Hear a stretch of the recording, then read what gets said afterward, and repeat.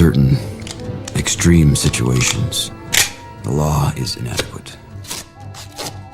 In order to shame its inadequacy, it is necessary to act outside the law, to pursue natural justice. This is not vengeance. Revenge is not a valid motive, it's an emotional response. No, not vengeance. Punishment. Tonight we have a chance to say, yeah, you're right. We're too extreme, we're too wild, we're too out of control, we're too full of our own shit. Or we have a chance to say, hey, fuck you, you're wrong. Fuck you, we're right. Because you have all made it to the dance. Because believe me, this is the dance. Start the show.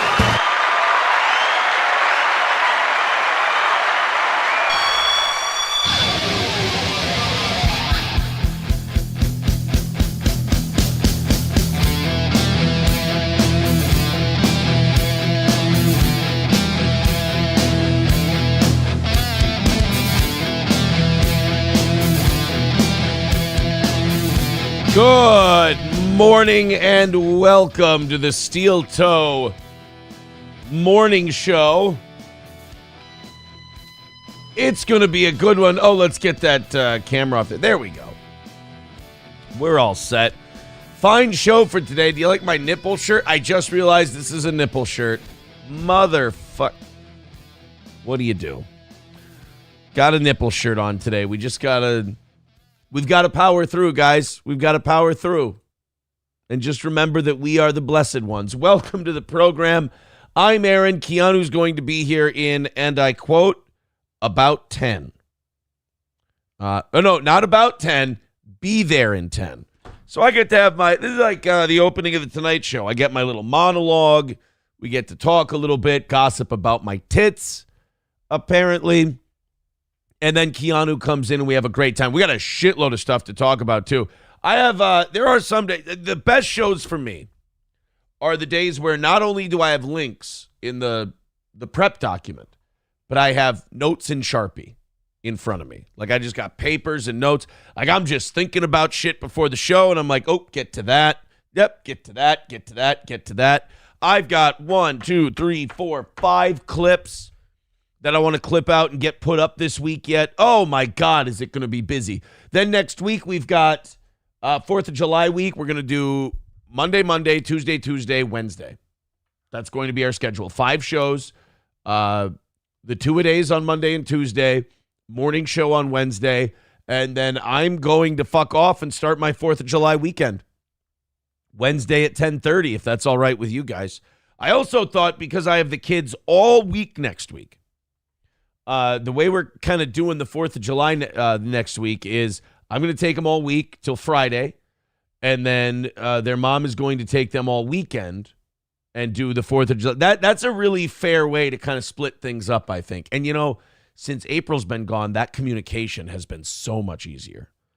So much easier. It's been so much easier to work shit out and just, when it's just the two of us and you can kind of, it's been a much better relationship. And that's, fortunately, unfortunately, whatever you want to say, that is a relationship you got to keep. You have kids with somebody and you marry them for 6-7 years. Whether you get divorced or not, you're in a relationship with that person forever.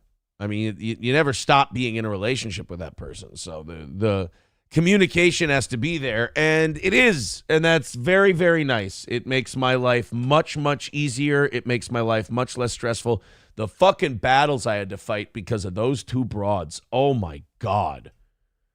And the amount, dude, now that we can talk about some shit, now that I'm getting a little better, still a little heartbreak here and there, and then a lot of anger, and a lot of... a lot of the really righteous stuff, which, keeps you warm, but you got to let go from time to time. Now that that's all getting much better, thanks to Al-Anon, therapy, and just me, just time, and friends and family, We can talk about some of the stories. I'm going to put it in the tens of thousands of dollars. Tens of thousands of dollars that I spent on lawyers because those two couldn't fucking figure it out and get along. Jesus fucking Christ.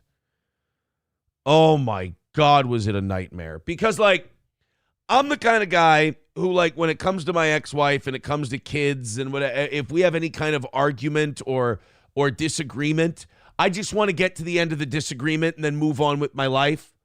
Like, we're divorced for a reason. You know, I'll go this way, you go that way. We'll come back together when it's kid-related. But then, like, April wanted to jump in and be like 33 partners. And then, you know, my ex-wife is very territorial, as women with kids tend to be. And then April was very territorial because whether it's just the spot she occupied or insecurity or whatever, those two they started out like friends. Then they started like manipulating each other. Then they would all tell me something different. Dude, I was caught up in the weirdest fucking girl bitch gossip.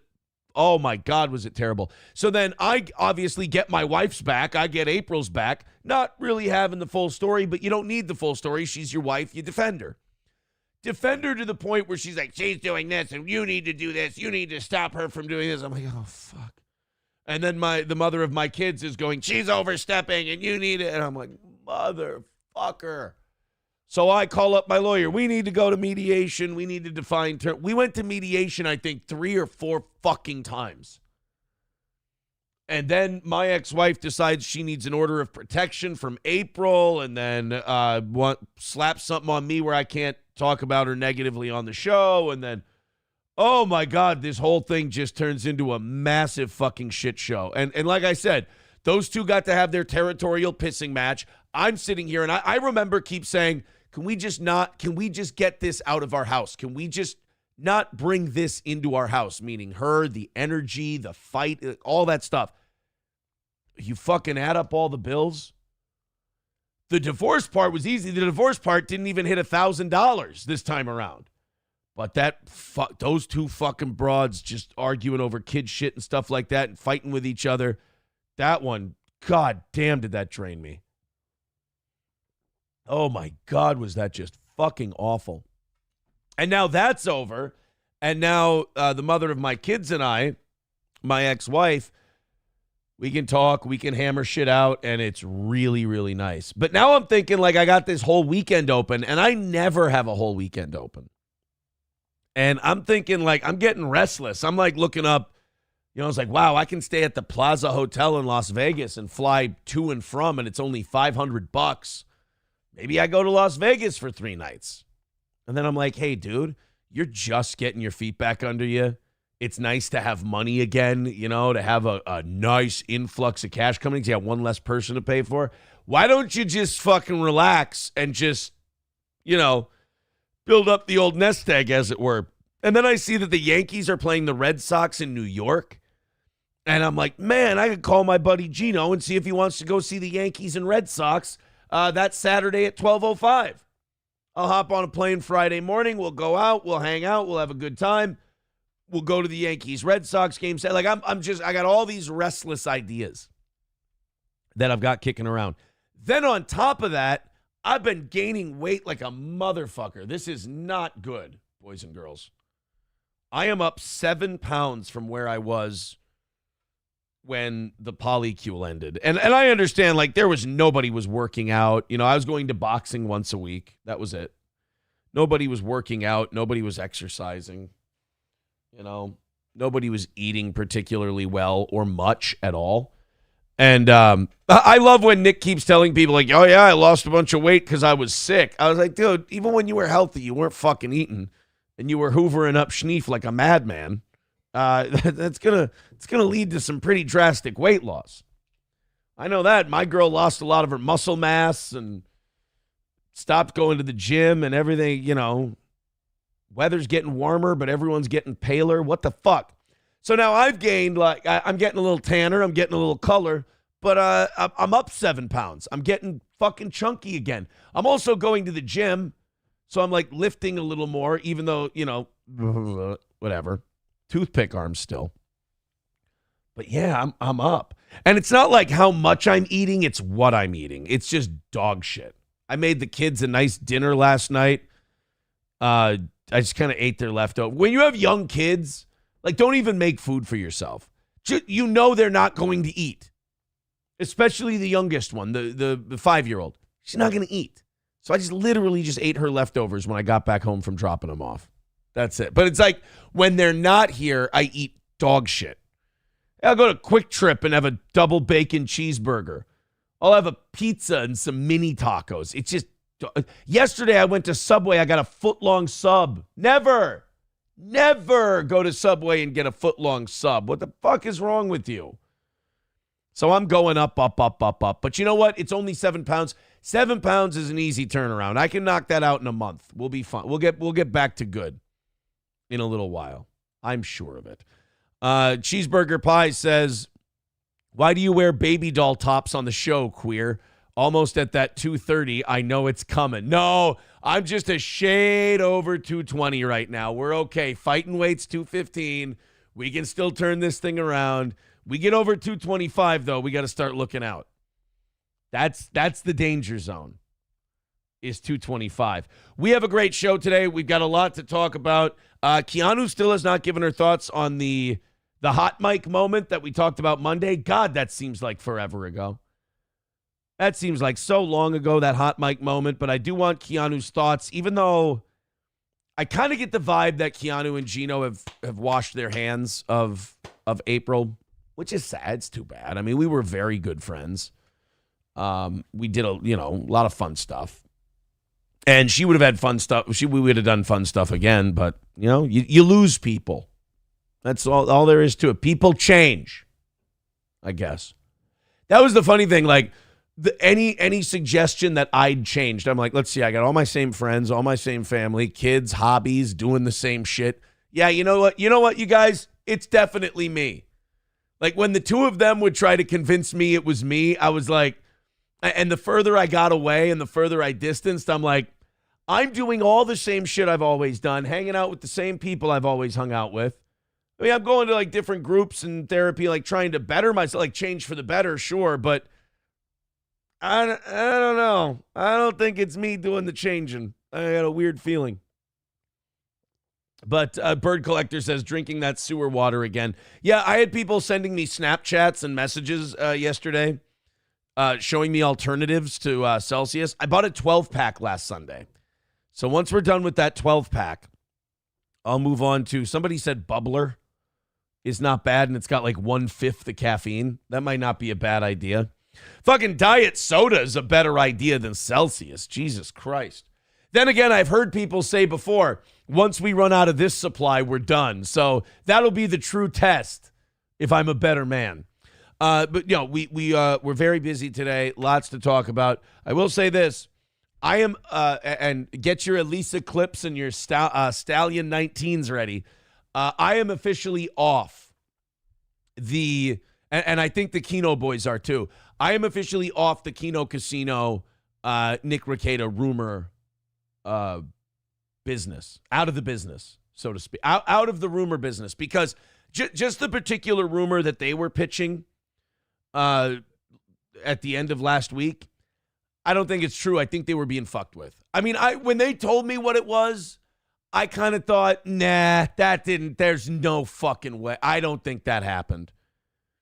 And even they were a little skeptical. They're like, I'm not so sure. And they did a really responsible job. They vetted it. I don't think it's true. And I'll tell you this, I'm fucking glad it's not true. That is such good news if that's not an actual thing. Baranj says, so if we agree that it's fake, what was it? Nah, let's not play that game yet. Hey, Baranj, I promise, buddy, we got plenty of time to go over that. Now's not the time, because even though I don't believe it, we're not out of the woods yet. Put it that way. You know what I found out just before the show started? This really sucked. I found out before the show started, when you go and check out at a store like Target, or, if you make a Goodwill trip or something like that, I guess not Goodwill because they're a 501c3. But where's a place that asks you if you want to round up to the nearest dollar? Plenty of places that do that, like a Wendy's or something like that. Like, do you want to round up to the nearest dollar for fucking spina bifida and black kids? And you're like, yeah, I'll help Deontay Wilder's daughter. Why not? And you go and you round up to the nearest dollar. Do you know what I found out they use that for? And this might be just like, I'm only going with this because I read it on the internet. So fuck it. I'm going with it. They use it to pay down their corporate tax interests. So if they round up to that nearest dollar and they say it's for charity, they can take that money, put it towards their tax liability, and pay that off. So they're getting you to round up to the nearest dollar instead of taking the money you already paid them for their goods and services, taking a portion of those profits and giving it and donating it charitably. Well, then their tax demand doesn't come out of their own pocket. You just end up paying for it. It's fucking brilliant, but goddamn is it brutal. And you know what else it does? It takes another thing that I feel really good about and just makes it jaded and cynical. I fucking hate it. I fucking hate it. It's just taken another thing where I'm like, ooh, this is a good deed. Oh, this is nice that we do this for each other. And it's like, oh, of course, they're just using it so that they can take all their money and they can hold on to it easier and fuck the rest of us. Shit. Take my 65 cents, you goddamn vampires. All right, guys, today our number is the evening show audience did a great job for you. Plus, I knocked the number down a little bit because we're doing better. We're starting to get some of the numbers in. We're starting to get some of the new facts and figures, if you will. And we have been dropping the goal a little bit each day. I think we'll be able to keep doing that. That's very nice. Today we're starting at 310, and you know me, I like to be under 300 by 7 o'clock. So $10 in 45 minutes, not the hardest thing to do. Streamlabs, PayPal, Super Chats especially, thank you. We appreciate all of your contributions to this program. The win streak is at 13 after, we knocked it out last night in like a half hour. Win streak's at 13. And that would make it 163 out of the last 164 shows. We've knocked her out. Shit Show absolutely loves me. Shit Show is one of these guys that started out as a total hater, and now he's begrudgingly liking the show. I love Shit Show. He's one of my favorites now. Who's the other one who did that? Blitz League over on Rumble is the same way. Shit Show with 199 says, rounding up sounds like your kind of grift. Maybe we should. Hey, guys, whenever you put in a super chat or PayPal or anything else, round up for spina bifida for black kids. That sounds like a great idea. If you're giving a super chat, make it like, I don't know, pick a number, 30%. If you're doing it on Rumble, I don't know, 20%. If you're doing it on PayPal, I don't know, 2.5%. That's perfect. Look, the roundup thing, it fucked me up a little. But ultimately, we're going to be fine. We've got a lot I want to talk to Keanu about today. The hot mic moment, of course. I want to talk to her about her guest last night and some of the things that Keanu's mom said about me. Keanu's mom, I love Mickey. I really do. But I'll just come out and say it. She hurt my feelings yesterday. Like, Mickey really hurt my feelings. And I don't know how I'm going to move on from it. Wait until you hear what Mickey said about me. Even if you hate me, even if you think I'm the worst guy in the world, you're going to go, nobody deserves that. Nobody deserves that. We're all human beings, for Christ's sake. We also have to talk about, I was watching Chad Zumock yesterday. I've been watching Chad because Chad's been talking a lot about compound stuff, and I've actually found his show very interesting the last few days. And he was trying to shit on me, but I think you can kind of tell that the Chad-Aaron waters are warming a little bit. I was watching some Chad Zumock, and he's like, Steel Toe likes this show. Steel Toe's watching. I'm like, fuck yeah, I'm watching. Are you kidding? So I'm watching Chad, and he's shitting on this person, shitting on that person. And then all of a sudden, out of nowhere, it had nothing to do with anything, he just starts shitting on Ray DeVito. And I watch some of these guys now, and now that I'm kind of tiptoeing back into some of these Dabbleverse personalities, like Gino and Chad, my buddy Gino and Chad, just for some reason, they can't help themselves with Ray DeVito. They love talking about Ray DeVito. I don't get it. I don't understand. I've watched Ray DeVito. I've been on Ray DeVito's show. Ray DeVito is just kind of a blah.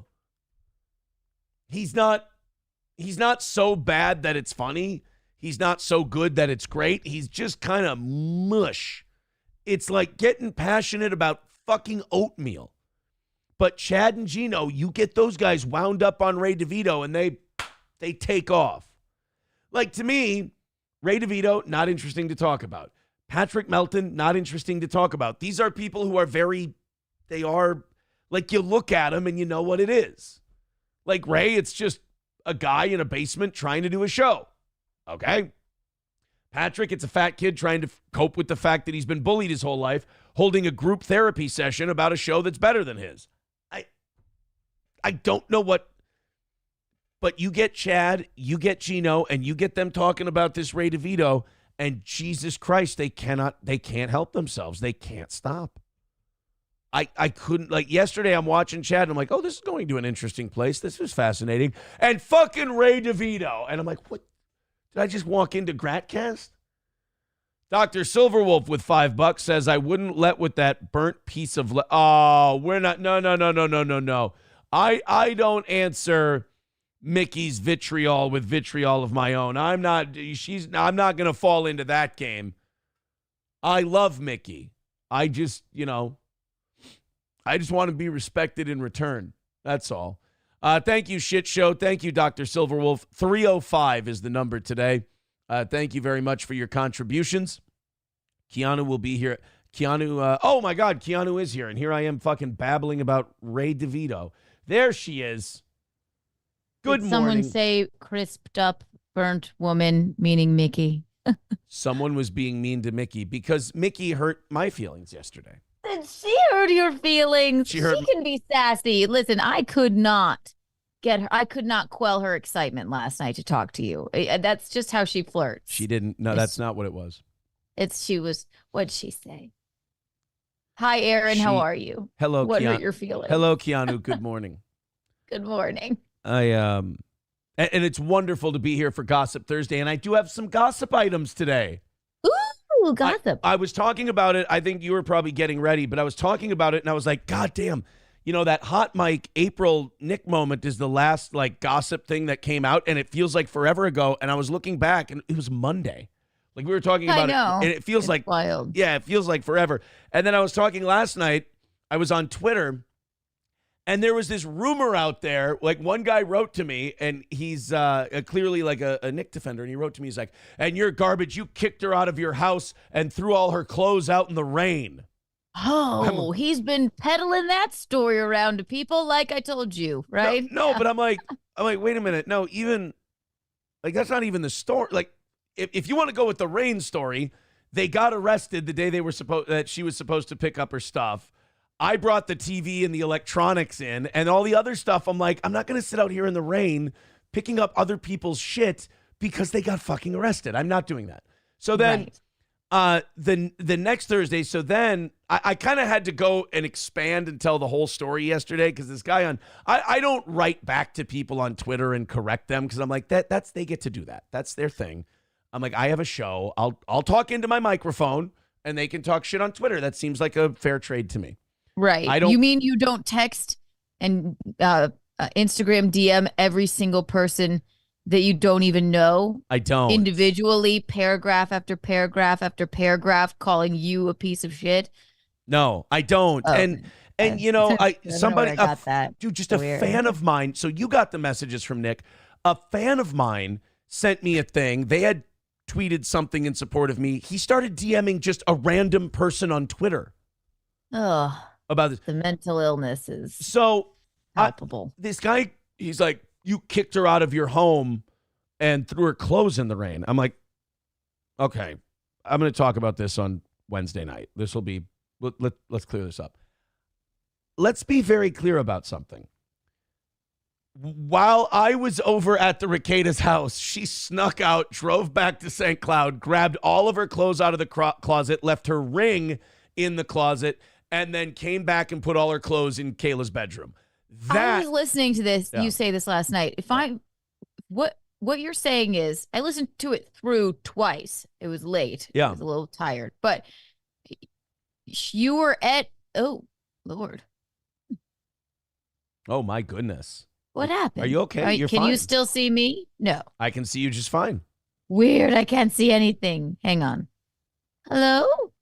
I don't want her to lose that train of thought. So if Keanu already heard the story, then I don't have to repeat it today, which is nice. Oh, there we go. Jeez Louise. Okay. It scared me. Everything disappeared. I thought I died. No, while you were still at the Ricadas house. Yeah. You just went home. Yeah. And left you there you're like, hey guys. She's like, I'll go to the bathroom, I guess. And then 3 hours later, then she came back and she had all of her clothes and her ring. Oh, I left her ring there. She left when I left. Like I went to go back home because I had stuff to do. Got it. Okay. And then Nick tells me, oh, I had no idea she was going to do that. Oh, but she left. And then you told her when I left so she could come back, but you had no idea she was doing that. Okay. All right. I believe that. You're right. That's very forward. Yeah. Hey, you know what? I think I'll just move all of my clothes into these people's house. Yeah. I think I'll just clear everything out. I didn't know she was going to do it. Yeah. And then 2 days later, him and Kayla came over to my house to hang out with me. I think it was supposed to be just Kayla hanging out, but I don't think Nick wanted us to be alone. Bone. I don't think he wanted the two of us to be talking. So then my neighbor's over there, and Nick's sitting in a chair in my house, and he's got his phone in one hand like this and a glass of booze in the other, and he just falls asleep. And my neighbor looks at me and he goes, "What's up with him?" And I go, "He says he has narcolepsy, but narcolepsy." That's what he says. Yeah. Meat allergy. Okay. So I'm getting off the beaten path here. So this guy on Twitter says, you threw her out of your house and put her clothes out in the rain. I'm like, where the fuck is this coming from? And then I think for a second, I'm like, oh, I know where this is coming from. And whatever. And I retell the story about the clothes. And I didn't think this was an important part of the story, but and I've told it before, but people grabbed onto it yesterday. April packed up all the clothes, brought them over, and that's when Kayla did that. You know, I've talked about this where Kayla goes, "Some woman has just fucking moved into my house, and I am not okay with it." And I'm like, well, why don't you fucking say something? You know? They didn't even know. She just did it. She went and got her stuff. I think he knew, but obviously he knew. She didn't know. Yeah. But so then April sends me this big long message a couple of days later, because obviously I'm fucking pissed. And she goes, "I just want you to know I didn't do this because it's the end." And I'm paraphrasing, by the way. I didn't do this because it's the end. We can rebuild things. We just have to start over because the romantic whatever has been lost and blah, blah, blah, blah, blah. Like this big, long message. And she's like, when we move into the new house, you and I can rebuild and blah, blah, blah, blah, blah. And it was like this not an ultimatum, but it was like this, the only way we're going to make this work is if we move into that new house. I'm like, you fucking crazy bitch. You think you're going to take all your clothes out of the house on a whim, and then I'm going to sell my children's fucking house and buy a house next to the drug house after you just moved all your fucking clothes out? It's funny. They wanted you to buy it. Yeah. Their house that they own. Oh, he was given a very good, say this. He was given a great price.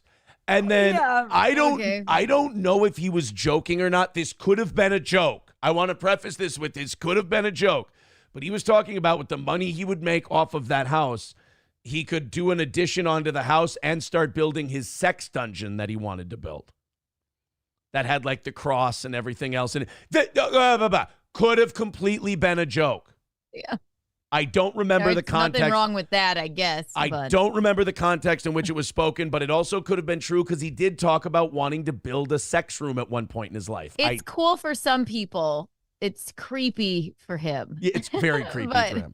And also, wait. So he didn't, I thought April was living there or not living with him. She didn't make, unless it cost however much she took out of y'all's joint bank account, which is rightfully hers, unless it cost that, rightfully hers. Unless it cost that, then she agreed not to touch it, but whatever.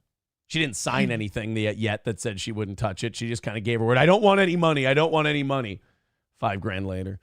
Yeah, she's entitled to it. Here's what I say. It's what I say about child support and everything else. Cost of doing business. You get your free, you wash your hands of it, you're done. Cost of doing business. Wow. But when it comes to, so she was like, after she moved all that shit out, she's like, oh, when we move into the new house, we'll work on things and this and that. I'm like, fuck that. I'm not selling my house. The new house? You mean that fucking place next door to those freaks? Well, not really? only, but Okay. it wasn't only just that. It was like you just went and did one of the most dishonest fucking things I can think of someone doing. One of the sneakiest, shittiest, low down, hurtful things that you can do to someone. And now you want me to buy a fucking house with you? Like her name was going to be on it.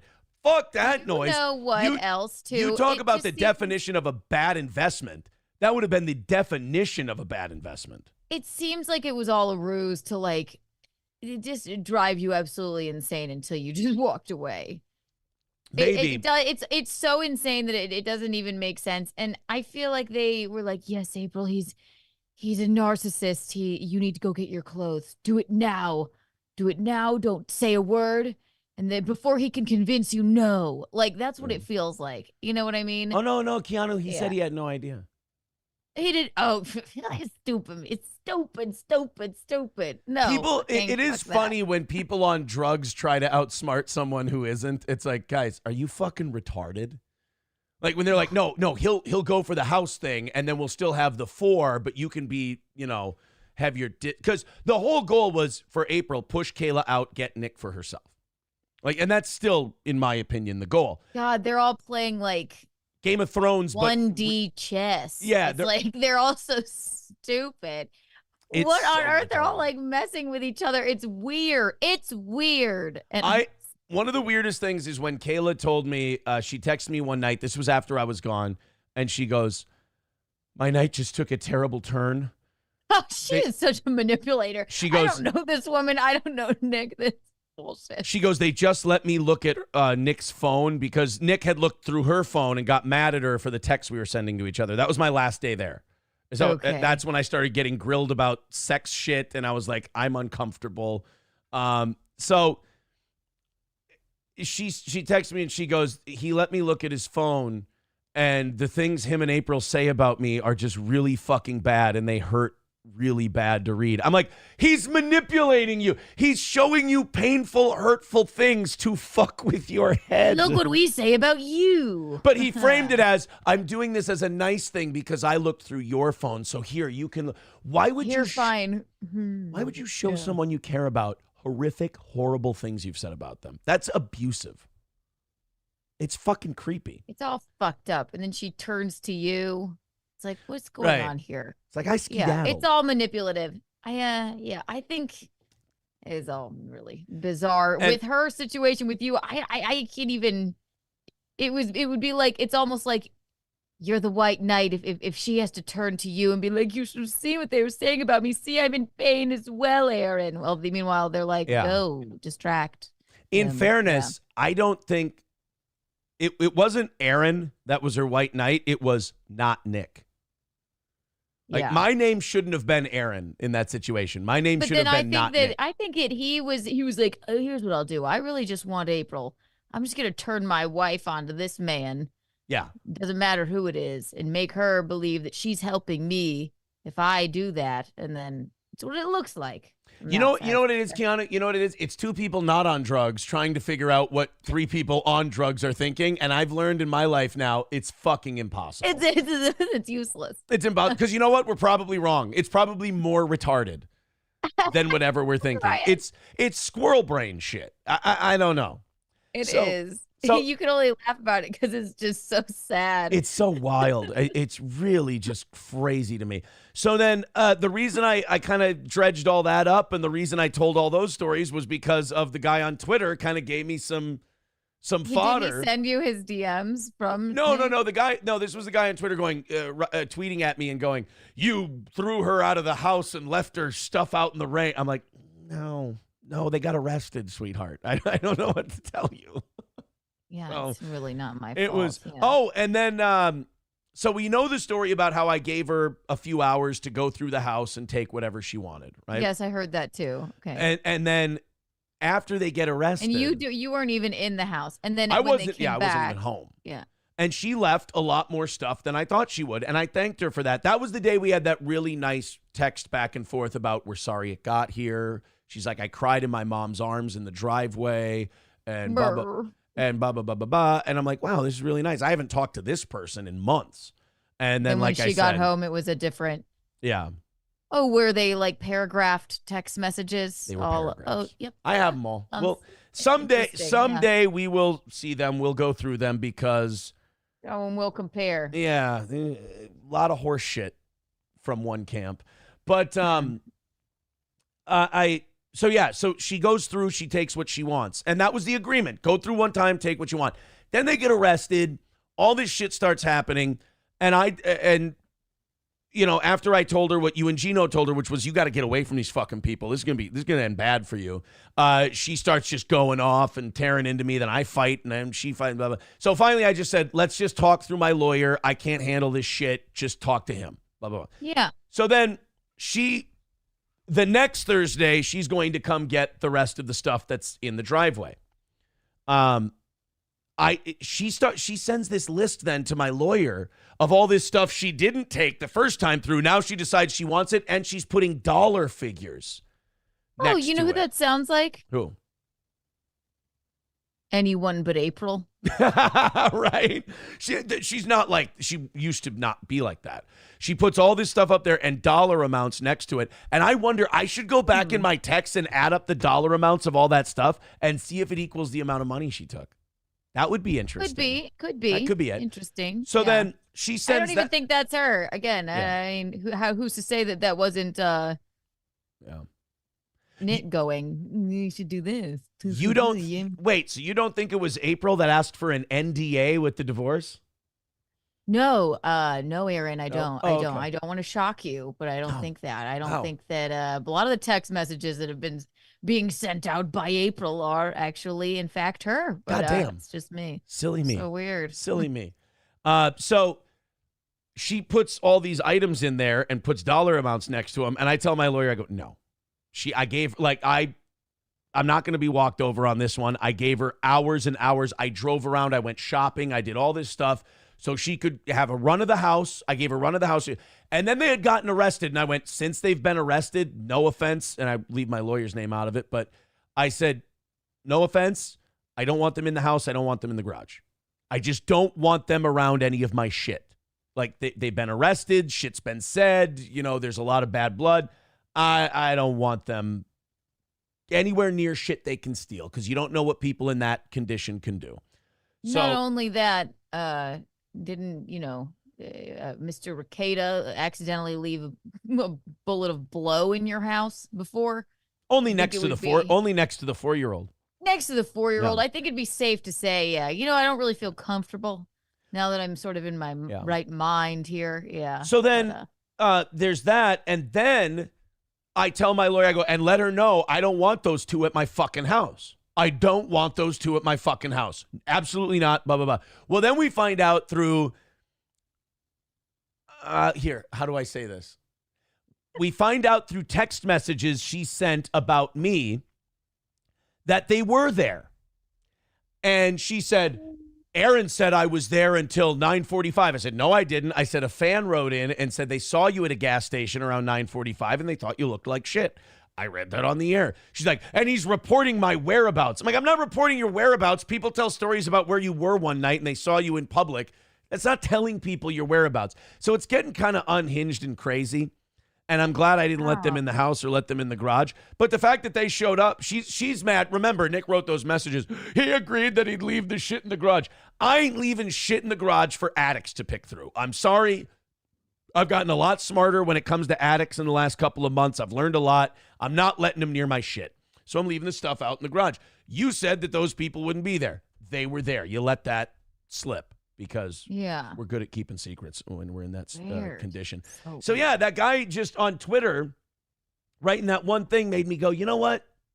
I got a story I can tell. I didn't tell that one just because it wasn't apropos to any of the stuff that was going on. It was kind of more of a divorce story more than anything else. But we have to keep in mind addicts are addicts, and it's a horrible disease. They're not in their right minds. Yeah. I guess. Yeah, to be messaging people, like just random people even, that what do you think that's gonna do? That's gotta be like And the a weird person addiction she for him, texted yeah. about me, like, they go, what does she think, I'm going to turn on you? Because she sends me a rambling multi-paragraph screed about what a I'm like, they're like, this is crazy talk. By the way, 62 Luap on Rumble says sex dungeon with 5 kids in the house. What, are you surprised that they don't really give a shit about their kids over there? Is that shocking you at this point, that they don't give a shit? I got, you know what I got? I got can opener wrist from opening SpaghettiOs. I made spaghetti. Gotten an electric. I made spaghetti. I made chili from scratch. I did cooking. And the thing I'm going to be remembered for is the fucking SpaghettiOs. You build 1,000 bridges, you suck 1 cock. You're a cocksucker. In the documentary, you'll just be like this weird man in a chef's hat. Yeah. Who did Molly a few times making SpaghettiOs. That's all I'm going to be, is the Molly and SpaghettiOs guy. I went grocery shopping in a snowstorm. And I remember when you got snowed in. I remember that. Yeah. That's when I started thinking, like, are they okay? Yeah. What's going on here? That was not good. I went back and I went through our group text because I don't know when this was, but I found this interesting. And there's not much on it except you just being like, hey guys, just trying to, it seemed like to me, I think you said, hey guys, just trying to revive this group text. Yeah. What's going on? Because we would speak to you and everything, but we hadn't really heard from her, and we hadn't heard from and you guys were busy, obviously. You got our thanks. After our save the date, you said, you don't mind if I read this, it's more of a it's just telling. Okay. You sent me and Gino it's just this one's, that's all 4 of us. It's a picture of our save the date, and then you said I will be there. Yay. And then you said April 2, I think, if she kicks this cold in time. And I think I was like, what does he mean by that? You don't think that was a subtle jab on my part? Yeah, you're like, hey, she never answered. What's the date on that one? I just want to know when I was fucking fed up. Because that's a passive aggressive cunty text from me. It was, and now looking back at it, I'm like, holy moly. I just want to know when I was February 24th. Oh my God, wow. Yeah. That's a month and a half or so before so I was pissed. February 14th, Valentine's Day.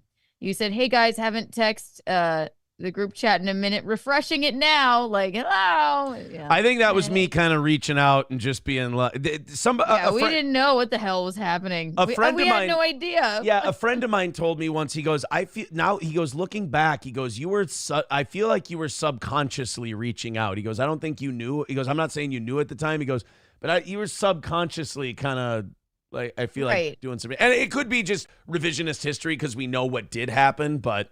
Yeah, it might be, but then I guess we had kind of seen people like covering April having the sniffles, and we were like, oh, please.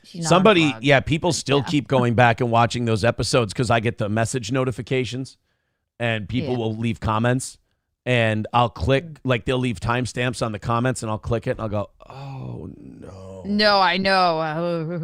I watch them, and what I think to myself is, like, it's not sad anymore. Now I look at it, and I just watch it, and I go to myself, I say, never again.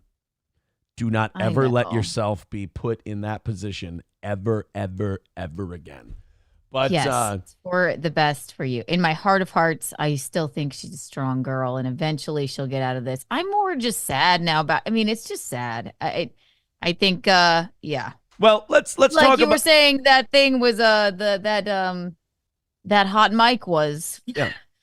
Yeah. What were your thoughts on the hot mic thing? Because I was saying before you got here, I was like, I get the feeling that Gino and Keanu are kind of washed their hands of April for the time being at this point. Like they've kind of like each thing. It's not like she's gonna answer me, right? And each thing that comes out, it kind of seems like you guys are more like each time you're like, fuck it, what can you do? Like it used to be. No, it's more, it's sad, but there's nothing. they're not sometimes icks, they're addicts, I guess. As Camelot right? says, As yeah. Camelot As says. Camelot says. Yes.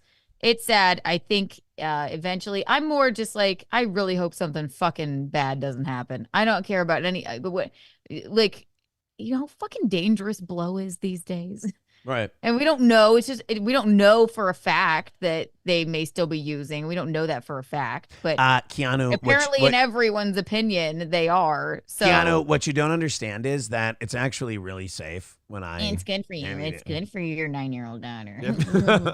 Dude, I keep thinking about that 9-year-old daughter thing, and as much as it pisses me off, I'm like, as I kind of keep going through the possibilities that cause that, if that test is accurate, which as I look it up and as I read about it, they are remarkably accurate, and they retest them and wash the hair and everything else. As I keep going over that test, I keep thinking, like, the thing I don't want to be true is also the Occam's razor one that makes the most sense, is that she was being dosed. And yeah, of course they retest it because it's so unbelievable. They would have to retest it. Of course, they probably just went, no way. No fucking way. Daily to weekend use. That now, again, people get these tests, like we all kind of had to learn on the fly about these tests. But the amount they found in her was not like she got into it once. It was indicative of daily or weekend use. And that, like I said, that to me, the easiest explanation is also the most horrific explanation, is that she was or they given have it a on purpose. really smart 9-year-old with a really shitty lockbox. I mean, wasn't it always in the safe? Like their guns? No, it wasn't. And like, I don't know. It just seems she learned it from somewhere. If that's the case, I learned it from watching you, Dad. Yeah, Dad. Yeah. I don't know, but. Thank you to Kyle Broflovsky for $2. He says, I was led to believe Keanu would be in a bikini. And by the way, Keanu spelt with a Q, bikini spelt with a Q. Keanu. Deranged Lunatic, a.k.a. DL with $4.99, says, Aaron, when you come out with your cookbook, you could call it The Cocaine Cook, 101 Ways to Prepare SpaghettiOs. Thank you. I made spaghetti and chili from scratch. My fucking Guinea friends in New York would be proud of how I made it a sauce. Don't say gravy. Juno will wake up. Oh, God. Fucking, is he that old school Guinea that he says gravy? No, he hates when he doesn't care if people say gravy, but he doesn't like when people are like, oh, it's not sauce, it's gravy. He's like, shut up. It's not to me. Yeah. Gets very upset. Thank you, Amber, for $5 over on PayPal. Paul with $1.99 says, nice nips, Aaron. Cold enough? Yeah, Keanu, before the show started, I was talking about how I've gone up 6 or 7 pounds now, and I got to get a fucking handle on that. But okay. Why do you think that is? Too much happy. Yeah. When I kind of start getting over shit, I eat. You don't. Well, one thing my mom did say about you, she was like, okay, first of all, I meant to say this. Okay, yeah, let's move on. Let's move on from the hot mic. You have no more thoughts on the hot mic thing. We'll move on to Nikki. My only thought is I fucking told y'all she was there. And by the way, the are they still using? I agree. I'm totally team Camelot on that one.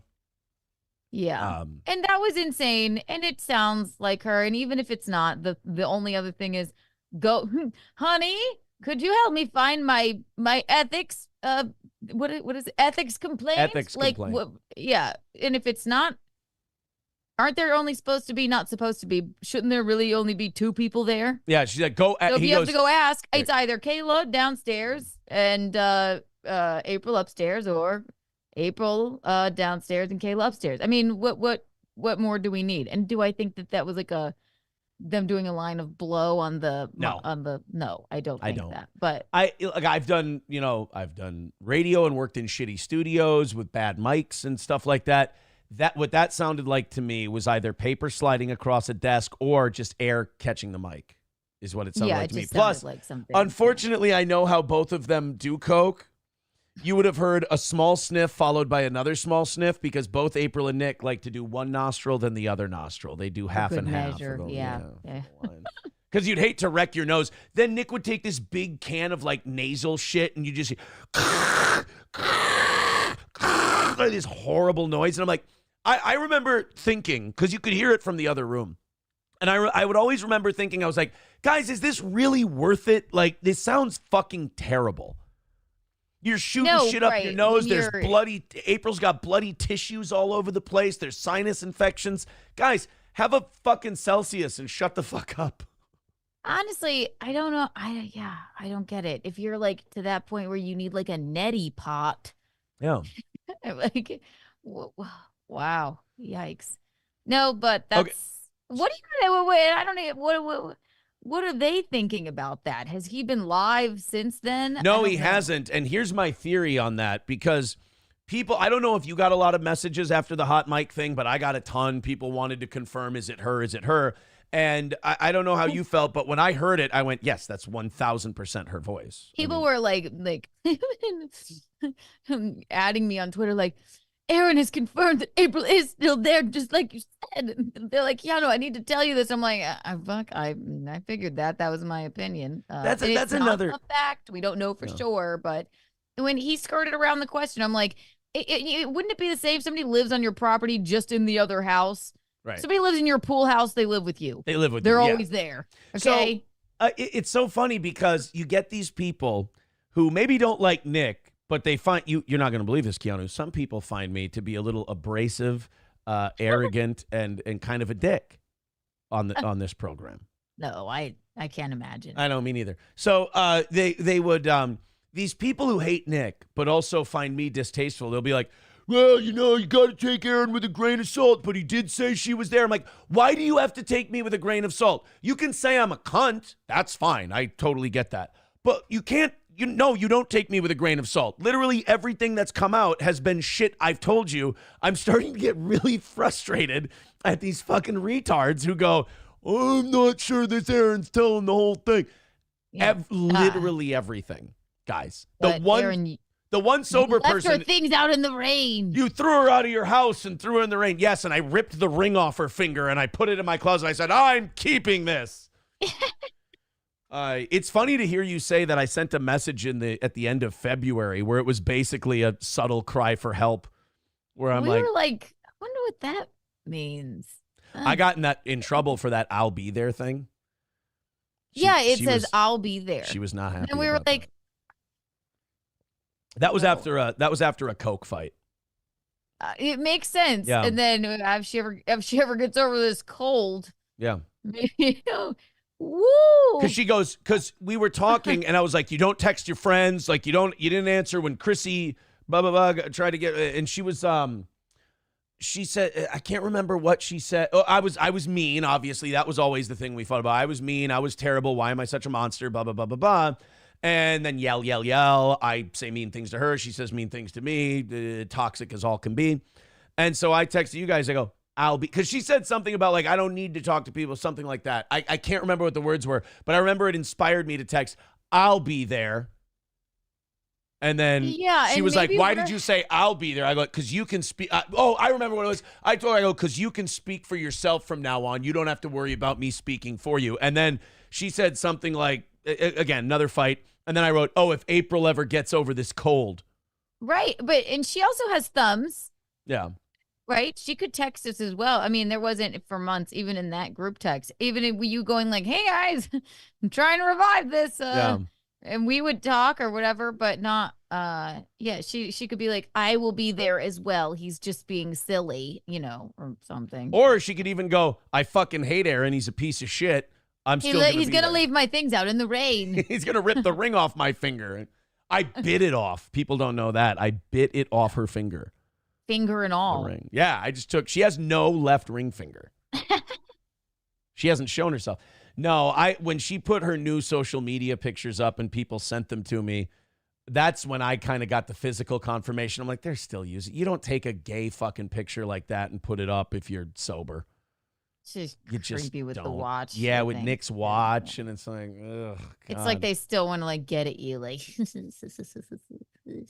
No. You don't understand. You got her hooked on substances. Take her. Here's my policy on April regarding Nick. you broke it, you buy it. That's how I feel about that. You broke it, you buy it. I got to go shopping. I hear Look, No.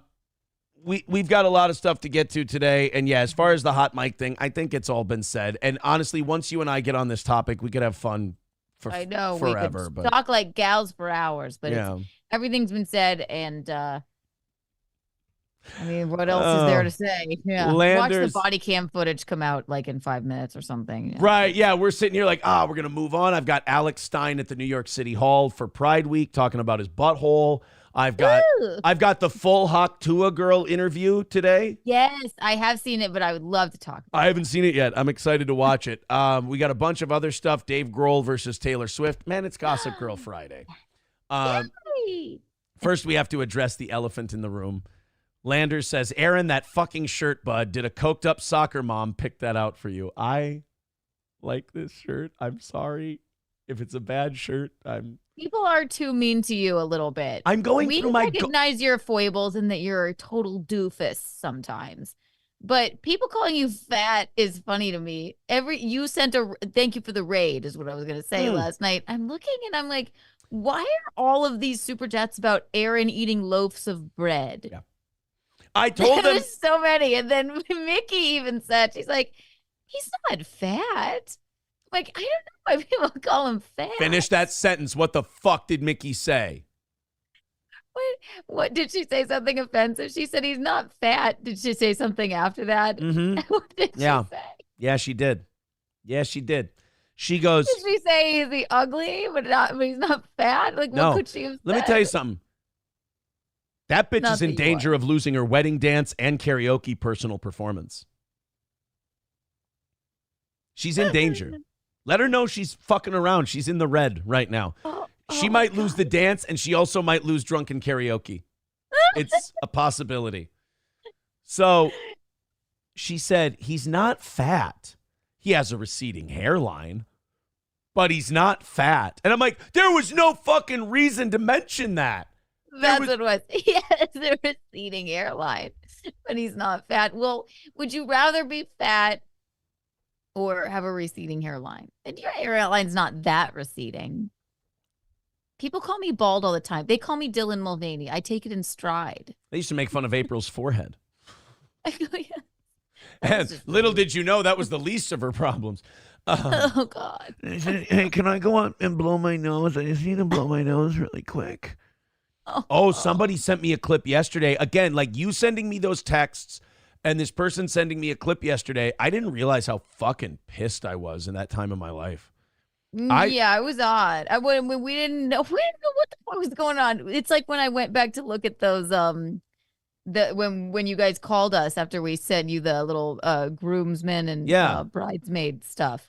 When me and my mom were watching it, we were like, oh, whoa. Did I seem pissed? No, it's not even her. Well, kinda you did from the beginning of the stream, but yeah, just how messed up she was.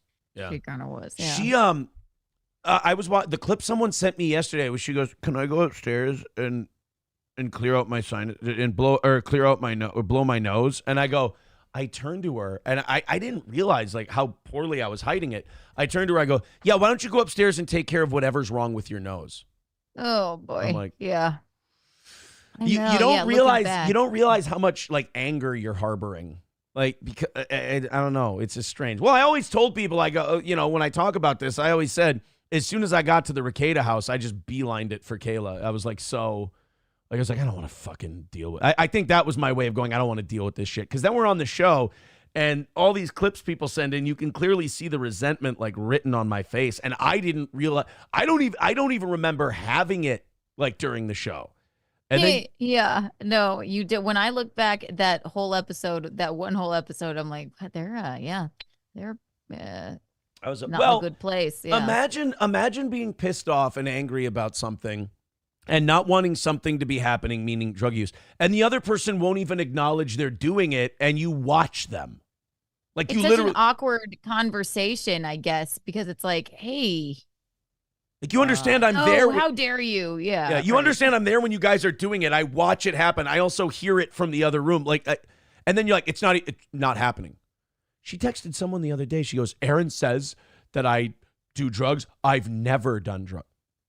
I'm like, come on. Are you out of your fucking mind with that shit? Huh. What was the house you got arrested in? Like what? Like I barely did any cocaine, and I still admit I did cocaine. Like Right. I did probably a total of 3 or 4 bumps. Well, Nick's birthday at that hotel got a little out of hand, but Kayla kept nudging.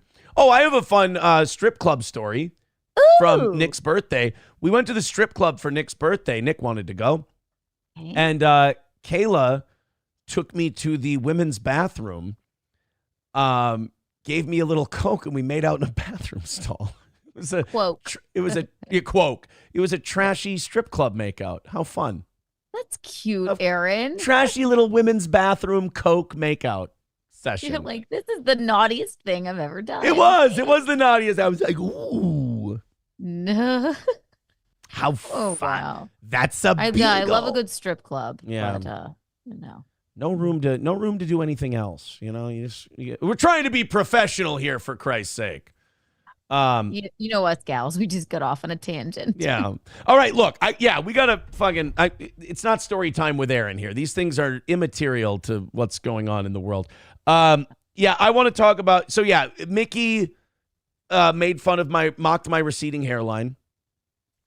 It hurt my feelings. And again, I'm telling you, you got to let this broad know there might not be a dance. There might not be a song if she doesn't show a little bit more fucking respect.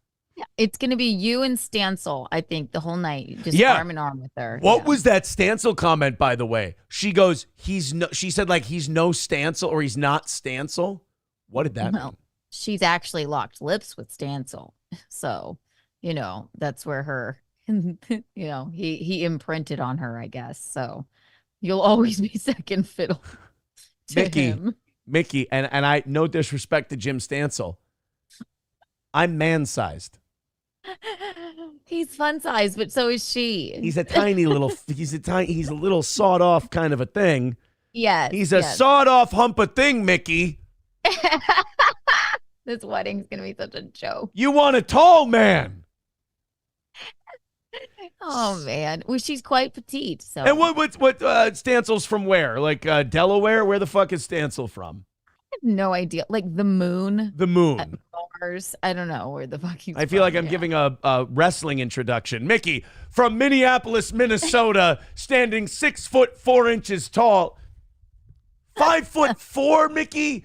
5'4". Are you out of your fucking? You know what? No, I don't need to sit here and chase something that'll reject me. This wedding is gonna be. It's gonna be just a farce. Don't you? No. Here's what's gonna happen. It's going to be It's going to be beautiful. You're going to have a beautiful ceremony. The ceremony is going to be lovely. And your reception is going to be what a reception should be. A crazy fucking party that is it stays within the bounds barely of decent taste. Yeah, maybe. Right. Who knows? Who knows what will happen? And We're also nuts. I promise out of my end, no disco. Okay, in your sense of the word, but there will be disco balls on the table. Disco balls are fine. Not 8 balls, disco balls. Oh. Yes, they're just little mirror balls. Okay. I will not give up my theme because you sullied it. April will be there if she ever kicks this cold. God, what a little dick. I will be there. What an asshole. Hey, but I ended up being right. You were going through it. That damn cold just won't go away. She ever kicks this cold, April might be there too. We're like, that sounded odd. Maybe, she gets really defensive when you say cocaine or drugs. Maybe that's what we should say from now on. It's like, I hope she kicks that cold. I really hope she kicks that cold. It's like talking to a child, right? It's like, wow.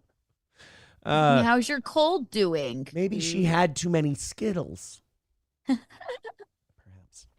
Kyle Broflovsky with $5 says Keanu with a Q, Keanu. When saying you look like Dylan Mulvaney, they are saying you look like a man, which is false, and that's insulting. Heil Aaron, Keanu, and side piece. It's not side piece, slam piece, but side piece. Okay, fine. So there you go. I like how everything's spelled with a Q. That's still by far, with everything that's happened, that's the most insane thing I've ever heard. Everything's spelled with a Q. Yeah, cover. You didn't like Kayla's branding for the four of us? Nope, I did not like that at all. Sorry. Yeah, talk about drinking the Kool-Aid. The Kool-Aid. Yeah. I don't know if they were drinking the Kool-Aid or sniffing the cocaine, but Cocaine. either way. Let's see. Gaining weight, rounding up, hot mic. Oh, your guest last night. Let's talk about that too. Keanu cast last night. Keanu Thompson on YouTube. Go subscribe. Your guest last night was adorable. I had no idea. We have this woman, Lainey. She also in Hot Water. She sends them guests as well, and everybody that she sends, I don't really know much going in. I kind of researched a little bit, but she was just the Energizer Bunny. My God. She's you would almost think that she would have done cocaine, but she's completely sober. And you know what? She didn't seem too horrified by she really wants to go to Mall of America. So maybe she'll end up at the whatchamacallit? The anniversary party. What was her name for people who want to look it up and not for me who wants to Google her again? Her name is Addis. Addis. Addis. Fauché. Fauché. Yes. So I called in yesterday because she said she wanted to go to the Mall of America. Mm-hmm. And I said, well, you're in luck. And you guys brought me up and mentioned me and said, oh, we're going to Minnesota and Aaron's there. And she's like, oh. And anytime someone says my name and a woman goes, oh, I go, oh, shit, I have to go jewelry shopping. So I call into your program and I go, well, Addis, in my best Ron Burgundy impersonation, I go, Addis, if you'd like to come for the anniversary show, I'd love to take all of you to the Mall of America and squire you about the mall. And she goes, oh, my God, that's so great, blah, blah, blah. And then you're like, I'm in love. I'm in love. Right. And then she, I said something like, if she likes tall men with dad bods, I go, she's absolutely in luck. And then after I hang up, I go back and listen, and she goes, oh, yeah, I have a thing for guys who aren't conventionally attractive or whatever it is, conventionally good looking. And then what does my good friend Keanu C. Thompson say? We can't blame this one on Michaeline. What did I say? Keanu then says, well, that's great because, Aaron's not traditionally good looking. Would you call yourself traditionally good looking? I wouldn't say I look like a leading man. No, yes, exactly. But I'm a not in the documentary. You'll be very funny in your chef's hat cooking SpaghettiOs. See, it's bork. Listen, Johnny Depp is a character actor, right? You know who I am? I'm Jon Favreau in The Breakup. I'm a fun guy. He's a bartender friend of Vince Vaughn's. I'm not Matthew McConaughey. I'm his hilarious buddy who lets him know, like, hey, everything's going to be all right. We're going to have a good time. You called yourself hilarious. No, I called the character hilarious. And supporting characters are always far more interesting, and Matthew McConaughey isn't even classically good looking. Nobody wants. Says you, queer. Sort of odd. We were talking about this last night. There's this craze. I don't know if you look into it. It's called the craze is called like rodent men, and that sounds terrible, but it's all the rage right now. I saw that the guy from Shameless is considered Jeremy Allen White. Yes, the new season of The Bear is coming out. Like Joaquin Phoenix is my favorite. He's my hall pass, my favorite actor of all time, which I am very upset that the culty narcissist has a photo of him behind him while he's streaming. Hopefully he wisens up and takes that down soon. But he is not he has like a cleft palate. And all of us women, we find him dashingly good looking. It's very odd. So you don't have to be the ingenue, the leading man. Marlon Brando was a weirdo, right? But you find him attractive? Marlon? Yeah. in early, like, Stella Like days, on the waterfront streetcar and named shit Desire. like- yeah, right. yeah, Not shit when he like was in that. Don Juan DeMarco and he was like 500 pounds. You didn't but find him hot in The Score? not in his No. Patrick Melton days, but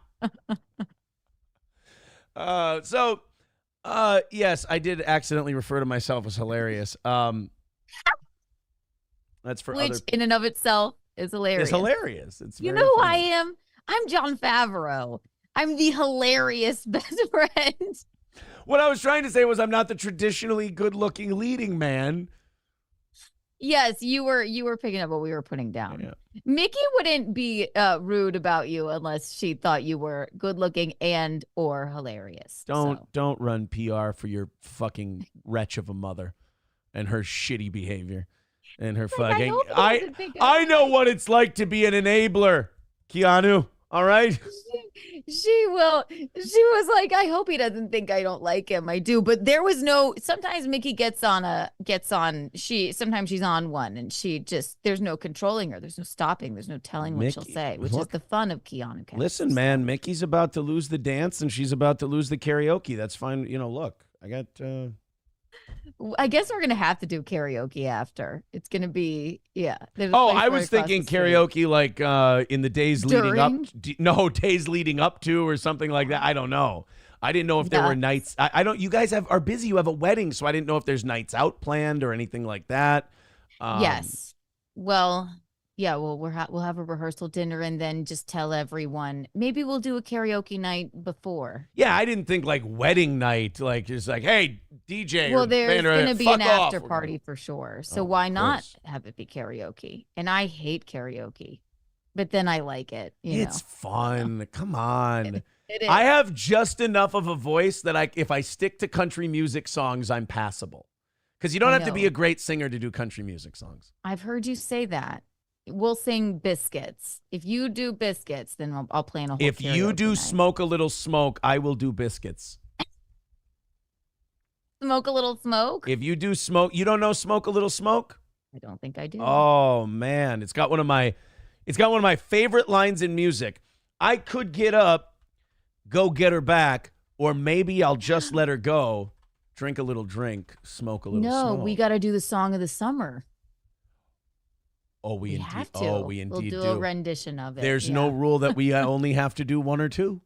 It's true. That's what I always say. Exciting. I have to find someone who can do one half of I Had Some Help. And, there you go. A lot of people have relationship songs or first dance songs.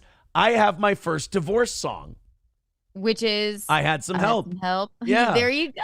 It's the perfect song because it's like, it's the whole story of the song is it's one person admitting they're garbage, but the other person simply will not. So you just call them out and say they're garbage. And it's like, it is. That's another song of the summer. Yeah. God. That I Had Some Help is perfect. Like it's my perfect divorce song because it's me going, look, I ain't saying it's all your fault.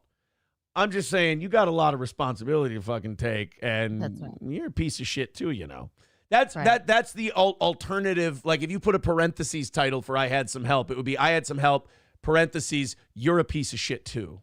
Yeah, you too. You too. Yeah.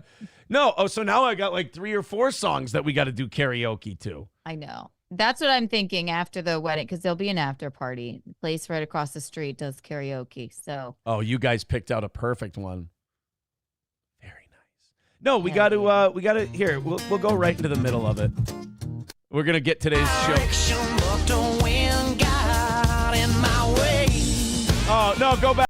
I don't look. No, that's you. That's John Favreau over there. Fuck off. The hilarious best friend. You guys made me say it.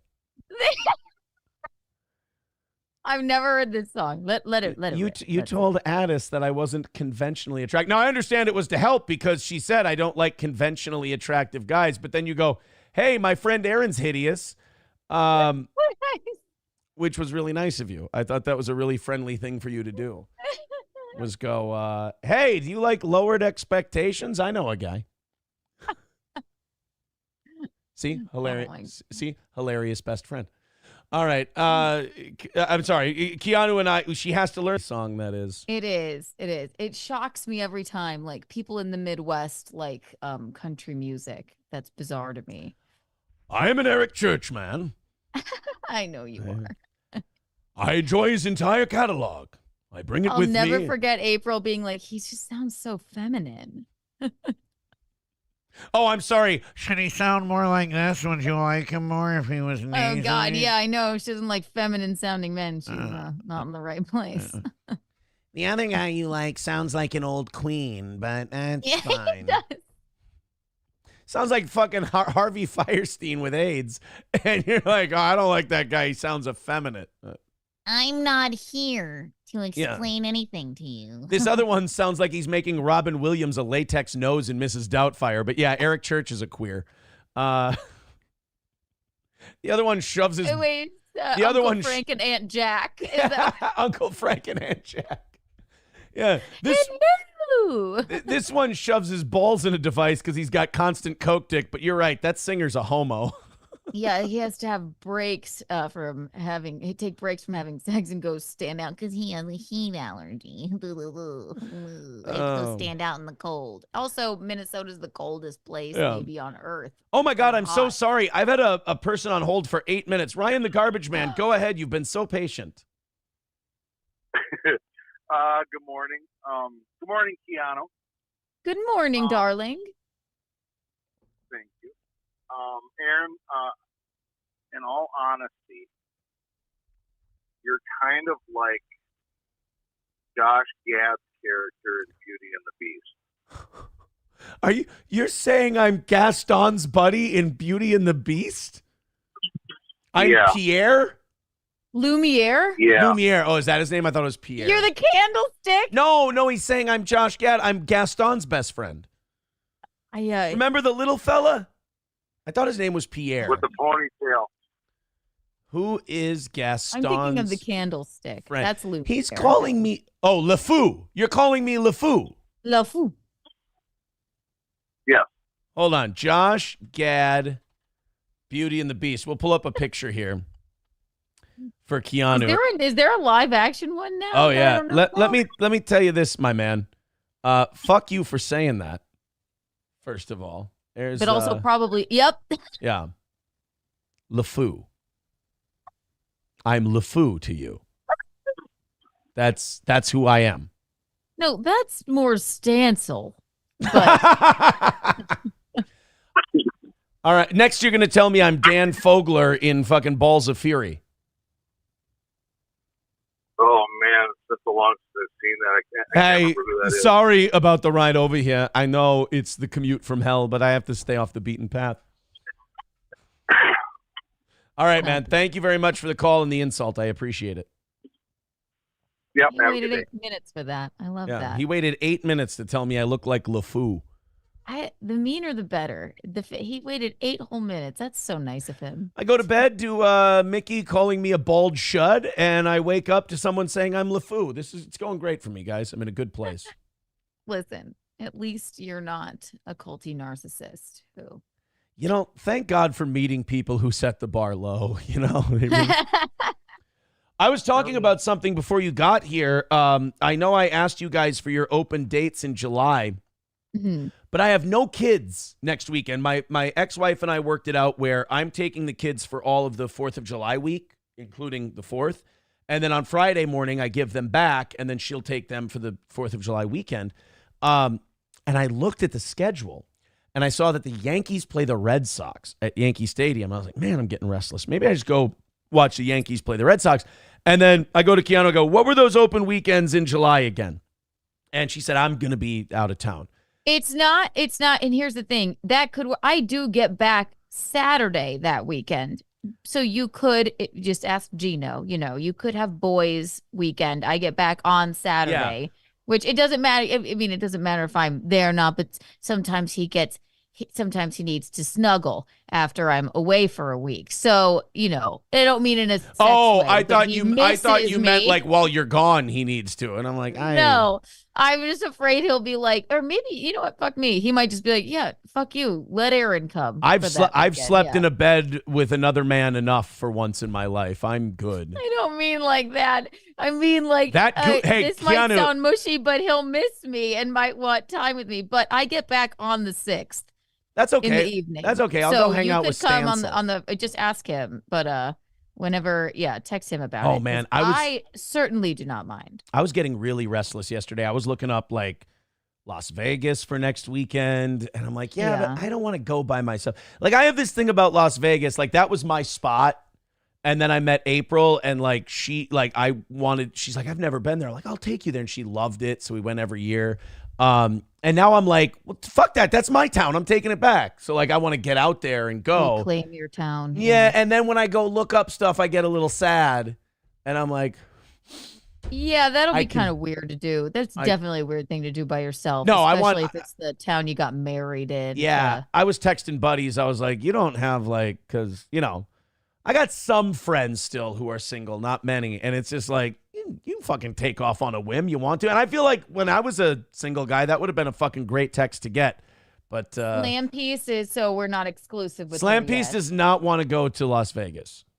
She's like, no, fuck you. Go by yourself. Yeah. I like her. No, she's like, no, go. It's fine. I'm really glad that stuck. Slam Piece. Well, and then so many people get mad at me now. Like, I get so many like new fans. They're like, why would you call that girl Slam Piece? That's incredibly disrespectful. I'm like, everybody does this thing where they act like I haven't spoken to these people before.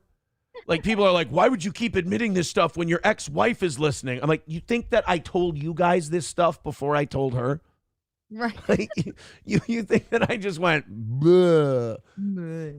By the way, you're going to Fine. hear And some. she texted you immediately and said that was fine. It's like, who cares? Yeah. So Slam, don't worry. Slam It Piece is means good. she has a sense of humor. Everybody calm your dick, okay? Yeah. Jesus God. Yeah. I And thank God she's not like, letting you rush into buying a ring. Thank God Yeah. she doesn't want to go to Vegas with you. You know? well, she said, oh, here, Gossip Girl Talk. You ready for this? yeah. Gossip Girl Talk. She was, I think it was last weekend, we went to see Colin Quinn. And he Colin was- Jost. Not Colin Jost. Jost. Colin is so fucking funny, man. God, I was so happy to see him. It was we went to see Colin Quinn, and then we went out and we went to a nice little restaurant. We had dinner, we had a couple drinks, and then we came back here. And the next day, we have a conversation, and I can't remember what I was talking about. I can't remember if it was the members only show, whatever it was. And she said to me, she goes, are you okay? Like, is this okay? Kind of a check-in, kind of maintenance thing. Like, what we're doing, is this okay? And I said, yeah, why? She goes, you're clearly still heartbroken. Mm, And I go, Mark Gal. and Okay. you got to think about that for a minute. And you're like, now, this is where, to get Gossip Girl Thursday, I feel that therapy and Al-Anon especially are working wonders for me. Why are you an Al-Anon? You're not an alcoholic. Al-Anon is for people who have had to deal with addicts before and it caused them emotional trauma. You left Anyway. her thing down in the rain. You're right. Well, she broke 3 children's hearts when she abandoned them after promising to, never mind. So, she goes, clearly you're still heartbroken. And I go, well, no, I feel like I'm more angry and I'm, like pissed off at these people, blah, blah. She goes, you're both. And I, talk to my therapist. I think about it. I ruminate on it. And I'm like, you know what? Yeah, you could admit that. You're still like, you had this future planned out and it looked great for a long time and you were really happy with it. Now that got ripped away. That's gone. Like and you didn't choose to rip it away. That future left you. That future decided it didn't want you anymore. You feel rejected. Ripped away incredibly slowly and Yeah. painfully and in the worst way possible. Thank you, Keanu. So you feel at the same time like you lost this future. You also feel rejected and like you're not worth as much as you thought you were. I'm like, okay, well, that's fucking painful, but yes, okay. And they were like, you're allowed to feel both of those things at the same time. Because I'm like, the anger makes me feel righteous. The anger makes me feel strong and good. I like that. I go, but this one makes me feel really sad. And I was like, it's not the person either. It's not the human being. It's the feelings. It's the routine. It's the future. It's all this other stuff. And they're like, yeah, it's totally fine to feel both of those things. Like you can have. It's quite all right. And being angry is a high, actually, right? It is. Yeah. Oh, so, yeah. When bad. yeah. So that's sort why, of like quells the sadness, I guess. Yeah. Yeah, but it was like before my therapy on Tuesday, before that, I was cleaning the house and I went up in the closet and I saw her boxing gear up in the closet. And I was like, I was teaching her how to box. Eventually she was going to do the classes that I train people in. And she maybe wanted to take a fight at some point. And I got really sad. And I went, she's not going to, like, I almost got like, my girl, like, how does he see without his glasses kind of a thing? Like, I was like, how's she going to box now? Like, what's she going to do? Listen, Like, somebody else is handling her box now. It's not a big deal. Okay? Let it go. I'm just teasing you. If we can't laugh, then we'll try. oh, boy. Dueling cucks. Oh. No felony. Yeah. No felony charges. Did you ever like Hold on. boxing? Did you ever check in No. to see if she liked No it? felony charges and all my kids. I win. Winner cuck. Ding ding. You can't hear the stupid gong, or Yeah. else I would give you a ding for that. There you Winner go. cuck, loser cuck. Still both cucks. But no, I was doing like, she'll never do this. And then she took her golf clubs with her. I'm like, she'll never go golfing the way they live and all that stuff. She's not going to box. She's not going to go golfing. Well, how's she going to go to Vikings games? She's not going to go to the Renaissance Festival today. And you just kind of like start melting down a little bit. And then you're like, wait a minute. That's all shit that you do, fuckhead. That's what I was Like- going to say. That sounds like Aaron's favorite day. It's like, Yeah. you're Whee! still going to do that. Like, you don't have to feel sad that she's not going. That's up to her. Like, you, He has other interests Yeah. now. Right. well, just a couple, whittled them But- down a bit. I guess it wasn't meant to be, and that's all right. What do you do? But yeah, talking about Slam Piece, yeah, she initiated this conversation where she's like, are you sure that you're good? I'm like, you know what? This is the first time in my life I've ever like actually checked up on shit instead of going, fuck it, bury it, plow forward. You got this. And instead, That's just the like, German in you. yeah. Instead, this person goes, you all right? And I'm like, for the most part. Yeah, what It's about? not gay to check in. Yeah. You're like, She's like, yo, yeah. homie, you okay? Yeah, she's like, what about the part that's not the most part? And I'm like, that's a bit of a work in progress. She goes, all right, we'll just keep working on that progress and I'll be here. You're like, all And right. you go to Vegas by yourself. Yeah, you fucking go see your friends in New York by yourself. I ain't going. Go to Vegas by yourself. I ain't fucking going. Yeah. Los Federales with $2 says, set the record straight. Who gave better BJs? There's an answer to that question, and I am not giving it. The fact that you would even say that, you're a child. You should have said unequivocally both the best I've ever had. Who was better at boxing? Stop it. There's an answer to his question. I just don't feel like giving it. It's just going to be hurtful. If I give the answer, it's just because But you just gave it. If it's going to be hurtful, you just gave the answer. Well, it's going to be hurtful to either one, I guess. Right, that's what I mean. It's going to be hurtful to either one. And also, it's a bad look for me to give away such a thing. All right, guys, 295 is your number for today. Thank you very much. If you'd like to contribute to the program, Streamlabs, PayPal, Venmo, Super Chats, Rumble Rants, we'll read them all. $2 from JL Not Here says, Keanu, can you agree with chat? Aaron needs to put being Nick's bottom to rest. To prove it, he needs to live fart and prove his sphincter is intact and didn't tear him open like a stuffed turkey. Can you tell that by the sound of a fart? You understand how bad I could overpower that man and sodomize him if that's what we were doing. Yeah. Well, you don't understand is that What you don't I understand- like bottoming. What you don't understand is that your sphincter actually is a lot more pliable than people say it is, and you can actually do anal kegels and... Actually, poppers are good for you. Poppers are good for the children. All right, guys. We're trying to get away from this, for God's sake. We got a lot of stuff today. 290 is now your number. Thank you, boys and girls, for all of your contributions. Keep them coming. We appreciate it. Somebody said something really funny and I lost it, but it was cracking me up. I just glanced down at it. Oh, who gives the better head, I think. Or no, what is it? Blowjob? Somebody said Nick for sure.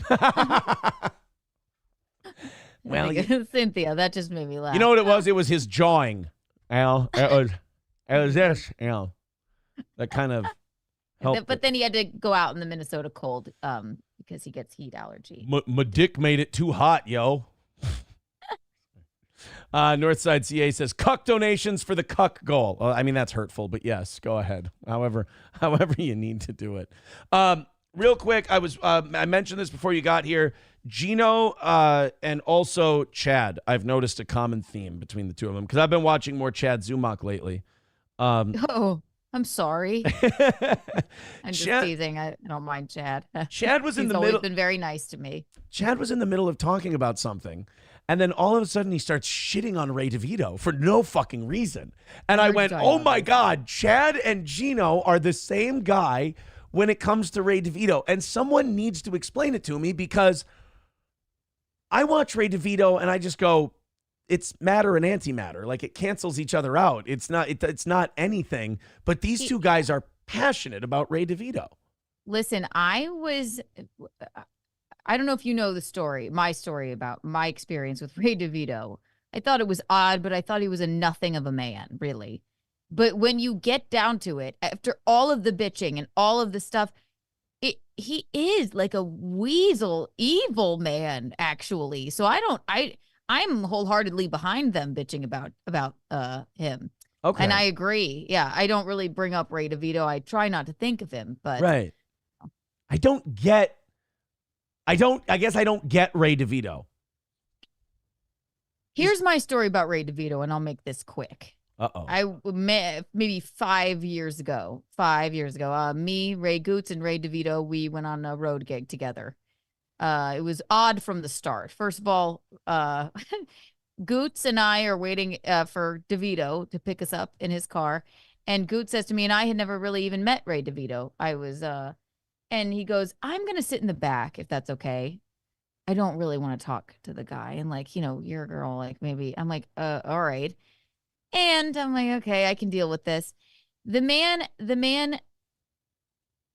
so he's headlining, I hosted, and then Goots featured, right? The booker gets us 2 hotel rooms, right? Okay. But DeVito insists, he's like, so I'm going to go take a shower and shave. And so we're in our hotel rooms. He's it's like, good Ray DeVito. Goots is like, fucking hate this guy. Like, you don't know him. He's so fucking weird. And like, blah, blah, blah, blah, blah. He's going to drive us home drunk. I'm like, what do you mean? I thought we were staying here.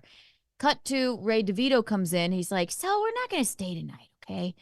He's already drunk. And he comes in and he ruffles our bed sheets.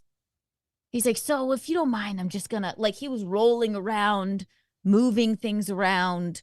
We're like, what are you doing? The booker, why'd you let the booker pay for hotel rooms, number one? But also, if you don't want to stay, do you think he's going to come here and check? Yeah. So he's like making it look like we slept in the beds. It was so weird. Then he proceeds to get rip-roaringly drunk at this show. And then, of course, I have to sit in the front with him again. He drives us home. He's trying to relate to me. He's playing Fall Out Boy. He's singing. He's absolutely fucking wasted. Me and Goots are texting him, we're going to die tonight. I'm like, oh my God, at least our beds look slept in.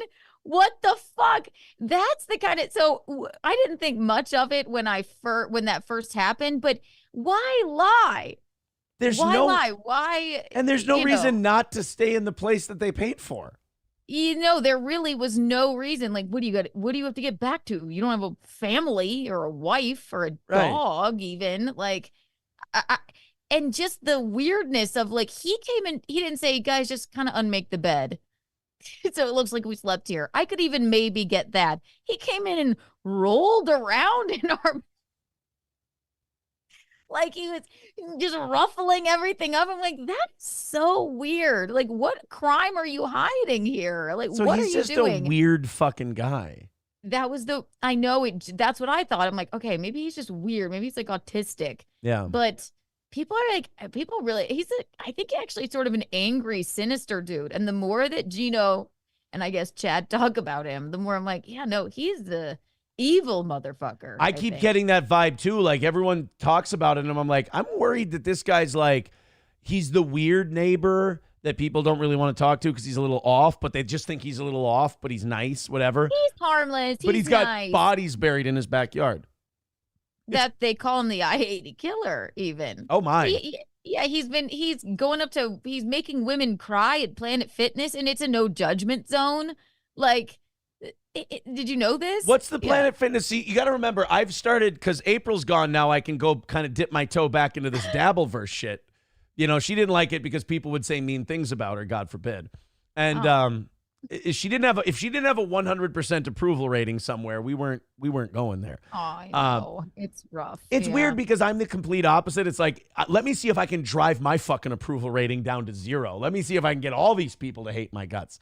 I'm like, oh, what, you call me Dylan Mulvaney again? The meaner, the better. I'm fine with it. It's okay. So now, as I dip my toe in, I realize that I've missed a lot of lore. Like, for example, My Lost Interest, I think, has a great channel, and he clips a lot of cool stuff. And he's the best. I was just thinking about this as I was getting ready for the show this morning. I remember when people would clip Shuli's shit endlessly about this Dabbleverse shit, and now I see no Shuli shit getting clipped. And I'm like, does he do shows about this stuff anymore? Does he do, like, I think I never watched that too much because it becomes monotonous with John. Maybe that's what it is. But there's so much content to talk about John. It's like endless fun. So I get why they do I thought that but... Kate Meany stuff with the hula hoop was fucking hilarious. We did an hour on it on the show, and we didn't even realize an hour had gone by. We're just watching John talk about the hula hoop. Then it's endless fun. But then the John, moms are calling each other. Back to me. I texted you the other day. I'm like, Kate Meany just showed up in my DMs and is being really nice. And I'm like, I don't know what the fuck. What the hell is going on? That's another one. So I told Kate, it was when I was talking about the hula hoop and then the moms calling each other. She DM'd me. She goes, I just thought you did a really funny show today and you guys did a good job.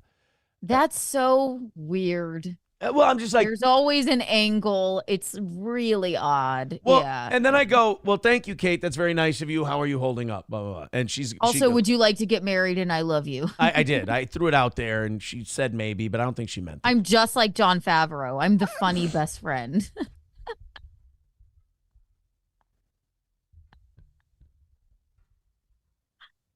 By the way, Lance on Twitter has already clipped out me making the Jon Favreau in the breakup reference and Keanu not getting it. And I'm like, what? He has already clipped it for Twitter today. I got the notification. Thank you, Lance. Appreciate it, buddy. I never... You tried to pick somebody not really that good looking, but you were like, but he's hilarious. Just like me. I'm not saying you're not funny. It's just funny.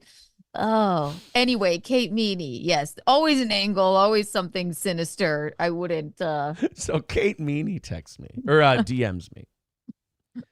And Kate Meany, I'm funny. Kate Meany DMs me and I said, how you doing, Kate? She goes, and I asked her if she'd come on the show.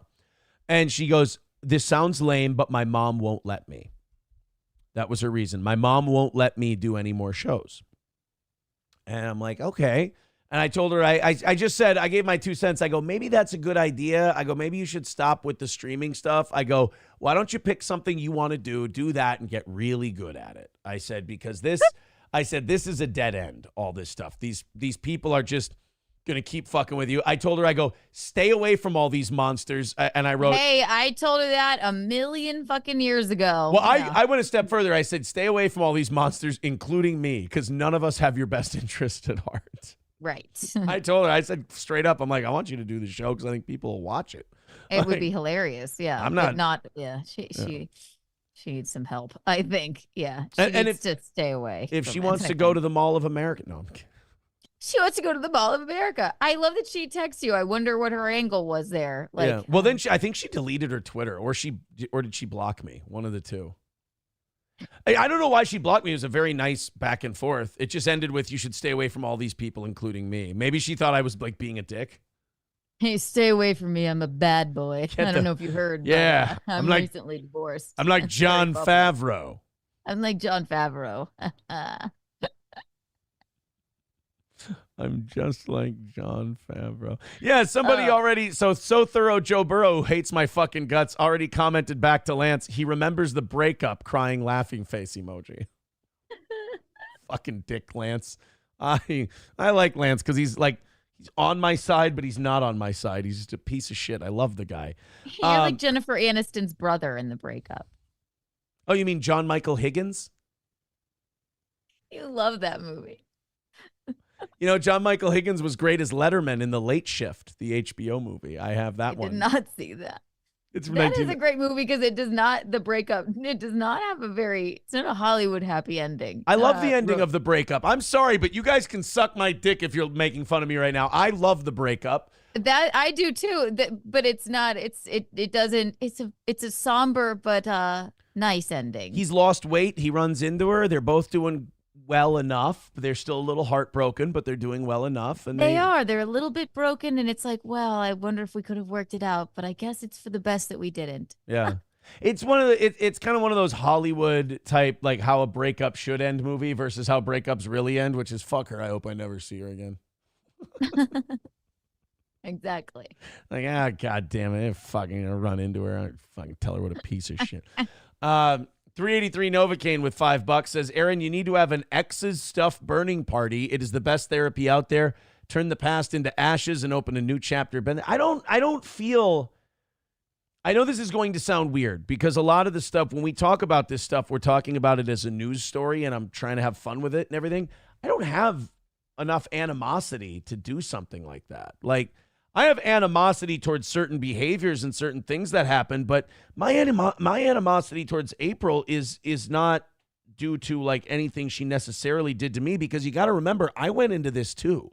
Like, I decided this would be a good idea. So like, I can't sit there and go, she feel like it would be a good idea. They made you feel like it was all your idea, I think. But, well, either way, you know, if the food ain't, I know, right? Yeah. No, hindsight's 2020. If the food isn't tasty, you don't take the bait, you know?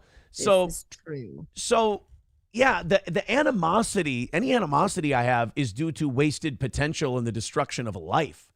It's not, you know, I hate this person and blah, blah, blah, blah. It's more like, in an odd way, it's pity. But it's an angry pity, I guess you could say. It's like there's potential here. I'm watching a person who believes that their only self-worth is attaching themselves to someone and basically being a barnacle on a ship.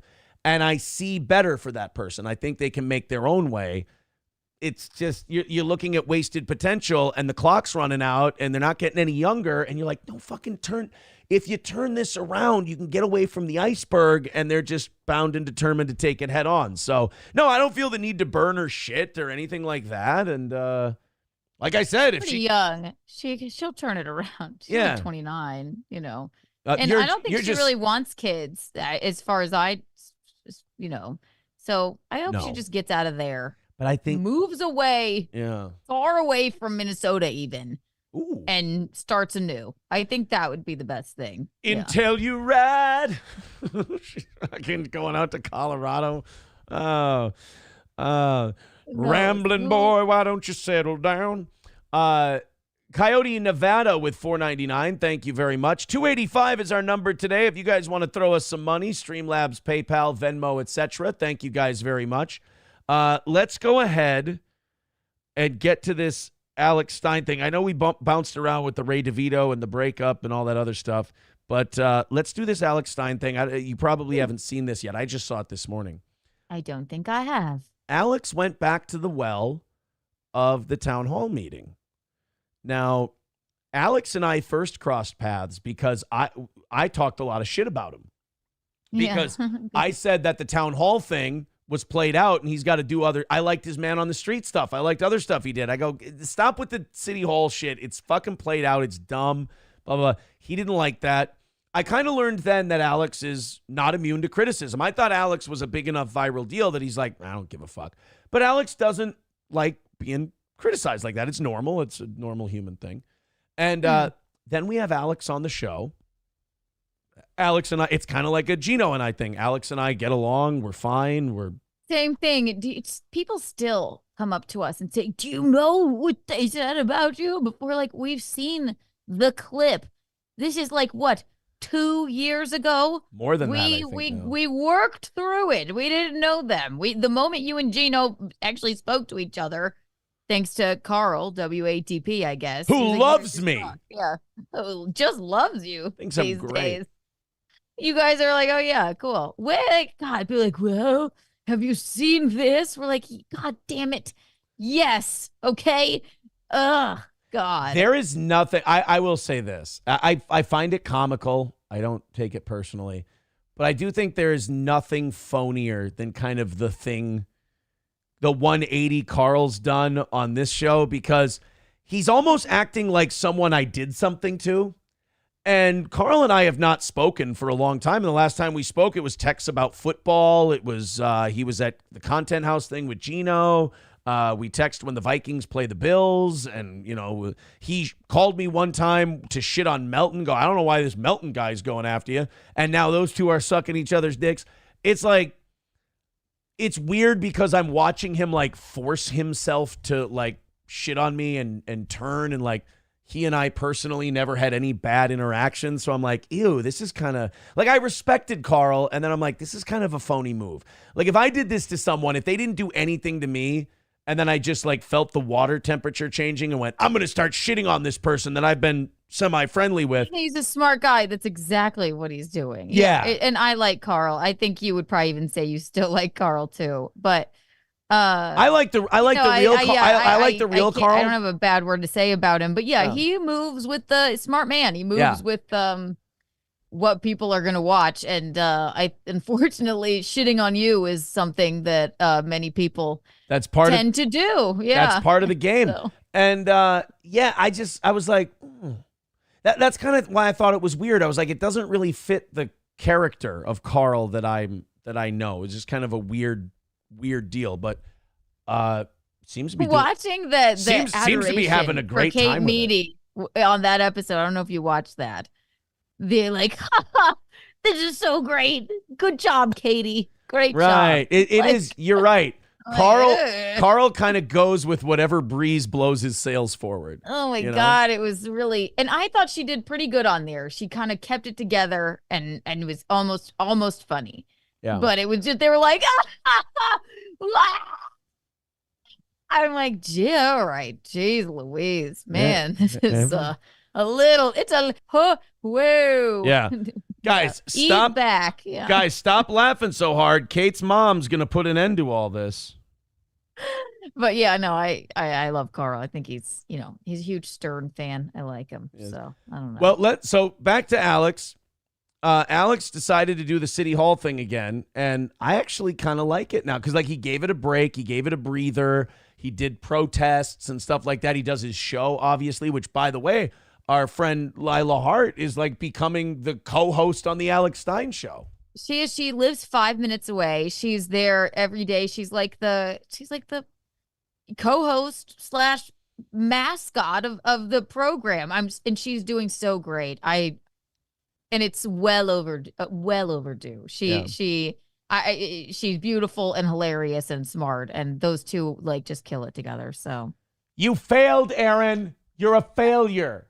Oh yeah, she's sassy. Sometimes she can stare into your soul and be like, "Yeah, you know what? You're right. You failed your marriage, Aaron. No, you're a failure. You really failed." And but I love you. I wouldn't have minded that so much, but I was like, Lila, you understand? I've just done 19 shows in a row saying that I'm a failure.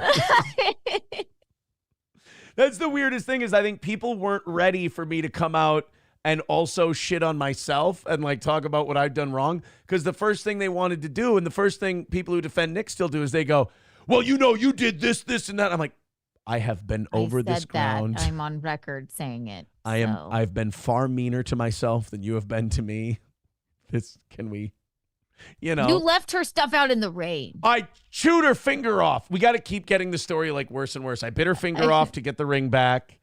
I threw all of her clothes in the yard when it was raining in the middle of a thunderstorm. Exactly. Yeah. I broke our dog's neck. Gordy's dead. I'm not Gordy. Gordy's still sleeping. Oh my God, thank God. Yeah. No, Lila is yelling. She's going, Aaron, you're a failure. You failed. And I'm like, hey, Lila, Not in front of Ashton, please. Ashton's like, what's going on? I'm like, Google it. I don't know if we can catch you up. And then I go, hey, Ashton, remember. I remember, sweetheart. I remember our leg day. Aaron, open it. Aaron, open it up like a V. Whatever you say, darling. Oh my God. What Too much fun. What a piece Just of shit. Too much. All right. Enough, Aaron. Focus, goddamn you. Alex Stein at New York City Hall to talk about his experience during Pride in New York City. And I, for one, love when Alex does this. I think the more embarrassing, the better. I think this is a real autistic, strange talent. I'm not saying he's autistic, but it's like the show Nathan For You. I'm not saying you are either. To keep a straight face whilst doing something like this is like you're either born with it or you're not, and he does it so fucking well. I can't even. It cracks me up every time. I can't wait to watch this. Oh no, I'm saying he's autistic. Oh, you're saying it. I thought you were saying I'm not autistic. No, you said I'm not saying. Yes, I am. You said I'm not saying he's autistic. I go, I am. I'm okay. So maybe, yeah. Let's go ahead and watch Alex the Autist Stein fucking go. By the way, if you guys haven't watched, I'm gonna clip it out and I'm gonna put it up as its own clip. I know a lot of other channels have already. I love that people take more clips out of my shows and put them up on their channel than I do, and I'm just like. They're just so quick with it. And yeah, it's nice. It is nice. It does draw attention to the show. And also, like, people are like, oh, man, these people, they beat you to the punch with these clips. I'm like, first of all, I don't put, like, April and Rakeda clips up on my channel because it feels a little perverse and gross. Like, That's I'm icky, trying to, yeah, it's gross. And plus, they do it, and they can make money on it, and good for them. And they can grow their channel, and I think that's great. I put Melton buying subscribers. Oh, did you see that one? Okay, I only heard you maybe talking about this, or I thought maybe I dreamt it because you are on early when I'm sleeping. Did he really? This was a Lance. This was a Lance/Hackverse Anonymous on Reddit investigative piece where they went, ew, fucking Melton's. This is the grossest thing I've ever seen anyone do. So I guess he got mad that I've been catching a little bit of heat lately, and that our subs have gone up over 13,000 and. I pointed it out the other day. I'm like, well, look, Melton's fans are my fans because it's all a group therapy session about what a piece of shit I am, but I'm still kicking his ass in subscribers, and I was up by hundreds of subscribers.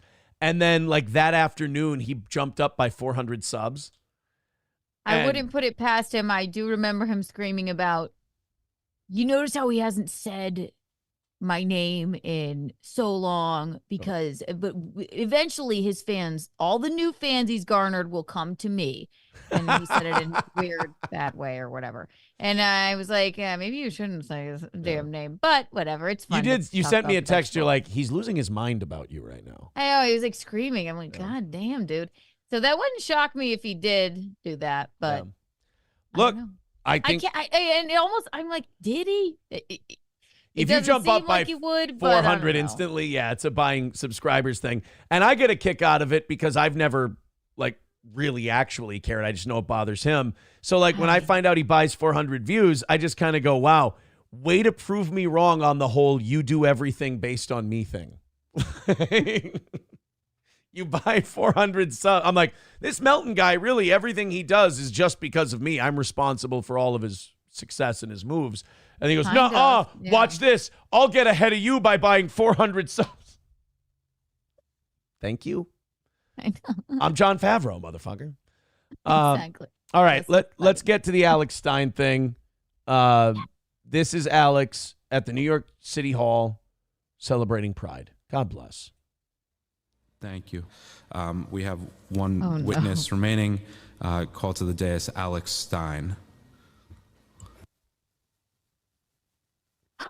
I love that he comes to these things dressed like an indie director. You know, he's got his baseball hat on, jeans, but he's got a smart blazer and light jeans. Yeah. He looks like Tarantino in 96. Nice pair of kicks. Yeah. Oh no. Water. My mic on. Last time I didn't have it on. You guys are crazy. Y'all never turn it on. I got Selvina, got the camera out. I'm primetime 99. So I sued y'all. And That's a great way to start a thing. So I sued y'all. I don't know how he does it. Oh. time I didn't have it on. You guys are crazy. Y'all never turn it on. I got Selvina, got the camera out. I'm primetime 99. So I sued y'all, and you guys are auto settling because you guys don't believe in free speech, and I'm a pimp on a blimp. And I want to say, I love New York. This Pride Month has been so great. I've had so much anal sex. Like last night. He's at a, When was this? When did this come out? It's a New York City Council meeting. And he's just like, I'm loving this Pride Month. I've had so much anal. When did he release this? I think yesterday. I think this he was pours the coffee and goes, I'm loving this. I've had so much anal sex. I've just been having anal sex like you wouldn't believe. It's been remarkable. Oh, God, I'm going to die. Okay. On a blimp. And I want to say, I love New York. This Pride Month has been so great. I've had so much anal sex. Like last night at that parade, I learned this new song. You ready? Jizz on my face, jizz on my face. I need that jizz post haste. Stick that dick deep in my shit. I want it in my poopy zone. I want to be a poopy clone. I love poo and gay sex. Pride Month is the very best. It's incredible. Thank you, Alex. Your time is up. After that, we'll hear a report from the Zoning Commission about a new industrial park that's going up.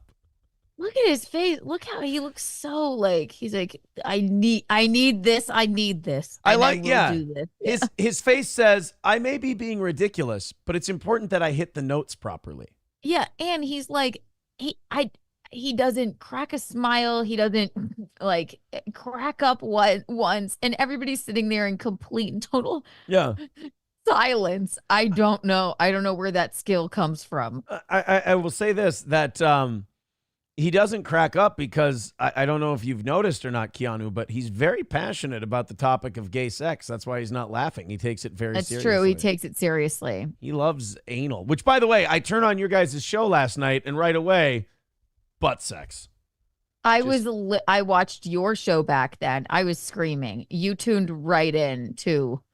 You always seem to tune in at the weirdest parts. Yeah. What are we? Yes, we were at anal, and then we're like, and Aaron's, he's not that bad looking. Yeah, basically. No. That. Aaron's not conventionally attractive. See, that's a nice thing to say. For you. And then for you. Oh man. Is Aaron good looking? I would be conventionally unattractive. For you. Oh, God. He's not fat. He just has a receding hairline. Nobody cared how ugly I was until I got a haircut. Are we doing a Bane thing? Yes, that was Bane. Okay, I was just making sure. I get confused. No, that's my Ozzy Osbourne impersonation. Yeah, no, it's. Oh, Jesus. Oh, the chemistry. The chemistry. Do you feel attractive? Sorry. All right, let's was it Melton who said we didn't have any chemistry, and then Gino posts our numbers with like thousands of people watching, and he's like, yeah, they don't have any chemistry. He's like, but they still don't.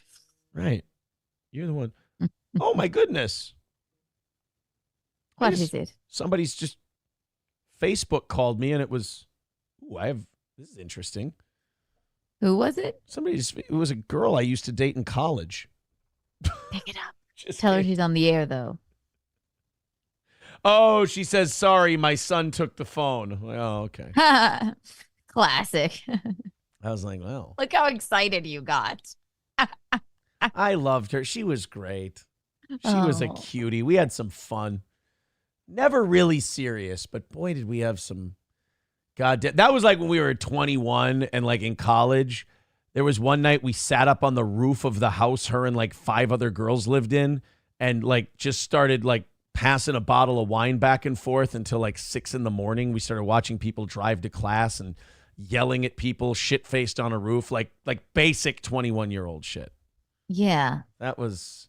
I love that. Not exactly stars in your eyes. Yeah. No idea what the future held. Not exactly a deep connection, but you both a slam piece, if you will. Here's what you needed in when you were 21 years old. Someone who will sit on a roof and get shit hammered. There. I think we have enough in common. Exactly. All right. Let's continue on with Alex Stein here at the New York City Hall meeting, singing about poop and gay sex. That's why I stick it deep in your butt. Yes, that blood's not from a cut. It's from the insertion. 'Cause I stick it deep. 'Cause I am an anal super freak. I love free speech. It's so great. All right, so if you're wondering why the fuck doesn't somebody tackle this crazy asshole, so Alex, I guess, got stopped from speaking at the New York City Hall meeting or council meeting, and so he sued them, saying his First Amendment rights had been violated. The city of New York settled with him, and now they have to give him time to speak if he gets on the list. And he has, I think, 2.5 minutes to speak. So no matter what he says, they have to let him go. Are they? Wait, are those the rules? Listen, I'm not I'm not in Parliament. I'm just kidding, or what have you. It's they have to let you speak, and as long as you're not hurting anyone. So they stopped him. He sued, and now they really have to let him speak. Now they have to let him call himself an anal super freak. I mean, this is wildly offensive, but absolutely hilarious. It's very and funny. I'm here for it. Yeah. When I walk down the street and see some gay sex oblate in front of my face, I love gay sex and the taste of jizz sticking in my mouth. Jizz, I love it so much. I love Pride. It's the best month. I love Pride. I love it so much. Do you think he writes these before? No, he's just It's hard to tell, because if it's freestyling, it's pretty good. If it's written, it's not creative. Yeah, he's much better when he freestyles. So if it's he freestyle does every day on his show, right? Yeah, it's a really good freestyle.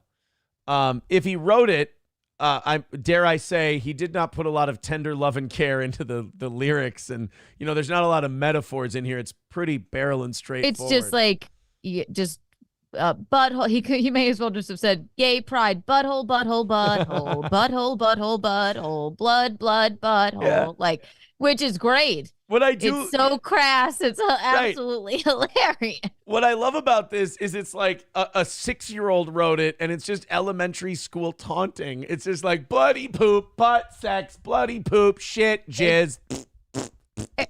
And it's awesome. And he for some reason, he just seems so frantically serious and then they can't do anything. I don't know. It just cracks me up. It's like he's holding them hostage. It is. With bloody gay sex poop humor. It's just they have to watch it. The comment he goes at the beginning, he's like, y'all didn't turn my microphone on last time. Pours himself a coffee and then goes, gay sex, wee. Oh. Okay. I love this Pride Month so much. I've had so much gay sex. Oh, anal sex is my favorite. Oh, here's a song I learned at Pride. Stick it in my butt, poopy, butthole, shit, sex, gay. Defy even any gay people to find this not hilarious. Oh, it's fantastic. You know what I mean? They find me like, what? Yeah. That's weird. Okay. So I learned that song last night at Pride. My girl AOC was there. AOC, I miss you, baby. I'm sorry. Please unblock me. I want to talk to you on Twitter. And also, Oswald, I had some anal last night you would be jealous of. And I know you guys are all homosexuals because everybody in the city's a homosexual. And I love it. When the guys, they whip out their things and they slap it all on my face, it brings me back to the locker room. The locker room with Leah Thomas, my favorite pro athlete. Leah Thomas, I'm swimming for you. I'm swimming for the marginalized. I'm swimming for the ones that can't swim for themselves. I'm Primetime 99. I'm a pimp on a blimp. And I love gay sex. And I love it with a dildo. I love it with a person. I love it with a transgender. I love transgenders. I love transgenders. I love transgenders. I love them. Thank you. It's Primetime Stein on Instagram. Okay, now they went, okay, now he's pouring water on the equipment. So yeah, he may be a physical threat. That's another thing people forget about Alex. He's a big motherfucker. Yeah, he's tall. Yeah. He was a football player. I mean, he's a big dude. So it's just kind of funny to watch him act like a complete retard. I know, and everybody's just completely speechless. Like, or either they know, they're like, okay, here we go. Yeah. Well, I think you know who else on the other side of that? They're called the something bros. I'll have to remember it, but they're like the liberal versions of that. And they're more in California. God damn it. what? Something bros. I have to look it up, but they make me laugh equally as well. Something bros. No, not the drinking bros. The Proud Boys. No, I'm just, nope, no. not that. I said liberal. They were on Howard even. I'll have to look it up. I don't know. But yeah, same sort of deal. What? Okay. Push-ups with $4.99 says, when my heart grows cold, I scourge myself with the thought of the impiety of my enemies so that my heart swells with righteous indignation. That's from Martin Luther. Oh. Push-ups says that? Well, why, thank you, Push-ups. Diversity and Dragons. I love that name. $5 says, Aaron, you can't take a pitch pipe out of someone's hand when they're in the middle of a funky groove. Peter, or no, was that his name? Oh, yeah. What was Lance? You can't take a pitch pipe. Was it Pete? You can't take a pitch pipe out of a man's hand when they're in the middle of a very funky groove. Oh, my God. I have to watch that movie again now. I know. What is that actor's name? You said it. John Michael Higgins. Don't ask. In his a cappella group or whatever it was. I don't think it was cocaine and swinging and all that got us divorced. I think April was tired of me knowing every actor in every movie and just had to get away from it. Maybe she was tired of you quoting There Will Be Blood. Maybe she didn't like There Will Be Blood. All right, Aaron, we get it. Jay Leno in The Late Shift was played by Daniel Roebuck. Stop. Nobody should know who Daniel Roebuck is, Aaron. Okay, Warren Littlefield was Bob Balaban. We get it. God. You're too smart for everyone. It is. You know? It's a wealth of knowledge. It's just, I've just all piled in there like a big bag of shit. It really impresses people. Oh God. You know how many times I've been at a bar and I've been like, the guy who played the slightly gay brother in the breakup was John Michael Higgins. And they go, oh my God, I'm soaked. Oh my God, I'm about to slide out of my chair. Take me home right now. Do you want to know what Nick says in a bar? What? I abandoned my child. I abandoned my boy. As he's clutching a bag. Yeah, childs. Yeah. I've abandoned my childs. Especially my favorite who tested positive for coke. Oh. Bastard. He goes up to the CPS lady all drunk. He goes, you look like a fool, don't you, Alicia Sweep? You look like a fool, Sweeper. Nick's about to be sentenced to prison, and he's like, I told you I would bury you in the ground, Judge. You can pick him up when his sentence is over, and he'll say, I'm finished. And you're like, okay. You have a tray of cocaine, and I have a tray of cocaine, and I have a straw, and my straw goes all the way over to your plate, and I snort it up. I snort it up, Aaron. I snort your coke from the blood of lambs. Drainage, Aaron, you stupid boy. Oh, it actually does make sense. Drainage, right? Yes. See? I snort the coke, and it drains back into my throat. Drainage. What you don't understand, dear Eli. I know it's always a mistake bringing up There Will Be Blood, but it's a great film. It is a great film. In 1 year, I always say this, in 1 year, two of my favorite movies came out, There Will Be Blood and No Country for Old Men. I remember that. I remember it too. I saw them both in the theater, and I like There Will Be Blood better. But I remember walking out of that theater with my dad and my brother. I'm like, that's one of my favorite movies of all time. Yeah, it's everyone's favorite movie of all time, and we don't even understand why. You're like, what am I watching? This is amazing. It's because what makes that movie so great is you kind of root for the villain a little bit. Like, yes. When he beats Paul Dano's brains in with that bowling pin, I'm like, you want him to beat the shit out of Paul Dano. Yes. The only problem with Javier Bardem in What's the other one called? God. No Country for Old Men. No Country for Old Men. It's the page boy haircut. It's too distracting. It makes it even better for me. It's so confusing and distracting. That's the only problem with it. But other than that, I'm not going to tell you you can save yourself, because you can't.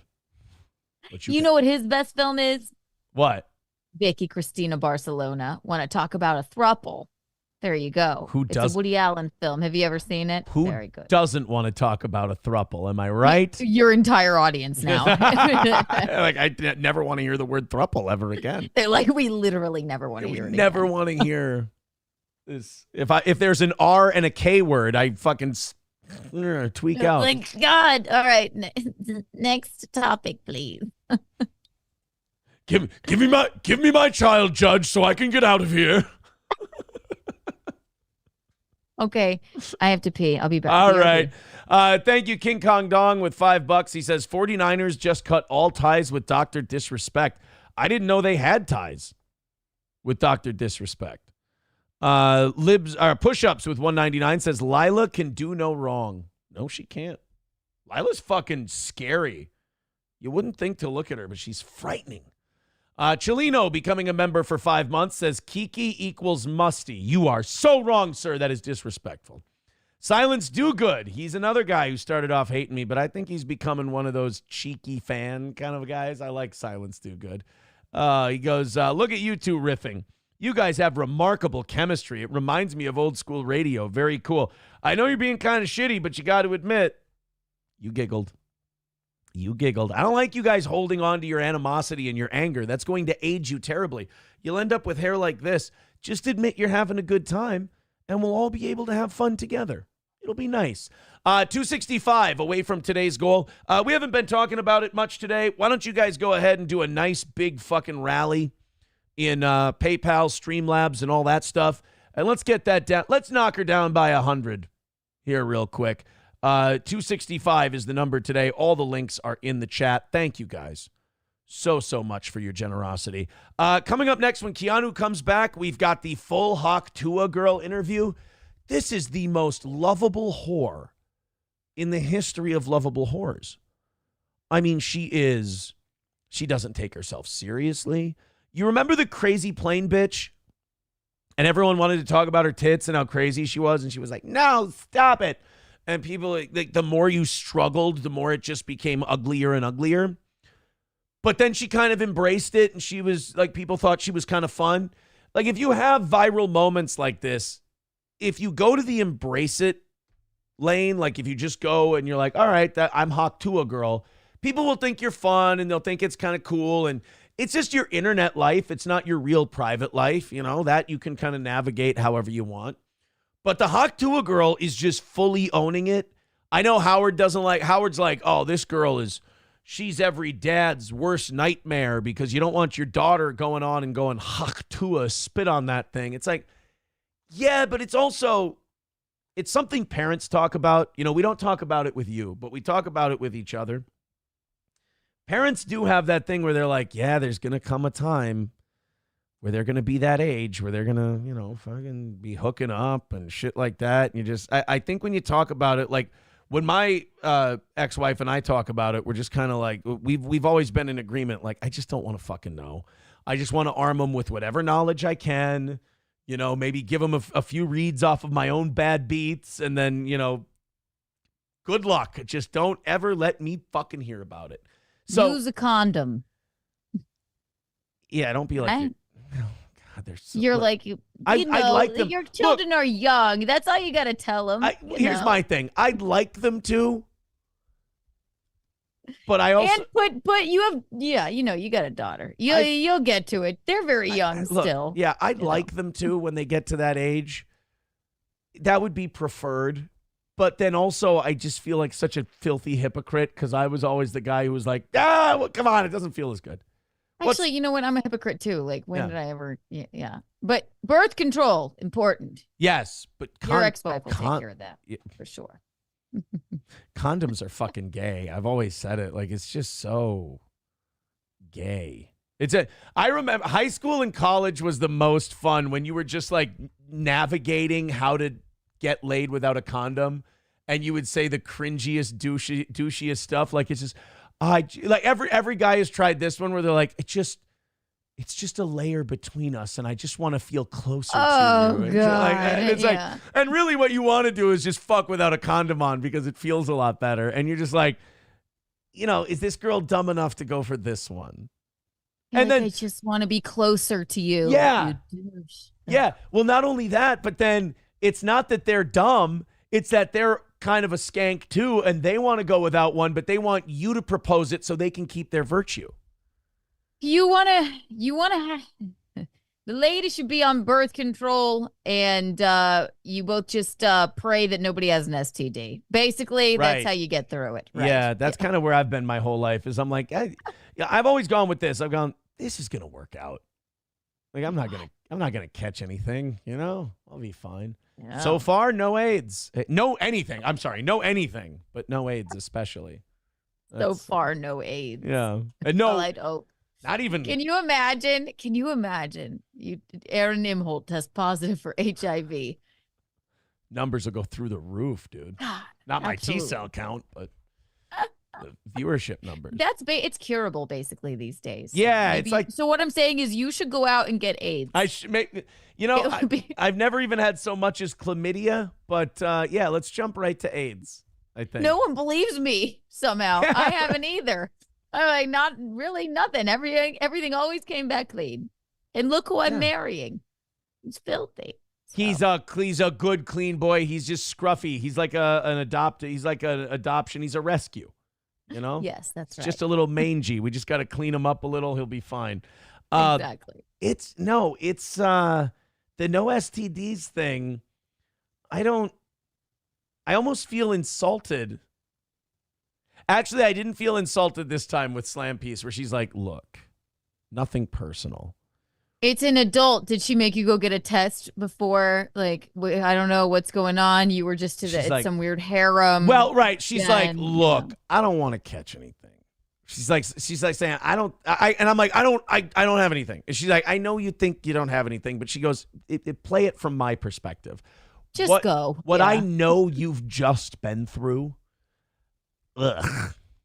Just, ugh. You just, a lot going on and, ugh. Your dick could be like a petri dish. You never know, It's so clean. That's very mature of her. Yeah. I like that. I know. And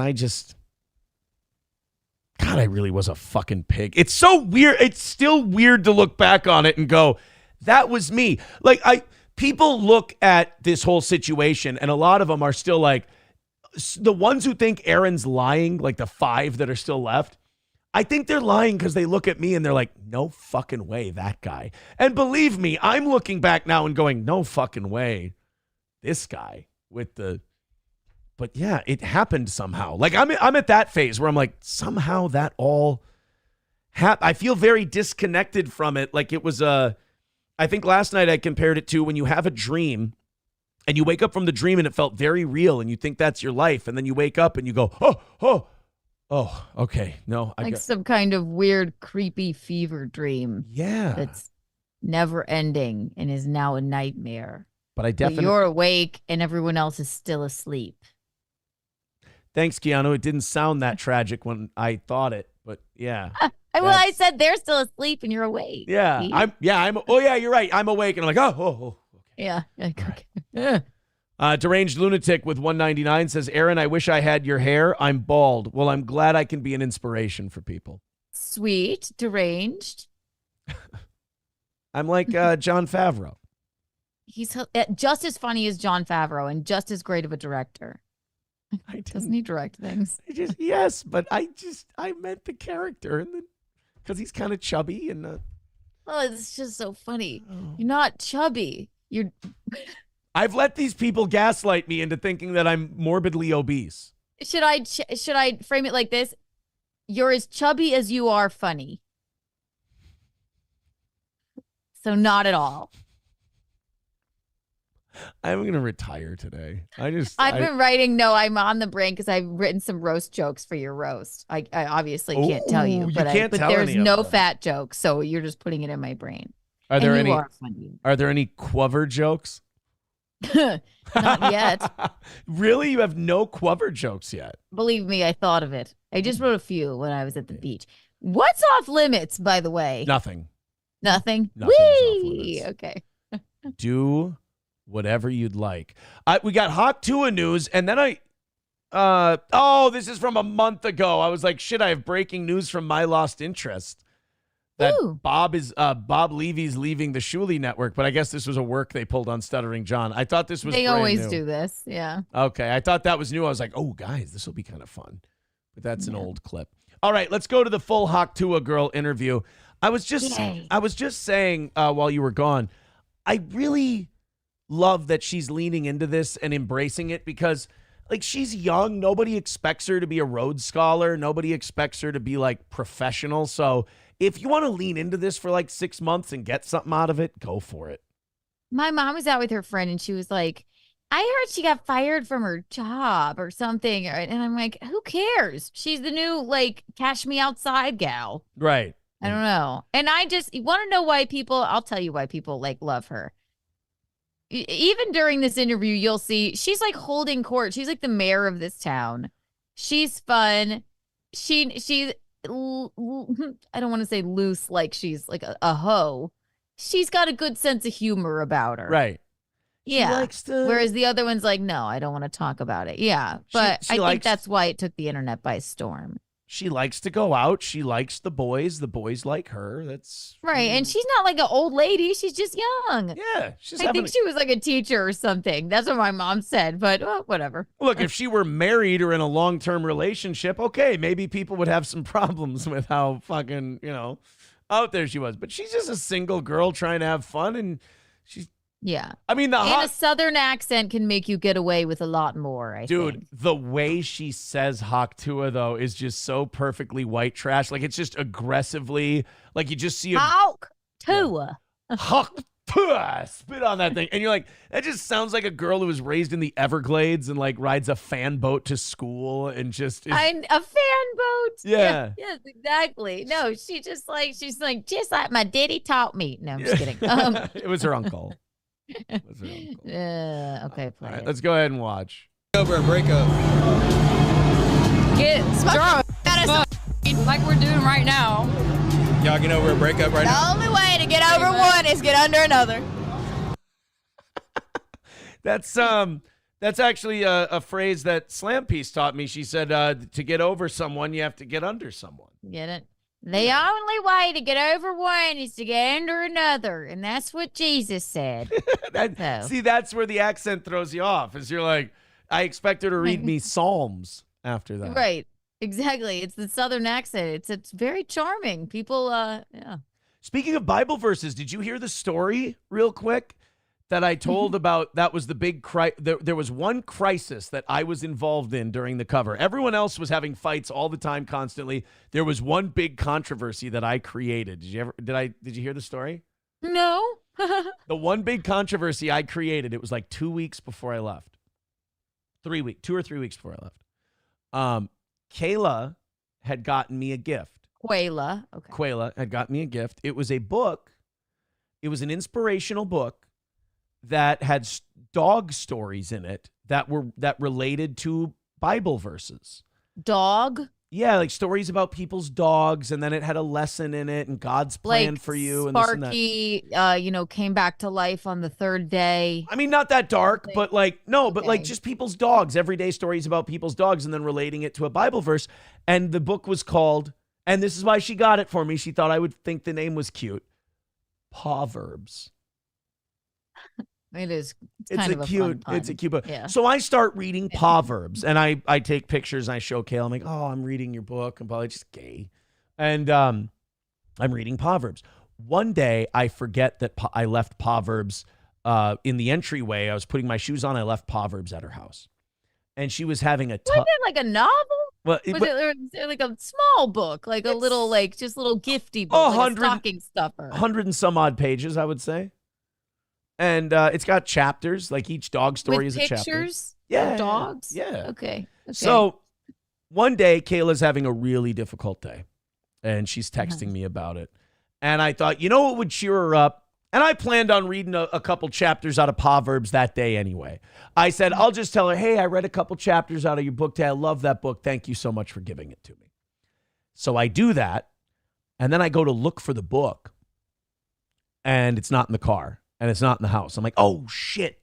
She finds the book and she takes a picture. She goes, how could you have read 2 chapters if it's sitting right here? And I'm like, oh, damn it. And then I apologize for lying about the 2 chapters of the Proverbs book. You're like, I reread them in my mind. I loved that golden retriever. But you understand. I was probably 6-7 chapters in already. And she goes, it's right here, blah, blah, blah. And I'm like, oh, shit. Like a little white lie to make someone feel better. And everyone went fucking crazy. This was kind of one of those everyone's on coke but you moments.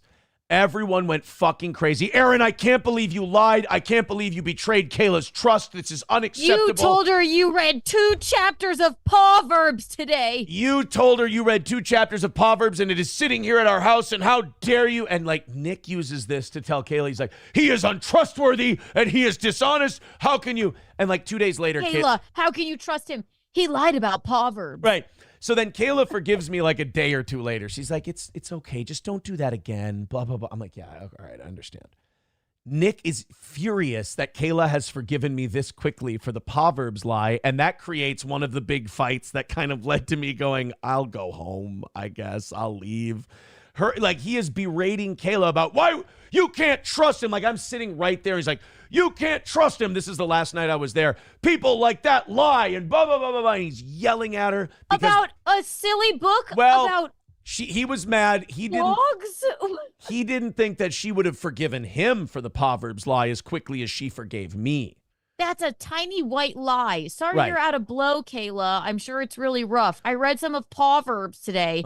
How could you have? It's right here. Well, he's getting furious. And this was also the day that he read her text messages between myself and her, and he was very mad. And that's the day he also started questioning me about stuff.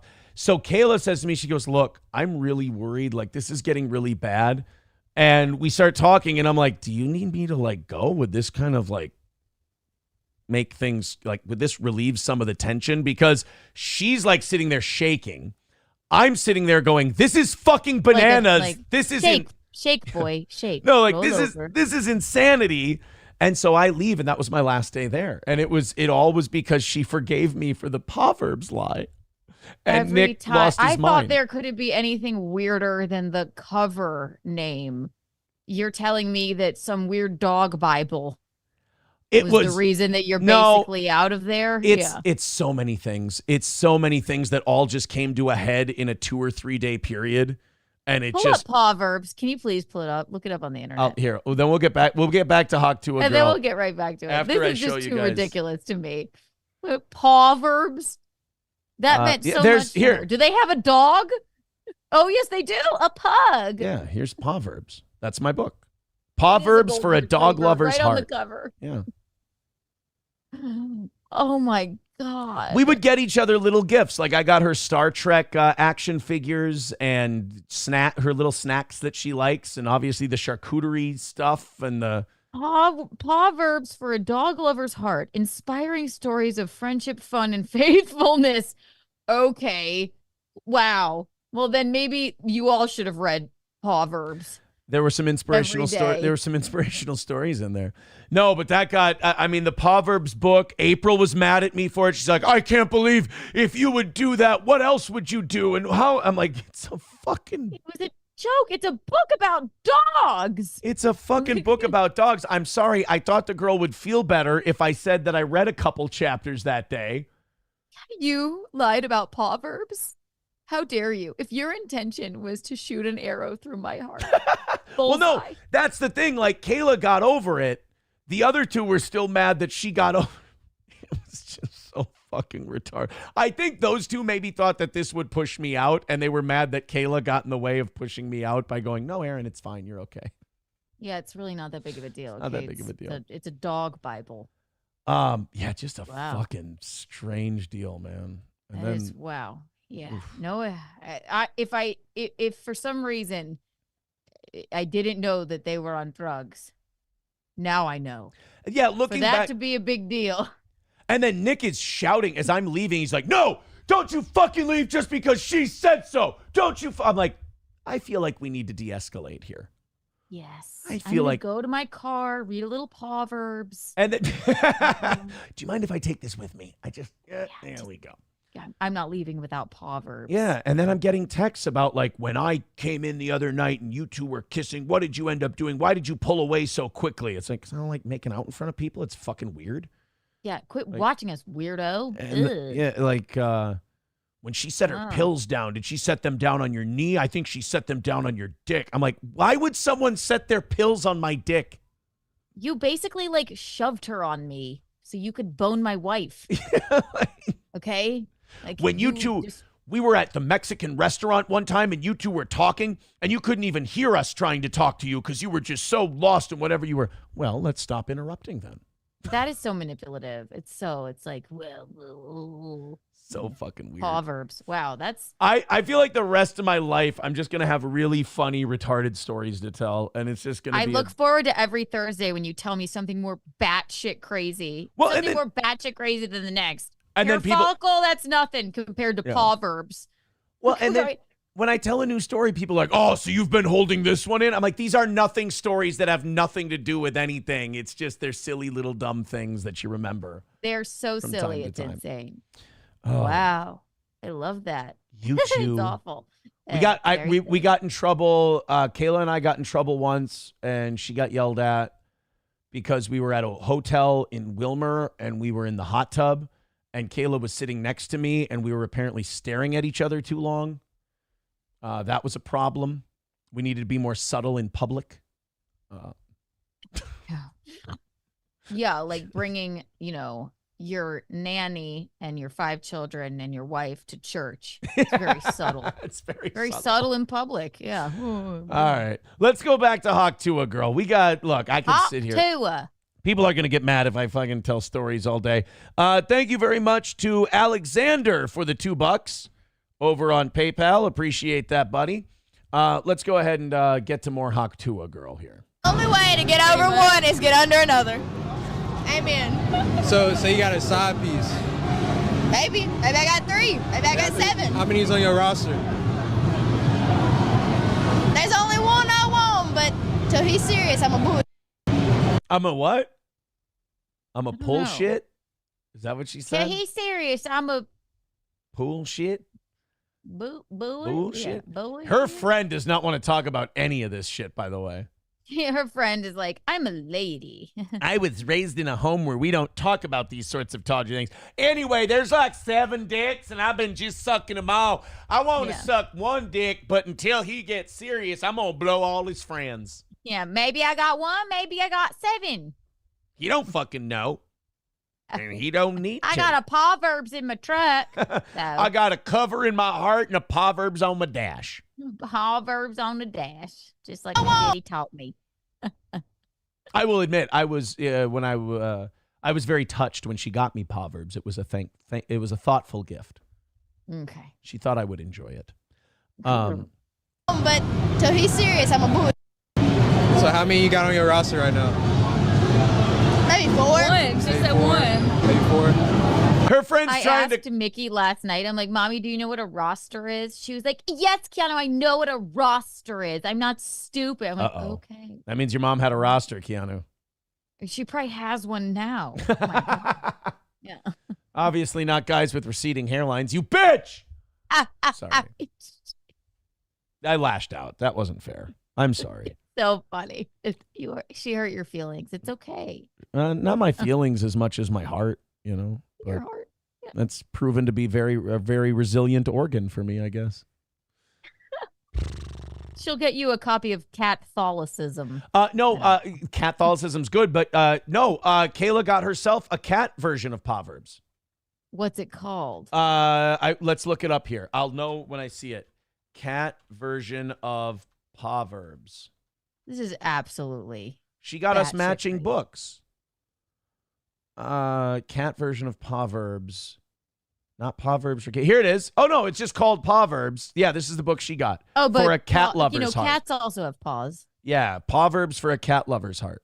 And yeah, I had Proverbs for dogs. She had Proverbs for Oh, can you give me 1 minute and I can prove to you the Proverbs story? Absolutely. All right, hold on. I'll be one here. second. Let's see what they're saying. This is, I don't know. I'm gobsmacked. I'm speechless about this. Proverbs? I thought cover was weird. I thought that was weird. Every Thursday, he tells me something more and more insane. Oh, here he is. Oh, it is a novel. Yeah. Oh my God, burn it.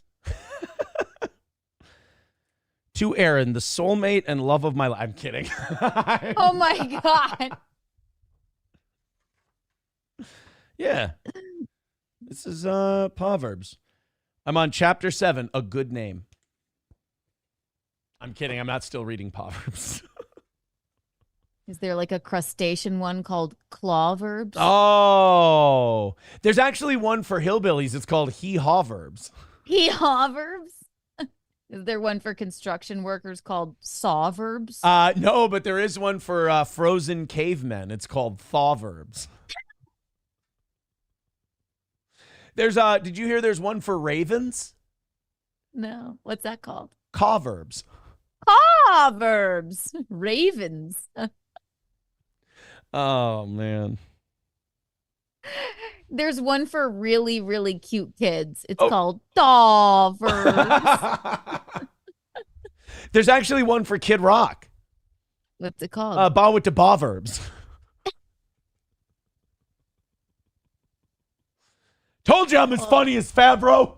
No. You're just as funny as John. I take it back. I take back what I said. You are just like John Favreau. There's actually one for people who like pizza. What's it called? Zawverbs. Zawverbs. There's one for people that love sushi. Really? It's called Rawverbs. Oh, there's one for Swedes from Minnesota. What's it called? Yawverbs.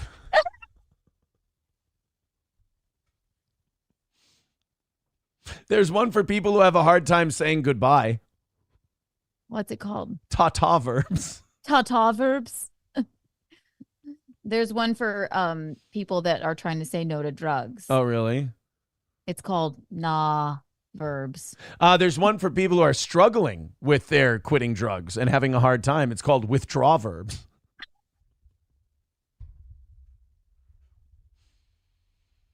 There's one for Nick Rekieta and what he will never be again. What's that? It's called Not Law. Oh, why don't you kick a man while he's down, for God's sake? Well, we're just going through the alphabet now. I know. It's a really good word to rhyme. There's actually one for, I know he's dead, but there's actually one for Roger Ebert. What's it called? Where's my jaw verbs?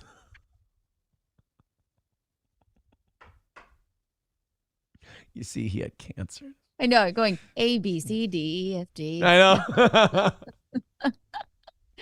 There's one for sheep. Oh, yeah. Oh, yeah? It's called ba-verbs. You're a sheep, Aaron. Oh. I'm trying to be the that was shepherd fun. I'm again. really glad you brought up that weird, ridiculous book. That was really... There's actually one for Southern grandmothers. Mama verbs. Meemaw verb. Meemaw. Matt Melt with $4.99 says, "Can we please stop with the swing stories?" I don't know. People seem to think they're silly and fun. Bri said Coke straw verbs. Coke straw verbs. Silence Do Good with $2 says, "NLO is starting. Want me to watch and report back?" Well, he needs some fans of his own. He'll watch us. He doesn't need. He's going to sit here and watch all of our chemistry. He doesn't need to watch, or he doesn't need more Steel Toe fans just pretending to be his buddy. That's gonna make him feel bad. Let him have his own fans, for God's sake. Also, over on the PayPal end of things, I got a few thank yous that we got to throw out there. Thank you to Alexander, and thank you to. Oh God, why do I have to click so many different things just to say thanks to a fucking guy? I think he wrote something with this one. I want to make sure I get that in there. He paid for it after all. Jason with $5 says all streamers and interviewers have their books behind them. Proverbs needs to be on the display on your wall. Keanu, does Proverbs... Why wouldn't you put Proverbs up there? Yeah. We're going to take down the Jared Allen skull skullet. Oh, no. That's... Come on. God damn you. Oh, shit. Fuck. Guys, this is not going well. Oh, God. What's happening? Tell it to us. My shit's falling down. Oh, you guys can't see it anyway. Fuck it. I'll pick that up after the show. Yeah, we couldn't see it anyway. I'll pick that up after the show. But yeah, no, there's Proverbs. There's actually a version of that book for people working on themselves, much like yourself. Oh, really? What's it called? Proverbs. There's one for people who just talk too much and just won't shut the fuck up. What's it called? Proverbs.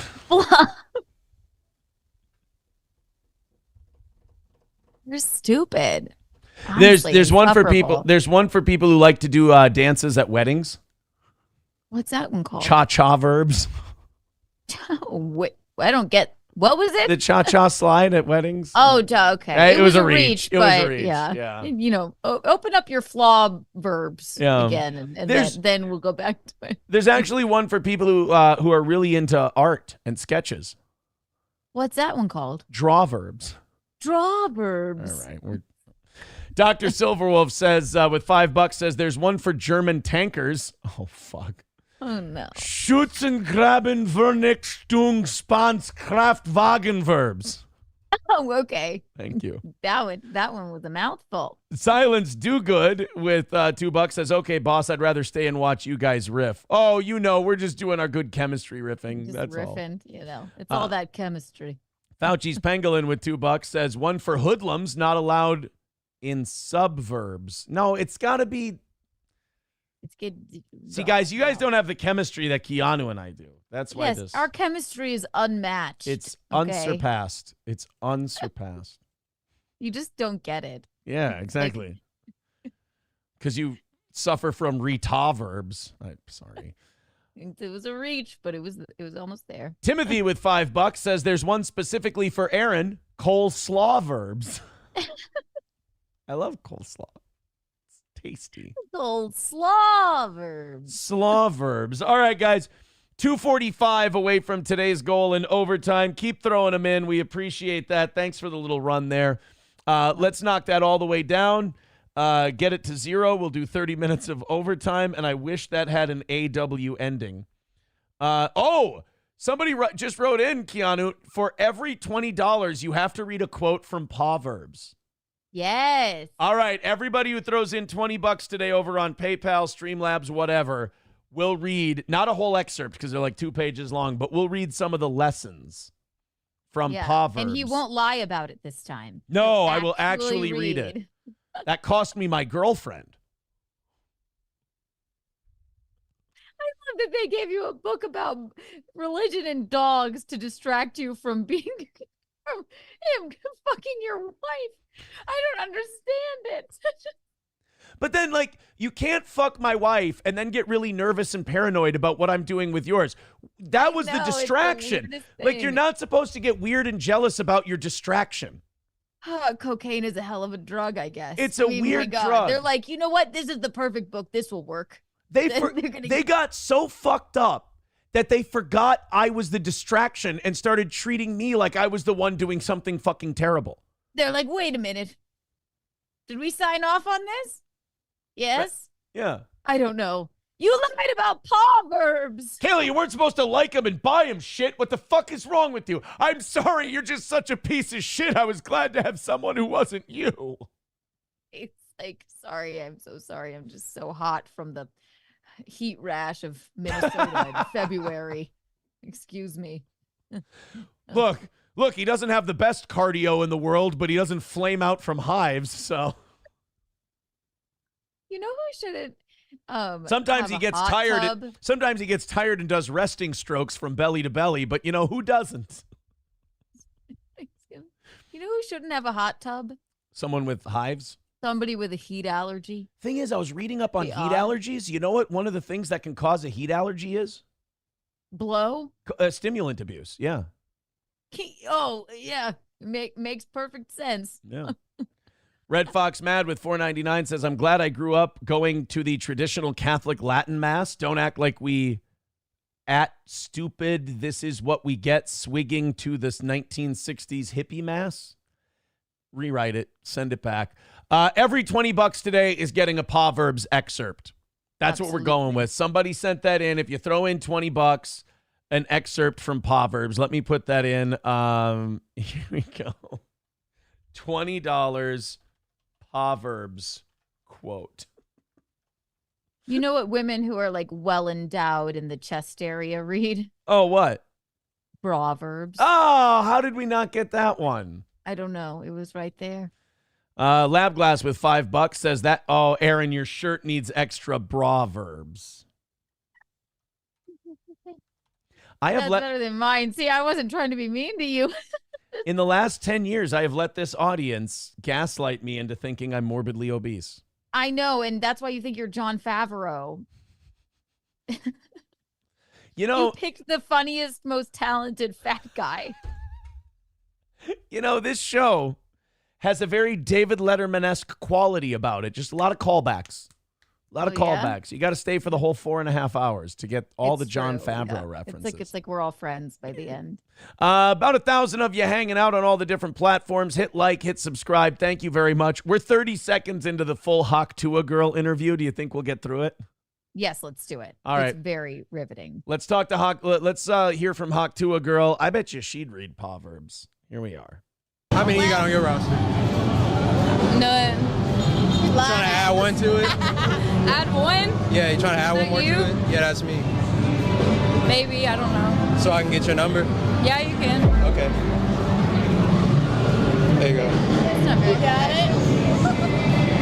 There you go. It's all right. Do you think she put her actual number? Oh, look, Haw Tuah girl's already waving at some dudes. I told you, she holds court. She's the mayor of this town. She's like, hey, y'all. I mean, she waves to about 4,000 people walking by. I love this because, this didn't even, Haw Tuah, this interview didn't even factor into her evening.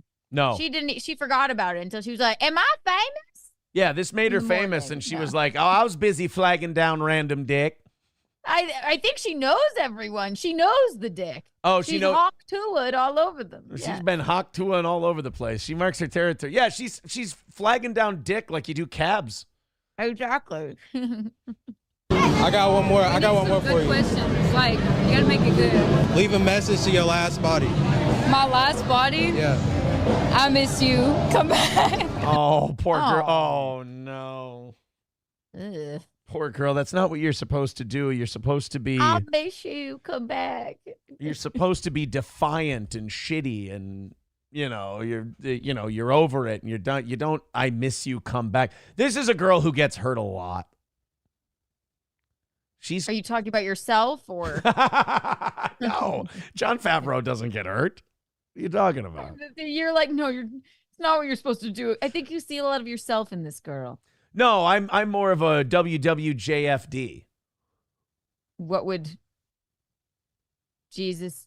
No. What is it? Fucking do? WWJFD. What is it? What do it mean? What would John Favreau do? What would John Favreau do? Yes, exactly. The Favreau method. Welcome to the show. We have no breakup. chemistry. No chemistry. I have to know everything about John Favreau now. Next Thursday we're not doing next Thursday, but the Thursday after I will know everything about John Favreau. Hey, I found a new biblical book that's for people who are always bothered by something. Mm-hmm. Stuck in your Proverbs. I was looking for a way to use craw, and then I thought, I'm not altogether sure what craw means. There's actually a good biblical book for people who recognize the problems that they cause and the problems that they have. Proverbs? Yeah, Proverbs. We went through that one. Oh, did we? Fuck. I think we covered flaw. Damn it. But all right. That was a better way to frame it, John. Excuse me, Aaron. I know people confuse me for him all the time. I know people confuse you for John Favreau all the time. They don't. They confuse me for Rainn Wilson. That makes sense. And he's beloved. He is. So, Thank and you. very smart and can ice skate. I when I was in high school, one of my teachers said that I looked like Michael Keaton, and I'd never been happier. I was so happy to look like Michael Keaton. You're kidding me. No, that's what she said. She goes, Michael Keaton reminds me of Visconti. Beetlejuice and Lydia, that is us. We 100% are. I'm telling you, I'm thinking that teacher might have been trying to fuck me. Miss Thyron, I believe. Yeah. She was. Did she give you a copy of some weird animal Bible book? No, but I got her a charcuterie board. Apparently, it's my go-to. Oh my God. She So loved much. she loved snacks. So she would be in bed and I would get her Ritz crackers and the salami and cheese. And then I would make The little salami and cheese. That's dirty, Aaron. gave Not her on the air. salami This is a and cheese. family program. I'm more of a summer sausage if you catch my no. Oh, For God. God's sake, man. Cocktail stop it. weenie. And also, who doesn't love snacks? She loved snacks. I'm German. I'm a schnitzel. But Schnitzel. no, she so I would make her little we'd call them adult Lunchables, and I'd make her salami Adult and cheese. Lunchables. Yeah, Oh, that's cracker what sandwiches. they had in their lunchbox was their lockbox full of drugs as well. Yeah, that's also they called it adult Lunchables. Yeah, Adult lunchbox. yeah. Let's get our pixie sticks. Here we go. Let's more I'm trying to do more Haw Tuah, but we keep coming up with stories. It's Gossip Girl Thursday, you guys. You miss him. Yeah, pretty much. You're doing these little things. Yeah. What's your type? My dad says not you. Like me. Like me, but a boy version, pretty much. Explain. Gay. A gay. A gay. I'd like a gay, please. Me, but a boy version. Okay. Yeah. I can. Go ahead.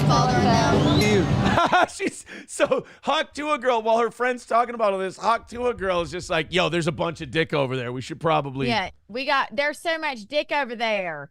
And she's like, I'm in the middle of an interview. Right. It's like they're fishing. Her friend still got her line in the water, and she's like, I see fish literally jumping out of the water over there. No, exactly. No, they're over there. They're right there. That's There's a school of them. exactly. She's sitting there. She's the Lieutenant Dan of this whole thing going, that's where we'll find those shrimp, my boy. Exactly. There's Bubba right there. Leave a message to your last body. I love you, Pookie, forever. She thought about it for a second. She was like, this'll kill. Yeah. I love you, Pookie, forever. I love her. I love she's her. just- She's like, this is just so silly. Nothing- I'm just so silly. She grabs the gusto of life. That's what's so attractive about this woman. Right. She loves everything, but takes none of it seriously. Absolutely not. Right. This woman's worried about what she's gonna say. What's my daddy gonna think of me? Yeah. What's the church gonna think of me? Not Haw Tuah. Yeah. Haw Tuah's like, if daddy turns this on, it's his own goddamn fault. She said, my daddy left a long time ago. For some reason, my uncle stayed. Never mind. Oh, never mind. Doing the right thing. Oh, shit. Did she have a side tit shirt on? Good for her. Forever. Yeah, she Yeah. did. Oh, side boob. Oh, side and under. Those compete in my heart for my favorites. Very underrated. No pun. I love an under boob. I think love I'm a an side under. boob. Yeah, I think I'm an under man. Yeah, very hard to pull off. She's doing it marvelously. You Yes. cover the nipples. You leave the under fleshy part. Oh, it's just lovely. Yeah, she looks classy, and then she turns to the side, and you're like, oh, it's like a fun surprise. Yeah. Is that a bite mark? No, I'm kidding. Maybe. She goes out freshly gnawed on. You must have been doing the right thing. What can I say? Okay. Make the cobwebs off this thing. She's somehow she's like granny chic. Yeah. But the cobwebs off this thing. Would she say get the cobwebs or beat the cobwebs off this thing? I think probably you would beat cobwebs, right? Oh. Beat the cobwebs off this thing, just like me. All right. What can I say? Okay. Beat the cobwebs off this thing. Beat the yeah, I think Cobwebs she off. said beat the cobwebs off this thing. Jesus Christ. These people probably don't even listen to the music that you like either. Something don't- so weird. You don't think Yeah. that they're big EC fans? I don't know. You don't think They that- probably love trap music. It's all kooky, topsy turvy. Yeah. Are you supposed to this room? I'm waiting. Come on. Look She'll at be her. back. Not factoring into her evening at all. She's a mile away. She She's still wa- hadn't even said Haw Tuah. No, she's wandering off. She's finding other dudes. She's just she's definitely a free spirit.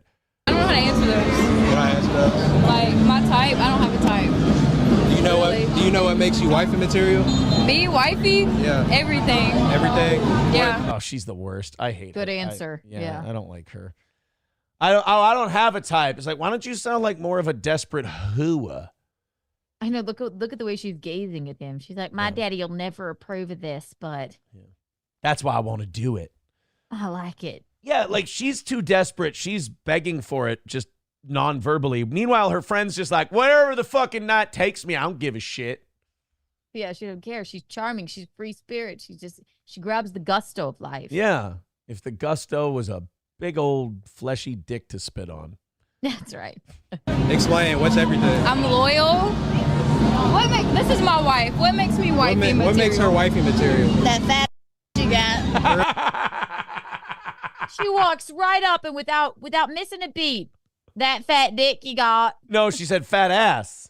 Oh, ass. She Okay, I said, thought what was makes talking to her- him. No. She looked him directly in the eye. What makes her wifey material? She goes, that fat ass you got. That fat. I thought it was even dirtier. I thought she was telling him he had like a big dick. He had a fat dick? Well, Jesus, lady. Come on. For God's sake. I mean, a little I mystery. was so sorry. I need to read my Proverbs. You need to read Proverbs. By the way, every $20 that comes in today, we're reading Proverbs for Kayla. Proverbs. This is my wife. What makes me wifey material? What makes her wifey material? That fat you got. For real, turn around. Let me see. Fucking lying. No, she got a bubble. Go ahead, give us No. You got a bubble. Can we have a 360? Can you give us a 360? It's flat out. Well, she's got a flatter ass than her friend, but Yeah. old Haw Tuah's all personality, man. She is. They're both good looking. Yeah. But Haw Tuah's personality. This one's Yeah. a dud. yeah, she's sort of a dud. Yeah. She's too worried about what people will think. Yeah. Not like Haw Tuah. No, Haw Tuah doesn't care. You got to get on her level. Right. Not wish.com Selena Gomez over here. Let's fucking play the game. Flat it. Come on, you gotta get a spicy one. Look, You want a spicy one? friends. She's still waving. Hey. Hey, like she already had fans in the town. Oh, she yeah. already did. She's a mile a minute. She's done 100 things. And her friend is still in the middle of an interview. You know She how just comes in with the quips. do you know how bad like you want to talk to every like 21-year-old guy who's down there and go, all right, look. Go home with her, buddy. Sure, absolutely. Do not start a relationship with this woman. I'm telling you, bud, she's not ready. I don't think she's it. She'd be like, ew, get out of my house. Oh, Like, ew. boyfriends are queer. Ain't you gone yet? Yeah. Gone. Get out. I mean, there's cereal bars on the counter and shit. I ain't mean or nothing, but like, I'm uncomfortable. You need to go. You want me to go to breakfast with you? Ew. No. I ain't making you no. I'm not buttering no biscuits for you. Yeah, Go like, on. you got what you wanted. Get the fuck out. What's one move in bed that make a man go crazy every time? One what? What's one move in bed that makes She has no idea. He's What- like, oh my gosh, how dare you? I'm a lady. Is there something other than missionary? I don't know. He's there. She's like, oh no, she knows. She knows Haw Tuah. Apparently everybody in the town does, but she ain't gonna say it. She's not but gonna Haw say it. Tuah girl, she's gonna flat out right there say it. What's one move in bed that makes a man go crazy every time? That you do. That I do. Yeah. That makes a man go crazy every time. Does not reply. In bed, Haley. Oh. This is for her. It does not reply. I get it. Does not reply. That makes men go crazy when you don't reply to them. I love her. This is for her. What? You gotta answer this. You got. She gets a hand on the back of her head and she's like, I'm back in the game. I know this move. She's like, oh yeah, hand on the back of my head. I remember this. Haw Tuah. Why aren't you pushing it forward? Isn't that what they usually do? Yeah, what's going on? Why aren't I gagging yet? What's one move in bed that makes a man go crazy every time? Oh, you gotta give him that Haw Tuah and spit on that thing. You get me? I don't get you. This guy's jewelry shopping on his phone. Oh my God. Like he's even taken a, like he's trying to play the confident interviewer guy, but he's even taken aback by her. He's like, okay, I think we got it. Yeah. Wow. All right. Thanks. Appreciate it. I think you gotta demonstrate. Haw Tuah, spit No, on like- it. Spit on it. If I see you All right, before any more? you won't cry. Oh yeah. Anymore? Okay, I got another one for y'all. Okay. Would you rather? Hold on, is she listening? Would you rather? He doesn't want to talk to her anymore. He's like, no, we're just talking about Haw Tuah. And then this one is totally aloof. She's like, Yeah. okay, yeah, I said it. Can I move on with my night now? Haw Tuah. There's like 4 more dicks that just went in there, and like I've seen at least 12 that I know that gone in. Oh my gosh. She said, I saw a Haw Tuah on that one, a Haw Tuah on that one, a Haw Tuah. I ain't Haw Tuah on that one yet. But I take a special tablet, so when I Haw Tuah on one, it stays stained for 3 weeks, so I know if I've been there before. I call them Hansel and Gretel breadcrumbs. somebody during Simcast, we don't even know who it was, they commented, if she don't Haw Tuah, I don't want to talk to her. Oh. It's the cutest thing ever. I had a terrible Twitter joke that went fucking nowhere. I said, who knows this one? Jon Favreau would never. And hey, you know what? I am Jon Favreau. What movie is he famous for making? What did he make? I don't know. Swingers. I'm Jon Favreau. Jon Favreau, ladies and gentlemen. Would you rather have back shots for the rest of your life or missionary for the rest of your life? You can only choose one. Wait, what did he say? Did he say bad sex or just? I think he said back shots. We were confused by this as well. Like You mean butthole? doggy. He means butthole. Or a sex? missionary. I think he means you want missionary forever. Or you're taking it in the shitter, I believe. Ah. Just trying to be a lot classier than I was. About it. Yes. Would you rather have back shots for the rest of your life? Yeah, I think back shots is anal. Anal. Okay. Yeah, because he can't say back shots on YouTube, or he can't say butt sex on YouTube. I love the woman behind her. She's like, how is she going to answer? And she's actually giving it consideration too. She's deep. And she's in like, thought. well. Yeah. Or missionary for the rest of your life? You can only choose one. Back shots. Back shots. So, back shots. What's the question again? Of course. Is there even a question? It'd be funny if you went, what would you rather do? Back shots for the rest of your life? That one. Or win the $1 billion Powerball. Back shots. Back shots. I'll take the back shots. What good is the billion if I can't get a back shot? I ask you. That's why back shots. Because I don't like somebody looking at me in my face, you know? You don't like that eye contact? I don't like that. Oh, maybe. Okay, they do mean doggy. I think it means doggy. They mean from behind. Yeah, they don't mean butthole. I don't like somebody looking at me in my face. Then you got to get to know them, and it's a lot harder to kick them out and give them a Nutri-Grain bar and say, get the fuck out. That's doing even nicer. She seems so like joyous and jovial for somebody maybe so fucked up. I know. As I always tell people, I go, enjoy the decline of Western civilization. It's fun. Exactly. Like, is this going to cause us to have a great future? No, of course not. It's going to be horrific, but like, fuck it. It's funny. I laugh. Fuck it. Yeah. Yeah, I like that. It's a I'm little not bit a too pillow intimate. princess, A little bit you too get me? intimate. Okay, I got you. Yeah, I'm What not about a you? pillow princess. Wait, you got to repeat. I'm sorry. I'm not a pillow person. God, what a trooper. I'm not a pillow princess. You get me? Yeah. I like to be active. Back shots or missionary for the rest of your life. You can only choose one. Missionary. She's missionary. That's hard. Hold on. That's what she said.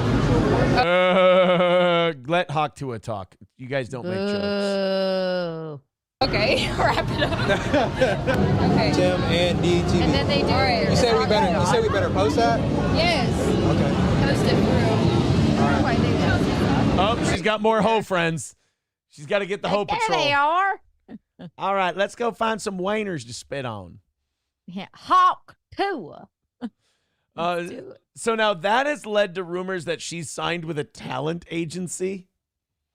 No. Yeah, I think United Talent Agency.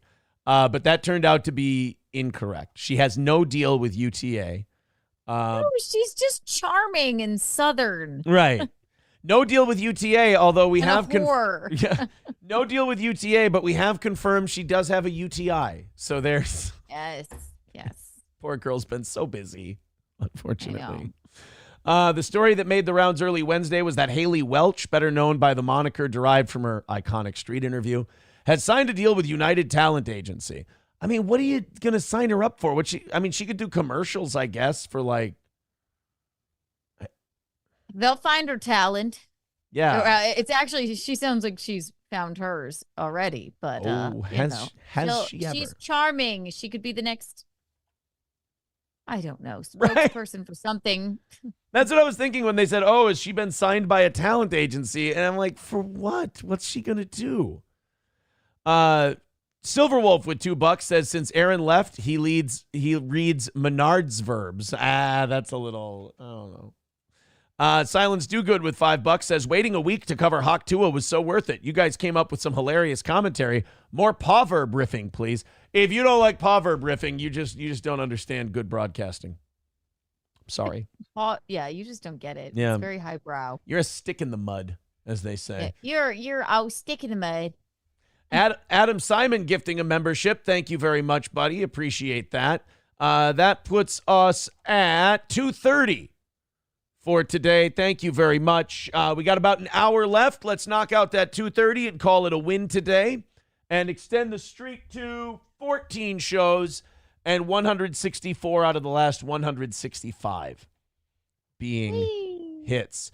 Mike's Tool and Nail says saw buck verbs for the lovely Kiki. Saw verbs. Okay. Saw. Thank you for the $10, buddy. Nobody taking us up on the $20 yet for Proverbs readings. I'm surprised by that. I thought that would be a winner. Maybe they already all ordered it like as a book on tape because I know I will be. I thought people wanted to hear some Proverbs. 2:20 away from today. There's all the links in the chat. Check it out.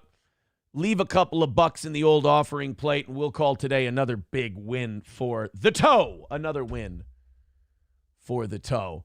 We've got, I've got Godfrey on Misery Loves Company shitting on Patrick Melton. Well, you know what? I didn't actually get to see this, so I would venture to say this might be interesting. This is a Misery Loves Clips joint. So we've got My Lost Interest. We've got Misery Loves Clips. What's your favorite? Alyssa Clips is probably, for I'm partial, but and My Lost Interest is always, oh my God, remind me. There's one Stuttering John clip where he just keeps saying Thompson as if he's having like a stroke.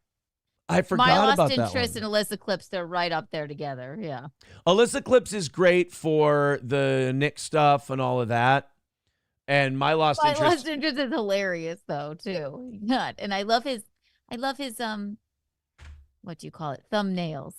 Yeah, thumbnails. Yeah. I watched the thing he took of Stancil as Grimace filming at the Mets game, and I was just, I don't know. That one didn't do it for me. That was just, I don't know what the hell they were doing or what the hell was going on, but that's Stancil. And you gotta love it about him, And then Gino saw an ad for the vaccine, I believe, at the baseball game and started screaming. Yeah. I did see that Par one. for the course, I suppose. Yeah. Let's do the Stuttering John before we do the Misery Loves Clips Godfrey shitting on Melton one. Let's play Shit waves. Stuttering John having some kind of weird thing with your name. I don't know what was going on here. And then he starts winking at you. I don't know. John, come back to me. I miss you. I started watching a John stream because of you two, and I was so mad that I did because it was such a waste of time. He just fucking yelled about Kate Meany forever. You guys were doing Gratcast, and you said, "Oh, John just sent me a link." And so he was so mad at me for so long, and then I thought that, I mean, whatever. And so I ran immediately over to John's stream because I thought you guys were going to be in there, and then nothing ever happened, and he just yelled about Kate We were in Meany. there for just a moment, but we were driving home, so we were just like, "Yes, John, we totally understand the hula hoop, all of it. We are so sorry that happened to you." Now, why did he show the hula hoop thing? I don't know. Why did she send that? And it's nothing. It's not that big of a deal. There's more scandalous things on Instagram, right? Yeah, she's in a bikini. I don't know why with a that was hula like hoop. something crazy, and I don't understand why she even denied it. It's like, yeah, whatever. I was hula hooping. Yeah. In my, even if underwear, bathing suit, underwear, same thing. Whatever. Whee! It's all right. It's almost like two really fucking stupid people got together and had a really stupid feud. I know. They really need to read their Proverbs. They need to read Proverbs. And don't worry, Kate Meany's mom told her that she can't play with any of us anymore. So she's going to be fine. It's because John went to the FBI, apparently. God. Because she was recording his phone calls.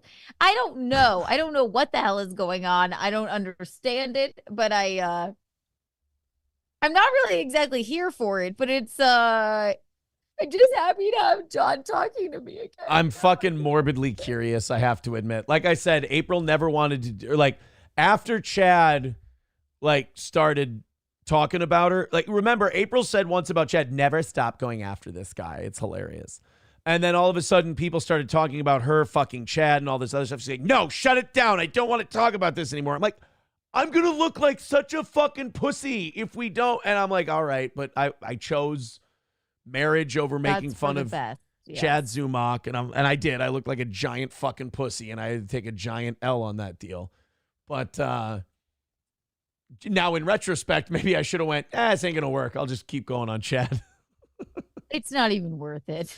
And Chad's always been really nice to me. I don't even mind being around the man, but he said some really abhorrent things about he's been really horrible to good friends of mine. So he knows I disavow that. He's been Other nasty. than that, he seems like a fine guy. He's been nasty to Chrissy. I know that. But also, like, April and I kind of deserve it. Like, we just fucking went after the guy. And I had no problem with it because I was shitting on him. When people shit back on me, I like that. I'm like, ooh, now we got, like, again, I know the people who don't like me hate when I say this, but I'm like an old school. I started in radio. It's fun when two broadcasters start going back and forth at each other. That's why, like, Melton doesn't know how to do it yet. Like, he's like, I'm going to destroy them. And then if they don't get destroyed, he gets all angry and pissy. It's like, dude, you should be happy that you're getting like a back and forth thing. It's free content. Right. He's not, he's hilarious, but he has to be by himself to be hilarious. He's a bit emotional. Met with any sort of like, hey, he's like, I can't stand it. Yeah, he folds really quick once he gets confronted. Like that Chad thing, I was like, Jesus. I mean, Chad Zumach is not exactly a heavyweight when it comes to fighting with people on the phone, but he diced Patrick up, and it's just, I think that's right. why. And then he just goes, okay, yeah, right. I mean, yeah, it's just, I don't know. I think it's why he didn't last very long in Kevin Brennan world, because Kevin will just shit on you endlessly. And you have to realize Kevin's just being funny. He's being a dumb guy. And I don't think Patrick doesn't like being out of control. And Kevin took that control away from him. And he didn't like that. Somebody called in the other day and was like, why won't you take Keanu's phone calls? I think it's you're afraid you'll like her. Or whatever. He's like, I don't know her number. He knows my number. He's said it before. I think Keanu's calling. And he's like, they call all the time. There's losers. I'm like, I don't know. He won't take your calls? Not anymore. I don't know why he won't. What a fucking baby. Weird. It's weird. But anyway, What he has to have somebody to shit on, you know. But. I suppose. I mean, before he had anybody to shit on, he was doing 30 live viewers, so it's good business. 200 $200 away, Keanu, because Adam just dropped $20 in. He goes, rally time, let's go. All right, everybody start dropping in. Adam just gave us $20. Keanu. Proverbs. Keanu, pick a chapter. Oh my God, chapter 11. All right, chapter 11. Let's go to There are pictures and everything. What kind of a dog is it? This chapter 10. Chapter 11 is praying for Pippa. Now, I'm not going to read the whole thing, guys. I know when I'm losing the audience. But should we read the pause and ponder or the pause and pray? Let's go with ponder. Okay, I agree. Proverbs 15:4, gentle words are a tree of life. And then there's the puppy. Now, pause and ponder. This is regarding the story. What has you in knots today? Will you take some time to read the Bible and allow God's kind words to infuse your heart with joy? I thought this was the Bible. Rough. Can you remember a time when someone prayed for you and spoke kind words to you and your burden was lightened? One time a girl called me her soulmate, but I think she was just trying to distract me while another guy fucked my wife. I think that, yeah. Right. Let's give him this book about Jesus and dogs. I love that that's Keanu's theory before Aaron charmed a girl out of her shoes. That's only time will tell. Aaron, she was lying to you. I don't think it's an outsider's perspective. But Keanu, what if she really thought I was charming? No, Aaron. No. Probably after she got to know you. Don't try. Then she thought, then maybe. Don't lie in the presence of Proverbs, please. If I may continue. Can you remember a time when someone prayed for you and spoke kind words to you and your burden was lightened? Will you pray and ask God to allow you to speak words of kindness and life to someone today? That's chapter 11. Proverbs. Chapter 11. Anyone who gives $20 today is getting a Proverbs pause and ponder, and you get to pick your chapter, you lucky devil. $5 from Jay Warren. He says, Keanu is my favorite co-host, and her lives are always fun. I was paid in Kiki bucks to say this. You were not. Don't tell them my secrets. By the way, I don't know if they're still with you or whatever, if you still talk about them, but I still, in the shower every day, use my Reed Street soap. They are. Look right here. I will let it up. I have an untoward candle, a Reed Street soap, promo code KikiBucks for 15% off. Aaron, maybe there needs to be an Imholt candle. We could work that out. Ooh, what's it going to smell like? John Favreau. It's going to smell like John Favreau. It can smell like a charcuterie board. It'll smell like snacks. Everybody loves snacks. Somebody, I can't remember who it was, but they go, man, I feel for you. You're mourning a wife and a girlfriend at the same time. I'm like, fuck you. It's true. Yeah. That's a double breakup. What are you going to do?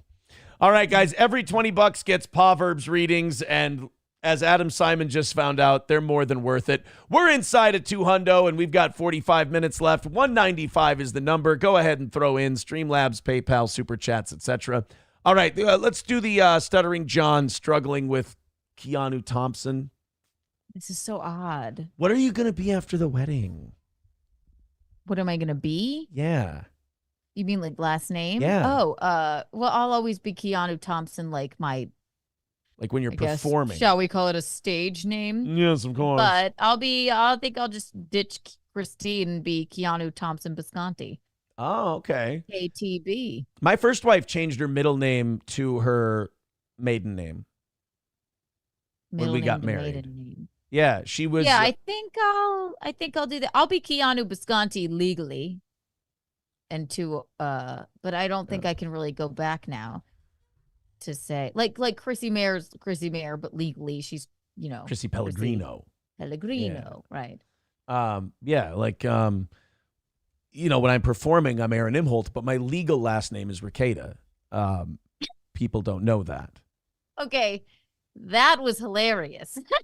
I feel like you're underrating. I feel like I'm being very underrated in this entire community.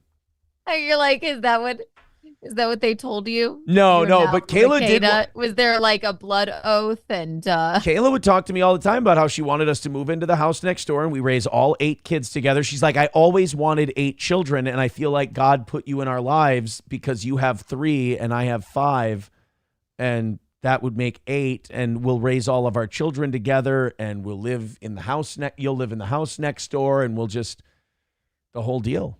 She was swinging for the fucking fences with this cover, man. I'm really glad you woke up from that absolute nightmare. Well, like when it's all falling apart and people are screaming at you and everything else, and then like your kids say, Dad, I don't want to go back there. People don't understand. If you're a parent and your kids say they don't want to go back to someplace because Dad, you're the only one out there who comes and talks to us or anything else. It's like, well, I'm not going to purposely, voluntarily put my kids in that spot that they don't want to be there. And like your stepmom, that's a rational human being. Right. And if your stepmom doesn't give a fuck if you want to go or not, and she's just going to go do whatever, well, then she's not going to be your stepmom anymore because that's a fucking shitty thing to do. So we're going to go do something else, kids. Like you'll recover. I'll recover. Oh, God, I would have lost my entire fucking family if I would have pulled the trigger on that deal. That would have been bad.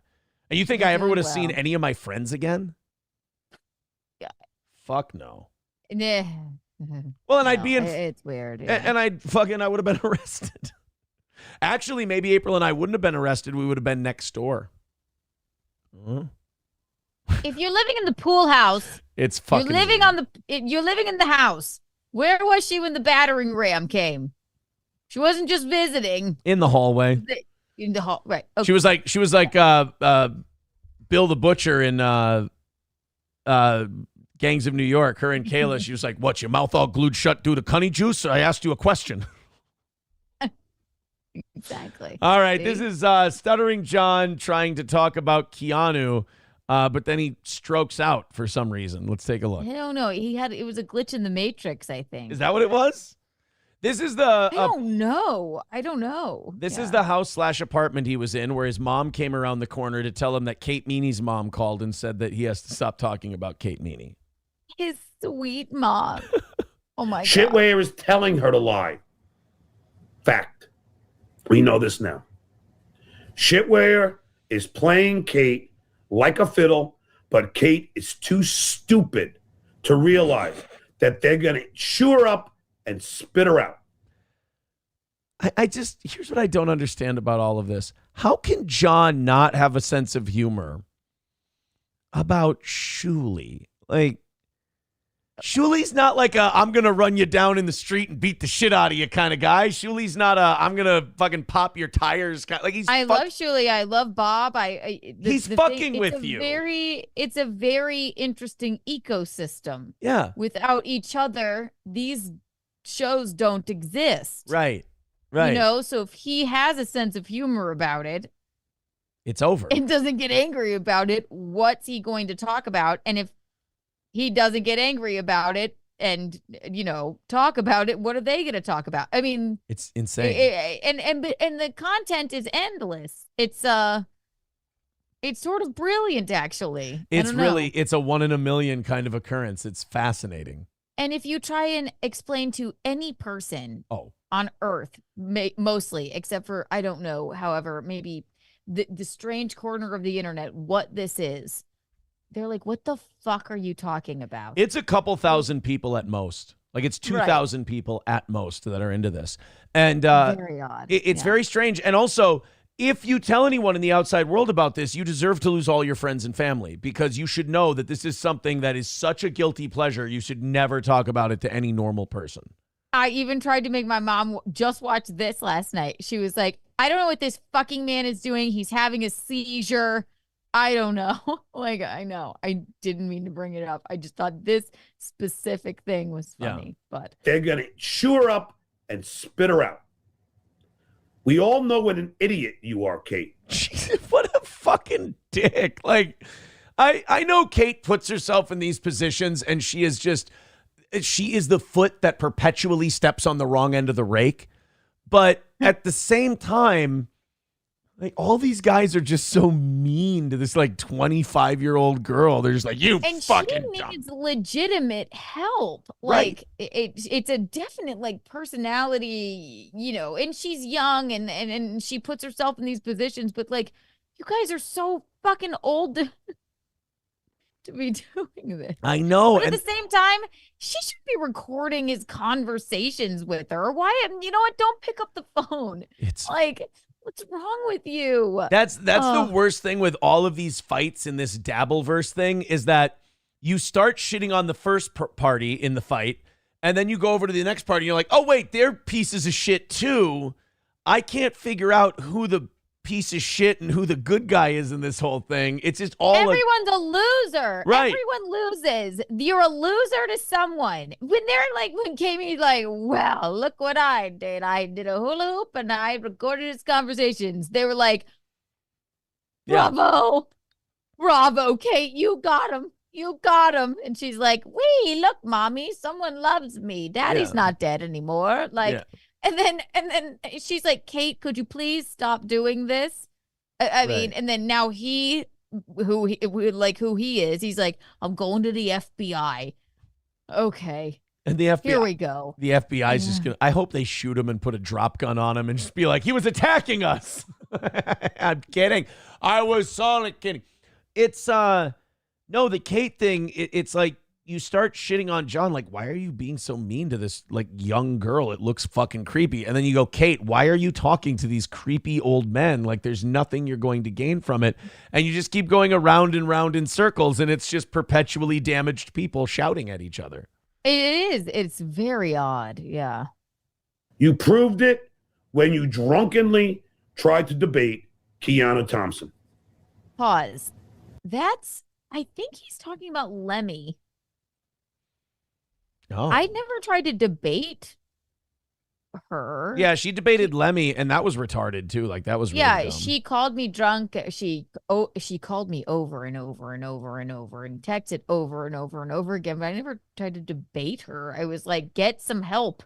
Yeah, I'm not taking the podcast down. I don't know what to tell you. That's the only thing. And she's like, well, and then but there was never a debate. So I think he's confused about that. Yeah. But when you debated her about butt sex, that was the new low. there was no debate. You just offered that information up. I wouldn't take the show down. Did Kate's mom ever call you and go, Keanu, hello, this is Kate Meany's mom. Could you please take down the episode where she talks about taking a hard one in the butthole? Thank you. She was like, my friends and family have heard it. What? And then I'm like, I don't know what to tell you. She's like, no. Hello, Keanu. This is Kevin Meany calling from beyond the grave. I heard the butt sex interview. That's not right. Hello? This is Kate Meany's mother. Could you please take down that episode of Keanu Cast where my daughter told you that she opened her asshole to Trevor? It's not a good look for us. I haven't dated since her father died. You can understand my concern. I'm sorry, Mrs. Meany. I just can't. I don't take down episodes. All right, then. Bye. That should have been the end of the conversation. She never called. It was Kate, Hello, this is Kevin calling again from beyond the grave. Hello, Keanu. I just want to say, my daughter said that she's been taking dick in the ass. I don't care. I don't care. I don't care. I don't care. God. My girl takes it. My daughter takes it in the shitter. I don't care. I don't care. I don't care. My daughter farts cum. I don't care. Everybody. Sorry. Go. John Favreau would never make that joke. Oh, it's just too much. Oh, poor Kate. Oh. All right. Anyway, back to John. Back to John. Proved it when you drunkenly tried to debate Keanu Thompson. Smile. Thompson. Wink.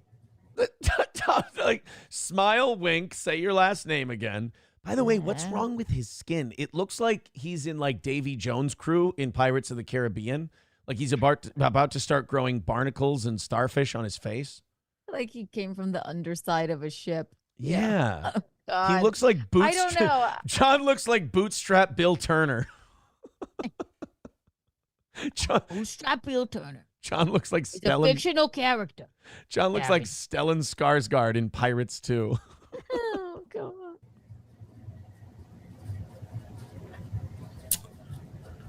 Thompson. John? Oh. John. John have had it up to here with the betrayals. It's so confusing. I don't know what that was. It was Thompson. Maybe he was announcing you like an old school boxing announcer. He's like, in this corner, Keanu Thompson. Like, it's like the garden party episode. Of The Office. Like, I don't understand. Though I didn't notice that. I had no idea. He went Thompson. Yeah. He actually stole a pro wrestler's gimmick. Here. Let me pull this up real quick. I believe he was doing the Mr. Kennedy. Oh, look at this. Fucking John Cena bombed me. I was going to show Keanu what John was doing, and I got fucking rickrolled in a way. All right, nope, here we go. Here we go. Hold on. We're going to get... Hold on. Well, it was about as dramatic as that. And I think maybe he was just searching for his... This is what John meant to do.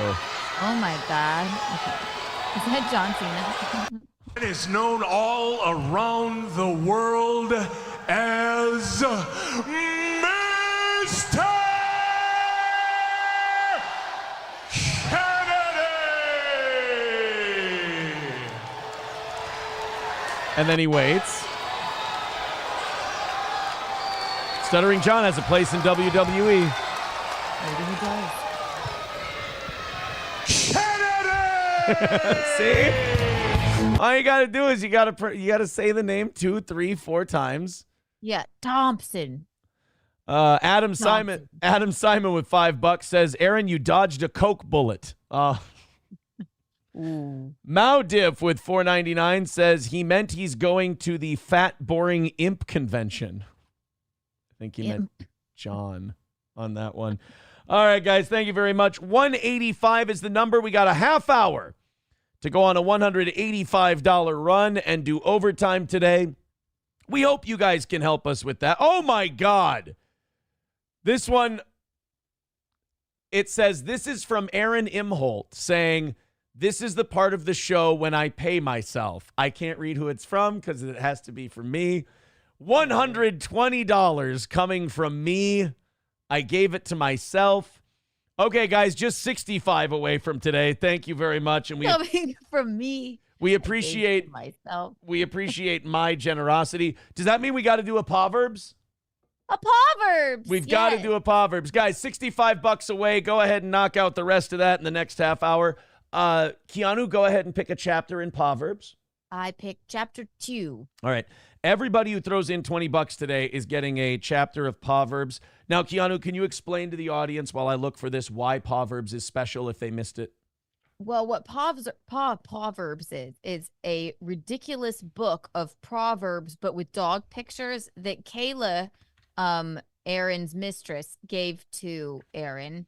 And once upon a time, she was very angry that he told a little white lie and said that he read chapters 1 and 2. No, it was chapters 6 and 7. Thank you. But chapters 6 and 7, but the book was actually in the car. So they thought that was a big lie. And cocaine is a hell of a drug.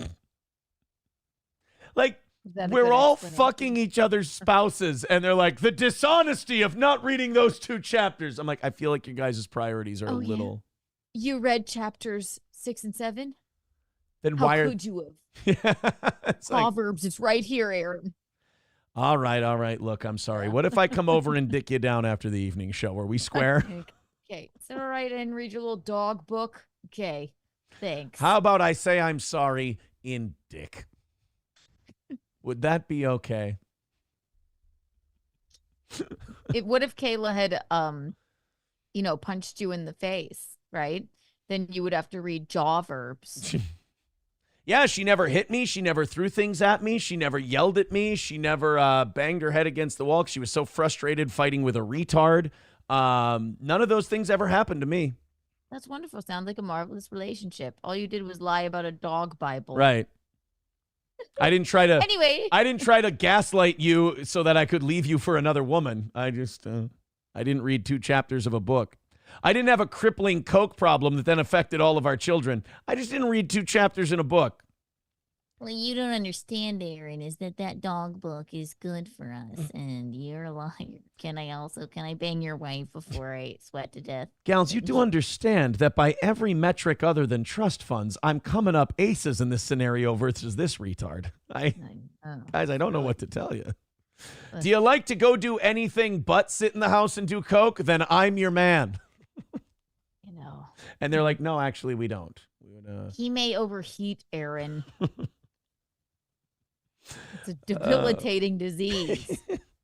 What are we supposed to do? Leave the house? He could have hives. He's ugly to begin with. The hives are not going to hurt. I promise you. Fine. No one cares. You know what? Jesus loved the lepers. According to some, I'm unconventionally attractive. Yeah. That's actually not what Keanu said. She said not conventionally attractive. She didn't say unconventionally attractive. No. She said not conventionally attractive. There was they no mean the same. Proverbs. Thank you to me for throwing $120 at the show. Here we go to. I love that people they send money and they go, this is from Aaron. Aaron's doing it. Aaron, so you have to read like you gave it to yourself. All right, guys, we're $65 away, and all of the rest of the donations have to come from me. So if you send anything in, it has to be from me, and I have to knock out my own last $65. So there's all the links in the chat. Go for it. All right, here's Chapter 2's Pause and Ponder. By the way, it's not pause and ponder like P-A-U-S-E. Mm-hmm. It's pause. P-A-W-S. It's a pun. Yeah. A pawn. This is too much. This is why they gave you this book, to distract you. Right. Hey, when people run out of cocaine money, they need to go sell watches and shit. They have to go to Proverbs. How did we miss Proverbs? How did we miss Proverbs, especially with cokeheads? Jesus. Pause and ponder. When have you felt closest to God? Well, when I was kneeling over, never mind. Yeah, never mind. Where were you and what were you doing? Take a moment to look up today, to look above your circumstances and see a glimpse of the Creator. Use your eyes and ears to look at and listen closely to the things around you. Ask God to fill your soul with rest as you breathe in His presence. Pause and ponder. You probably read that and said, I got to get the fuck out of here. I wake up and look around you. I keep looking up and I keep looking up in this drug den and I can't find God. I don't seem to be finding God here. I see is just a bunch of unhappy people. Just see a bunch of angry drug addicts with dried out hair and skinny faces. I'm drowning. I'm the only person here with a little meat on my sides. That's not true. The cocaine really did do a number on April's muscle mass. Maudiff with 19. That's a joke. We're kidding. We're getting through our pain by joking at others' expense. That's all this is. Maudiff with 1999 says 56% of dogs and 71% of cats that enter animal shelters are put down. Wow, we're reading. Wait, judgment call, Keanu. Does 1999 get a Proverbs? Oh, absolutely. Okay. It does. Especially since that was a horrifying statistic. Terrible statistic. It also puts us $50 away for today. So go ahead and finish that off. Keanu, pick a chapter here. Chapter 4. Chapter 4. All right. Now we're getting close to the chapters that spelled the doom for my extramarital relationship. Chapters that Aaron lied about reading. I believe it was 6 and 7. It's like they put you in, like, read your book, Aaron. You didn't get through chapters 6 and 7. The book's right here. Give us a book report. All right. Ugh. Tell me what you did 3 hours ago. We don't remember. Wait, but that's beyond the point. You guys were crying and shouting about something. You said chapter 4? Chapter 4. It's called Did You Hear Something? Yeah, it was a knock at the door going, police, we have a warrant. Yes. Open up, police. Oh, it's a very short pause and ponder. Maybe we'll do the pause and ponder and pause and pray. Let's do it. What makes a good friend? Why is it important to choose friends carefully? How can you be a good friend to someone today? Help them with a drug problem. Encourage them to come home and maybe, take a break from disco drugs, or be there for them, I guess. Yeah. Not bitch at them if they don't read chapters 6 and 7 of Proverbs. It was so funny how April and Nick teamed up to really hate me over the Proverbs lie after Kayla was like, I forgave you that same day. That is just 100% just looking for something to fight about. Right. I think that's Coke brain. That's Coke brain. There was always, like I said, every 4 or 5 days, there was some disaster and drama. And the only one that I found myself involved in was fucking Proverbs. It's a book about dogs. No. It's a book. It's a Bible for dogs. Yeah. What are we fighting about here? This is worse than the cover thing. Yeah. My God. Pause and pray. Lord, thank you for the gift of friendship. I want to be more discerning about who I befriend. Fuck. Boy, did I need chapter 4. Teach me to be a valued... Maybe if you had read it, Aaron. I read 4. Lying about it. I ended up reading 6 and 7 too. It's just that... I'm just kidding. Okay. Don't you fucking tell me I didn't love... I want to be more discerning about who I befriend. Teach me to be a valued friend to others, loving them as you do and as you love me. What is that? What does each dog have to do with the? Was it like a Weimaraner? What was that? It's the story about the dog and its owner and the relationship therein and all of that happy horse shit. Okay, so we'll have to show the photos of the dogs for the $20 as well. Yes, every $20 gets out on that. Every $20 gets Proverbs, you guys, for God's sake. Proverbs, yeah. I tell you what, we've got. I just got to make sure this. Oh, okay. I thought this was an urgent. Usually, when I get a DM during the show, it's someone breaking some news or something. I just had to make sure that wasn't one of them. Okay, so we got through Stuttering John. Winking at Keanu and saying her name 47 times, which wasn't... That was odd, yeah. Wasn't fucked up. I miss you, John. I miss you. Have you... How many times have you spoken to John? No, just the one since... Because we called into... Or he sent us the link for his show, whatever. But, it's fine. It's all just a farce, all of it. It's ridiculous, By the way, do you think our segments on Proverbs today will be covered on Illicit Clips or Kiwi Farms? Probably not, right?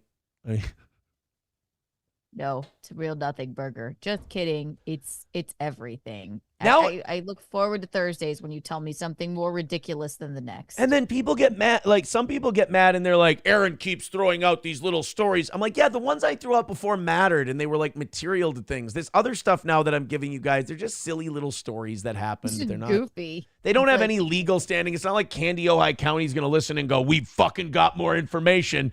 We know you didn't read chapter 6 and 7 of Proverbs. Yeah. And we're pissed. Lander says pages are stuck together. Gross, Aaron. I miss you. I miss you. Jess Wegg says, Chevy, now I'm picturing him drooling over a cookbook while Nick is doing lines, shooting guns, and banging chicks. Jess Wegg says pages might be stuck together, probably drool and that other stuff.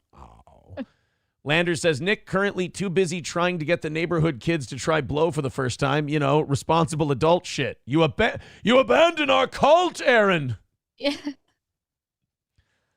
Oh, boy. You guys are very funny. Thank you. Oh, all right. Now let's get to the one we intended to get to. Godfrey shitting on Patrick Melton. Now I watched this yesterday and I felt like, it's like when I hear people shitting on Patrick Melton, I'm going to be honest, like I kind of feel bad in a way because they're not shitting on the character that does the Nobody Likes Onions show.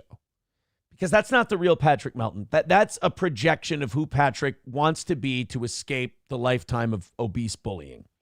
When Godfrey talks about this Patrick Melton, this is the real behind the scenes Patrick Melton. Like when Chad says he sat in his bed and watched Fox News or whatever and vaped all day and just kind of is a lump that doesn't do anything. That's the real Patrick Melton. And this feels like grade school bullying because Godfrey's like this. And I've never, like, not necessarily a fan of his comedy, but Godfrey's a put together guy and, you know, he looks all right and he's presentable. And he's just chortling about this big fat lump of thing. And I know. I didn't see it, but yeah, it is. It feels like high school bullying in a way. Let's go ahead. But then again, Patrick kind of does it to himself because he talks a bunch of shit about people, and then they make. He doesn't care what people. Well, I think he does. He's trained himself not to care what people say about him. Yeah, you know, I feel. If he didn't care, he'd be able to take phone calls and go head to head with people. But I think the shit bothers him. Because you should never hang up on Chad Zumach. Chad Zumach is a guy you should let talk as long as he wants to, you know? Right. Just feel like, I mean, he just goes, okay. Are you okay? Right. All right. Well. Like if Chad came in and he like when I was on MLC and Chad's screaming about me and he's like, you piece of shit, you only did it for this and this. I go, yes, Chad, I've been very open about this. I did it for views and attention. I was shitting on you because it was fun. Like, right. That's how you handle Chad. Well, here's Godfrey. And I love that Kevin and Chad both hate Patrick, so they needle Godfrey to talk shit about him. My favorite part of MLC is that these guys are like, when someone's like, oh, I got something mean to say, I don't know if I should say it. And Kevin will like yell at you and get mad if you don't say the mean thing. Right. Like, well, it's so Melty should feel like happy that Godfrey even knows who he is. Right. I guess they performed together years ago. Here he is. Well, so are you guys good-looking, funny black guy who's in shape? You know, making fun of them. You know? Are you guys? So is your constituency just like Klan members? We don't know who they are. Hey, that's my show. How dare you? That's Gratcast and In Hot Water, my friend. And Axis Fridays, which is tomorrow on Rumble.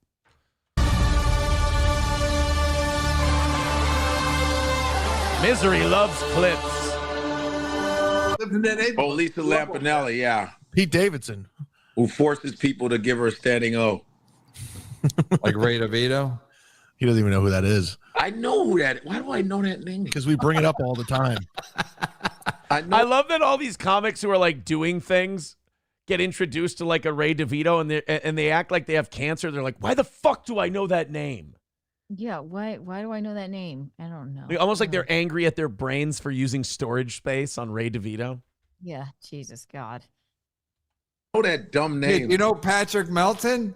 I know fat Patrick Melton. Oh. From what? He opened up for me a long time ago. He was fat. Is he still fat? He has a hunchback now. Oh, boy. Oh, no. This is brutal. You can see why Patrick only films in that kind of bust mode, because any lower, you'll see his bust. That's why people are like, why don't you get mad that he calls you Mooby and says you have man boobs? I'm like, you don't see this as a clear projection. Do you have eyeballs? Yeah. Wow. That's not a flattering photo. If a guy like that calls you fat and you get mad, you're a retard. He has very thin legs. A lot of fat people do because they don't work out at all. And so they have really skinny legs. That's why they have like knee and ankle problems later in life. Because they're atrophied. They have these little tiny spindly legs holding up this big blob hunk of thing. And like a hen. Yeah. Yes. I just imagine Patrick taking a shit and his obliques dragging on the ground. It's very sad.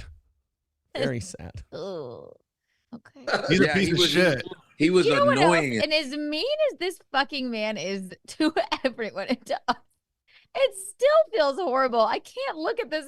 That's what I mean. Like Patrick, if the real Patrick is such a pitiful character that, like, even though he's a giant dick to everyone and he wants to be seen as this maverick truth teller, every time someone sees him and starts making fun of him, we still go, oh, guys, this is bullying. This is mean. It's This is like just- I'm rubber and you're glue. Whatever you say to me bounces off of me and sticks to you. Right. It's very childish. I am rubber, you are glue. Whatever food you name, I'll eat that too. I'll eat that too. No. Yeah, shit. Yeah, he's a piece of shit. Yeah, he was kind of a shitty dude. He was like arrogant in a way. And I was like, you don't have enough. Your mic game is not enough for you to be talking to me like that. Exactly. Right? Like a Patrick Melton can't be arrogant towards a Godfrey. First of all, Patrick had to quit stand-up like 5-6 years ago because what was that clip where he like cries and runs off stage because someone's heckling him and they won't stop? Like it's just how. That's Yeah, a sad I could clip barely too. Get through that because it's like he doesn't. When faced with somebody, he's like, they're like, just keep going, man. He's like, I can't. Oh, that's a hard one to watch because that too is like a fat bullied kid in front of the assembly at school, and he runs out the doors and stop making fun of me, and you're like, oh. And you would know, and it's the me. Like I would always try and sit with like the loser fat kid at lunch who was sitting alone. You're so nice, the loser fat. Because kid. I would get into the. I swear to God, this is me. There was this kid named Clyde. He looked exactly like this, and he was new. And he was sitting there crying because he was in my brother's class, but nobody was sitting with him. And I went and sat with him, and he didn't even want me there. Much like Patrick, he was like really mean to me. And then I got in the car and I cried to my mom. I couldn't understand why nobody else sit with Clyde, and it makes me feel really bad. I can't stand it. Oh, so no. Looking at this photo like triggers me. I can't. It kills me. But you just he's feel doing bad. well. You're a winner, Patty. It's fine. Okay. I mean, Hmm. a crunch and a salad wouldn't kill you, but you know, A crunch. not a crunch bar, Patrick, like an actual like a sit up. Come on, take this seriously. He's like crunch wrap. I'm in. No, Okay. Pat. God damn it, Patrick. I'm trying to help you. You people should go by how good they are. Maybe I give you some leeway, but other than that, you should shut the fuck up. Right. And he was recently talking shit about you too. That's why Look at Chad, the little tattle. I love, dude. You know what? We got Chad wrong because we thought Chad was just a big dumb guy. Chad knows what he's doing. Oh yeah, he's diabolical. He can be. I'm conflicted. He's never been anything but nice to me. I didn't mind hanging out with him in AC. He was total. And actually, him and I were, I don't know. We were talking. We were like really well behaved. Me and Chad. Yeah. And then everybody else was acting like a lunatic. You know what I mean? But I just hate the Chrissy stuff. Fuck that. I told him to his face. I'm like, you know, you're a piece of shit for that. He's like, yeah, I know. Oh, okay. At least he said yeah. But you know, I've got a $1,000 spot on the roast for one of these people. I offered it to Corey Adam. He hasn't gotten back to me. I want to offer it to Chad. Chad won't. I've got a $1,000 spot for someone to do the roast. I want it to be one of the names that we've, interacted with on this show. And I would love for Corey to be that spot. But if Corey can't be that spot, I'd love for it to be Chad Zumach. It was going to be Chrissy, but she can't be away from the baby for that long. Right. Unfortunately. But yeah, I've got a list of names here that I would love to have for the roast. And I've got a spot. And Chad's not too good to turn down $1,000. I don't see why. You know? I don't see why he wouldn't do it. Might be fun. But I'm looking at the names. Like, I don't think I could get. Like Chrissy, I talked to. There are people that I want to film like a 2-minute little thing, and we're going to play it in between each person. Like, I've got names for that. But like Alex Stein, he's going to be too busy. Alex wouldn't come up here for it, although that would be. You could ask him. I mean, he's not shy about like loving the Dabbleverse. Right. Though it's not the exact same thing, but you never know. Do you think we Can't get? hurt Do you that. think we could get Florentine to film a 2-minute thing? He'll be like, I don't know what is this. He's like, oh, I remember. You're the guy with the swinging. Like, I remember. So you were the guy with the young girl. Yeah. Like when we were on MLC together, and fucking Jim, I don't know if he was making it up just to be nice, but when he said he remembered us performing together, I was so happy. And he goes, oh yeah, so like, yeah, I dated a girl, and she was younger than me, and you got to like do coke and stay up late with them because, you know, Yeah. you want to keep them. He But- definitely probably doesn't remember it. However, But he's a nice very man. nice man. All right, let's watch Godfrey keep shitting on Melton. Then we're going to make another $50 and call this another win for the toe. Yeah, a couple months ago he was saying that you're just a basic comedian. Oh shit. He was? I know you're lying. No, I swear to God. I swear to God. I saw a clip. On his show? How about Chad shows his hands like, hey, look, I have no weapons while I'm telling you this story about Patrick Melton. Yeah, you said Florentine and Godfrey are just basic comics. They're nothing.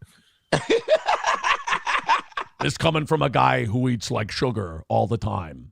Like all he does is he eats donuts, and he's going to tell me I'm basic. He's a donut guy. He's a donut guy. It's not bad. It's not That's bad. you think great character. Patrick Melton, who? Exactly. Oh, God. Well, how are we basic comics? I don't get it.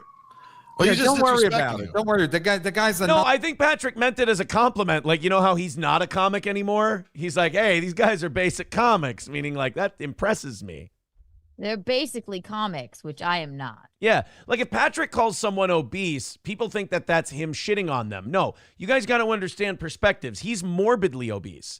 So Super morbidly. Right, super morbidly obese. So if you're just obese, Patrick's complimenting you and saying you're looking svelte today. Yes, exactly. nothing. I mean, Patrick Melton is a talk shit. fat, ugly fuck, hunchback, bitch, motherfucker. Fuck him. I said it to him. Actually, I just looked at my notes. That all checks out. I think so. Yeah. It's true. He can go suck Ray DeVito's dick and all of them fucking weak ass I love an comics. Won't English ever be able to follow any of us on stage on any time. Fuck these bitches. Fuck these bitch ass comics. It's like Kendrick Lamar shutting down Drake. Go fuck off. I mean, watching the black comedian tie it back into hip hop is a little, on the nose, but otherwise, Right about that. yeah, otherwise good work from Godfrey. Pretty That solid. was funny. Yeah, you don't want the funny, in shape, good looking black guy to be shitting on you because they'll get you every time. So, but Patrick will say, "Are you okay? Are you okay? He'll say- Okay, I'm fat," which is great, and Right. I love that he has that But you got to be able tough to skin. But you Yeah. got to be able to fire back. You can't just feel go. too bad to fight. I cannot look at that photo. That's a diabolically evil clip because that photo of him this successful, popular comedian is just shitting on him. It's Yeah. like that pulls at my heartstrings. That's what I mean. It's He's so evil to me. Right. He says the worst shit about me. I still feel bad. He's built his entire channel around having group therapy sessions about what a piece of shit I am, and I still feel bad when people bully him. I know. It's like, call me Mooby all you want. I Right. don't know how can I help you? I don't, You I don't can't know. look like a cow and call someone else a word that starts with moo. It's very self-unaware. Moo. It doesn't work.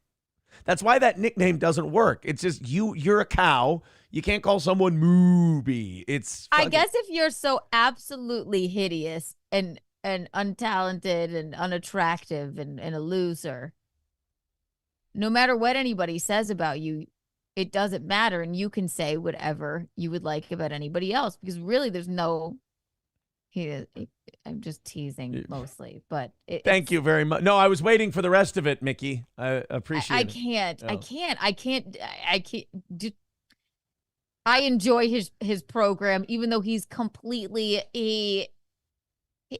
when he knows something is wrong too, when he knows he gets something wrong, he just is like, okay, whatever, move on. Yeah. Like, and he doesn't correct himself. Yeah, he's just scattershot. Like there he and throws a big handful of shit at a wall, and he'll point out the one piece that's stuck, and you're like, Patrick, there's 19 pieces of shit all over your floor. That doesn't matter. What are you talking about? But he the one thing, albeit that stream he covered of a lot of the April stuff, and it was 100% the way she was like looking at Nick. I don't know if you ever watched that. I was like, no way, no way. But I have to hand it to him there a little bit. But you knew you just weren't even reading your dog book. So fucking Proverbs. Thank you very much. Proverbs. Yeah, exactly. By the So way, he didn't get that right. we're not even going to rattle the cans here today because we're at $30 and we got a half hour for overtime. So guys, just keep chipping in. We got a bunch of people we got to say thank you to. Emily with $5 over on Venmo. Thank you very much. Cool Boy with $5 on YouTube.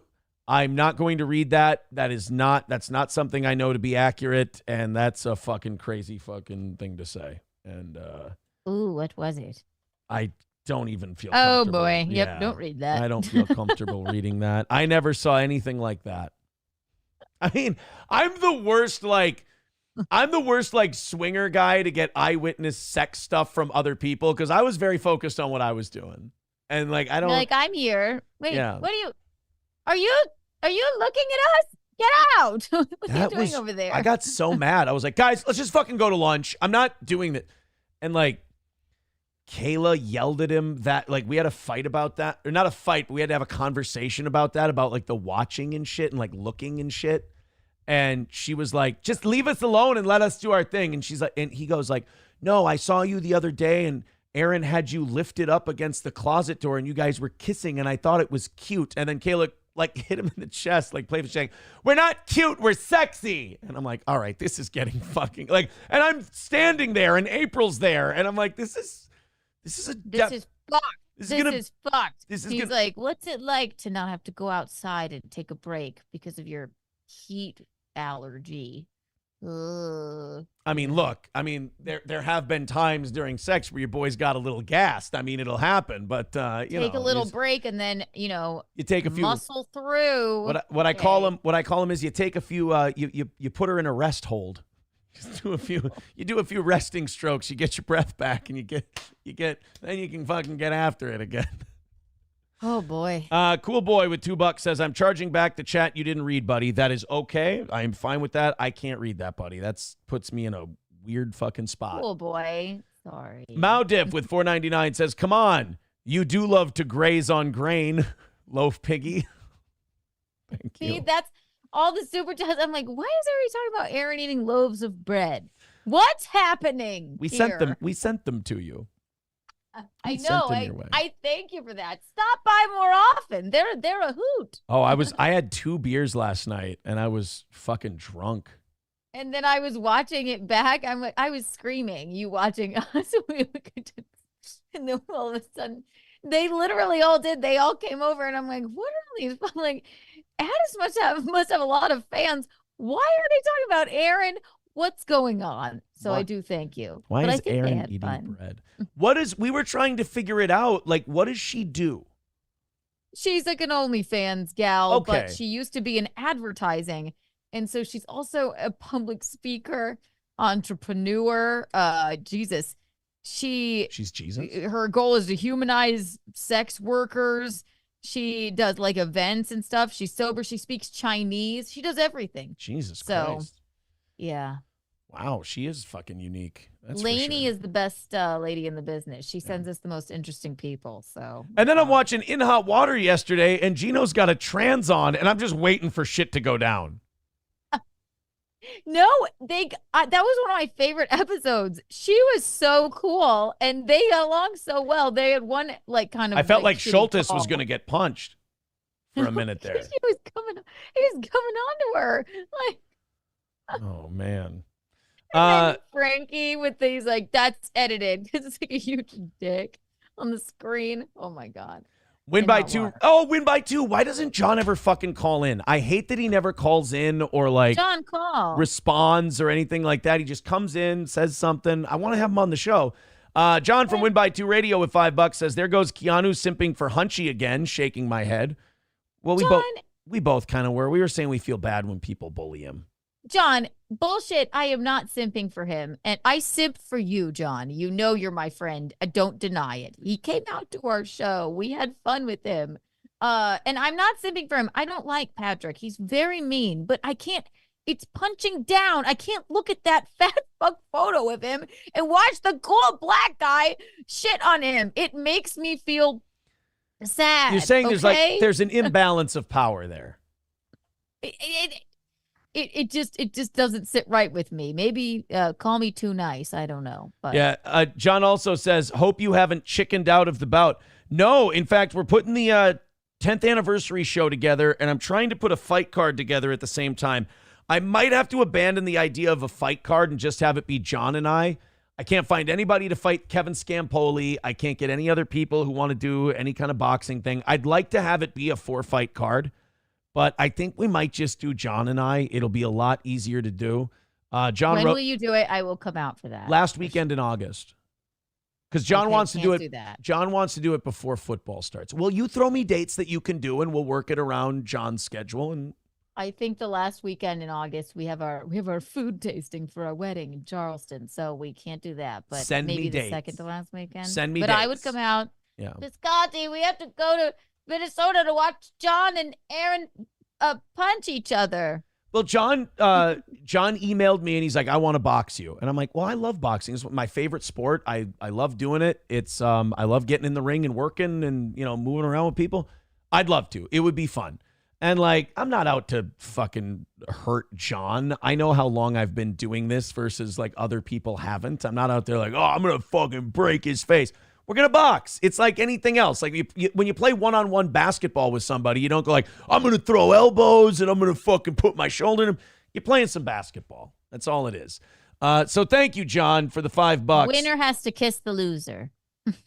On the mouth. On the mouth. Winner gets a Haw Tuah from the loser, I think is the rule. Thank you very much, John. We are only $20 away from today's goal. Whoever comes in and knocks out this $20 right now gets to pick their chapter in Proverbs. Whee! Let's go to the phone here. Hello, caller. Go ahead. Aaron, is that the shirt you're going to wear for your photo shoot today? Oh, is that really what you're going to wear? I have a photo shoot today. Check your calendar. You're making the cover of Modern Cuckold, and this is your big day. So, is that really what you're going to wear? This isn't a very cucky shirt. No. Can you wear maybe like that TC, that top cuck shirt you wear? It's not like top cuck. They're coming to photograph his home. It's called Better Cucks and Gardens. That's our competitor. Please don't bring them up. Oh, shit, Keanu. You shouldn't have done that. Yeah, I'll find a better shirt. The TC does not stand for Total Cuck. It stands for Twin Cities. It's a Twins shirt, but I'll wear it for you if it would make you happy. Hey, you know what you should be on the cover of? GQ. What's that? Oh, GQ, Gentleman's Cover. Oh, that's cute, but I'll do the creative. Thank you. You stay in your lane. Oh. Talk I like, apologize. I'm all right. sorry. I didn't mean talk to. with your transatlantic accent, like you're some sort of high class prostitute from the 1940s. And That's Aaron, very rude. I would like for to you say. How dare you? I said top class. He did say top Thank you. class. You're like Vivian from Pretty Woman. I appreciate you. Yeah. I will take it. Okay. Big Y'all have a mistake. good day, Aaron. Huge. Get yourself dolled up. This is your big break. Bye. All right, thank you, buddy. Goodbye. It was nice. You know what I turned on to go to sleep last night? What? Kayla. No, I'm just kidding. I turned on Envy last night. Good go for to you. Good sleep. for you. And that bar scene is my favorite. It's my absolute favorite, where he's like, That is literally the only thing I remember about the movie. I haven't watched it in fucking years. you know who you are. You're like, Che, something. Up with the people power. Well, you know who you are. You're like that kid who stole the chicken. Hello. That laid the golden eggs. That's fantastic. Who's for the giant? Nobody. You know what? It's not bad. Forget Che. You're like Robin Hood. You know? Tim, my little dimwit pal.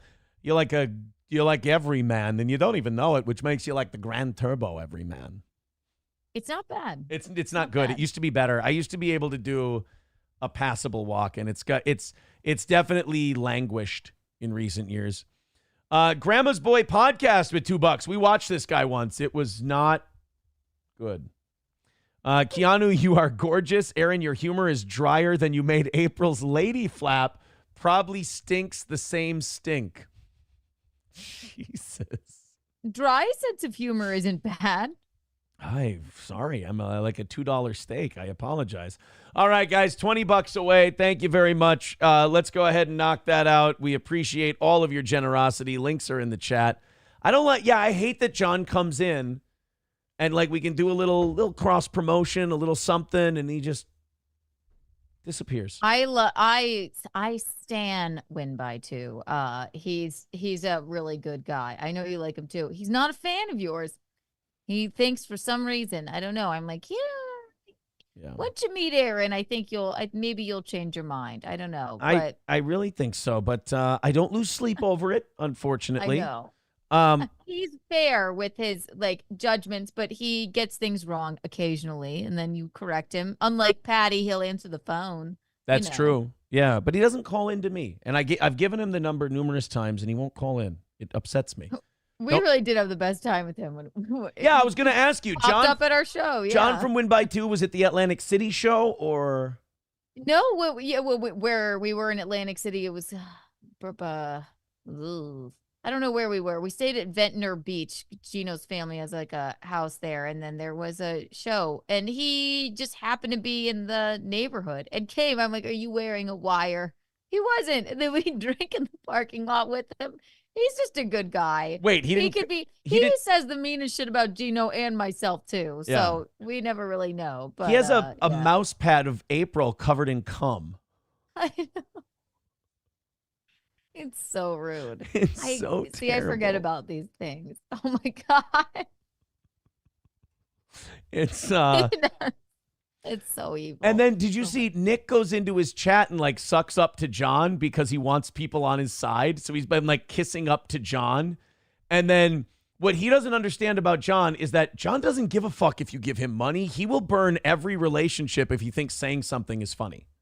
Yeah, what the fuck does he care? He's like, no, I'm in this because I want to expose morons. And tell what I think is the truth. Like, right. But Nick thinks he would love if he could get Nick to come on his show. I'm sure he would love that. But again, I'm not even sure that was the real Nick because he was popping up everywhere. I don't know. But I think like he thinks that because John shits on me, that he's like, I'll get in good with this guy. And it's like, you understand, right. John will fucking shit on you. Right. To go and find, you're like, oh, this guy. Not to say that John's show isn't great. I watch it. It's got like between 100 and 150 people watching it at a time. Yeah, he's got more than me. Like, maybe. I don't know. But he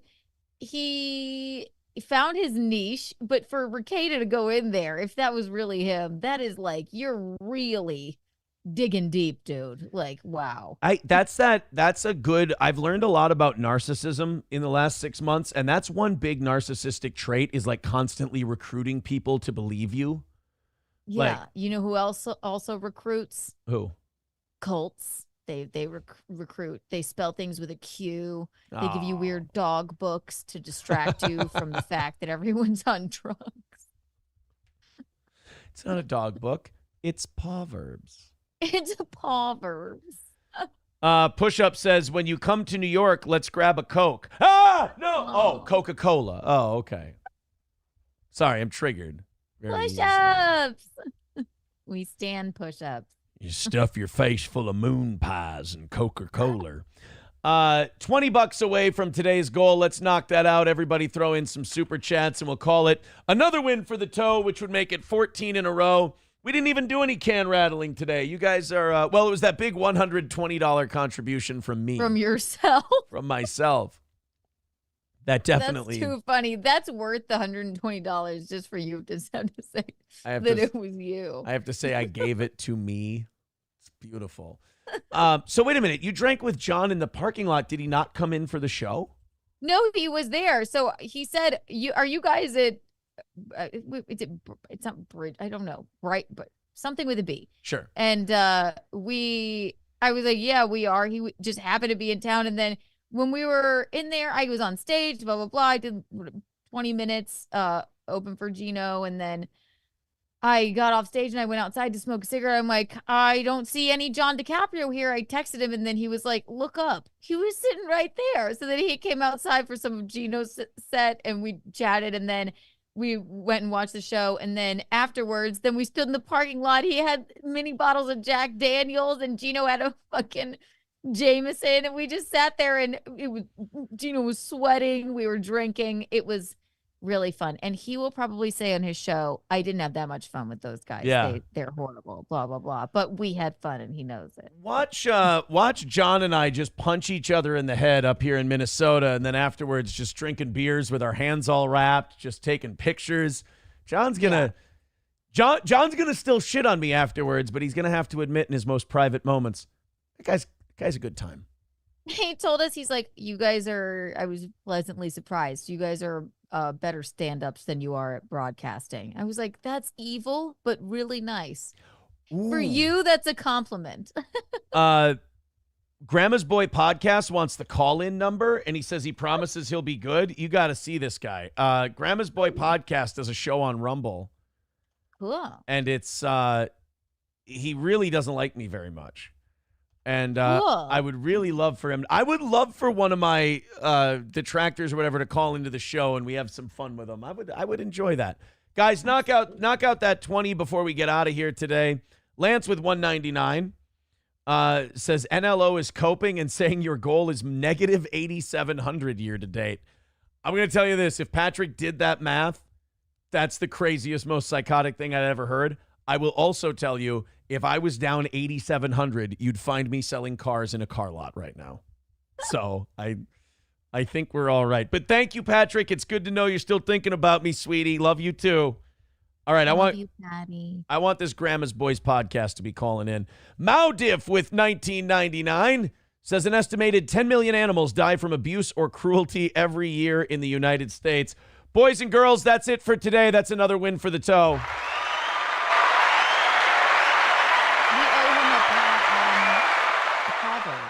That also makes it, hold on, can I write left-handed? It already looks like you do. Your penmanship is atrocious, but that's okay. It's not good. It's not good. It's all right. We had a retarded girl in our elementary school in like second grade. And, so you made your handwriting bad to make her feel better? Yeah, and then I married her. No, we had a retarded girl in second grade, and her mom had to come in once. And her mom came in like for bullying and stuff of retarded kids. And she made us write our names. She made us put a piece of paper on our head and write our names left-handed and backwards and said, this is what it's like being. Yes. Yeah, that's what she did. And so now every time I see someone who's like mentally retarded, I go, oh, that's like taking your left hand and drawing backwards on your head. I've associated it with that. Wait, you take your left hand and you yeah, like write your name backwards with your left hand on your head. This is what it's like to be my daughter. Yeah. My daughter. So basically she's going, my daughter's so retarded that you're not going to be able to do it, are you? This is oh no, you're going up. Marker. I don't know.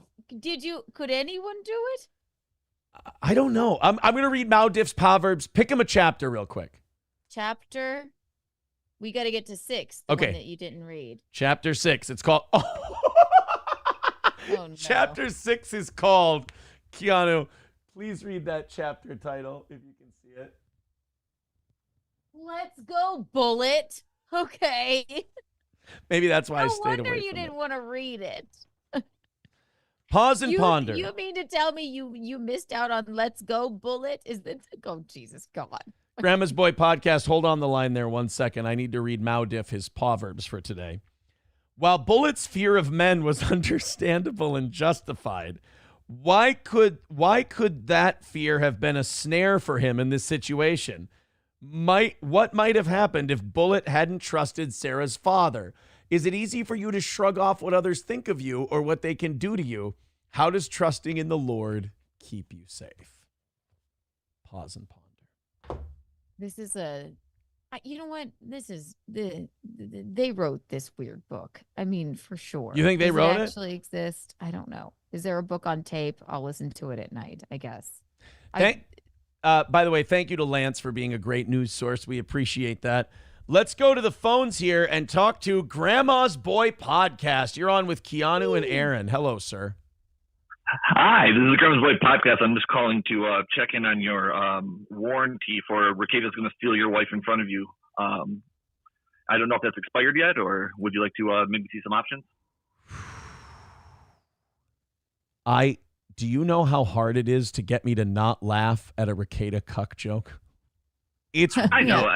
I laugh at bringing Rekieta up. I laugh at every single one of them, but I need to just give you a little advice. I need to give you a little advice. No. You Maybe have I'm trying to to make you laugh, bud. Why do you think you think I'm attacking you? Maybe I want to be friends with you. You have to shorten your joke. I don't. Like if you're going to say it's from you can't go like I'm from the Nick Rekieta Warranty of Cuckold Viewership Center. But I'm trying to help. Yeah. Do you want to try it again? Do you want to try again? Try the No, I Rekieta. don't. No, No. a Rekieta cuck joke can work. You just have to be concise. Brevity is the soul of wit. Yeah, no, I'm just gonna just go do some coke and then fuck your ex-wife. So it's not a big deal. I mean, it's doable. I mean, shoot for the stars, buddy. Yeah, I know. She's on Backpage. See? Now that's not bad. She's not on Backpage. That would be slander. She's not, but that's not a bad joke because it's nice and snappy. Did you see how that felt? Remember that release Backpage point. doesn't exist, so it's not slander technically. But remember that release point on that joke. That was good. Quick and snappy. Yeah, I'm not a comedian. I stopped doing comedy because, well, I'm not a comedian. I'm not very good at it.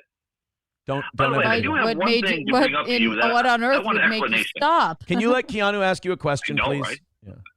Yeah, I'm sorry. What on earth would make you stop comedy? You seem to be. Oh, I was even less funny in comedy.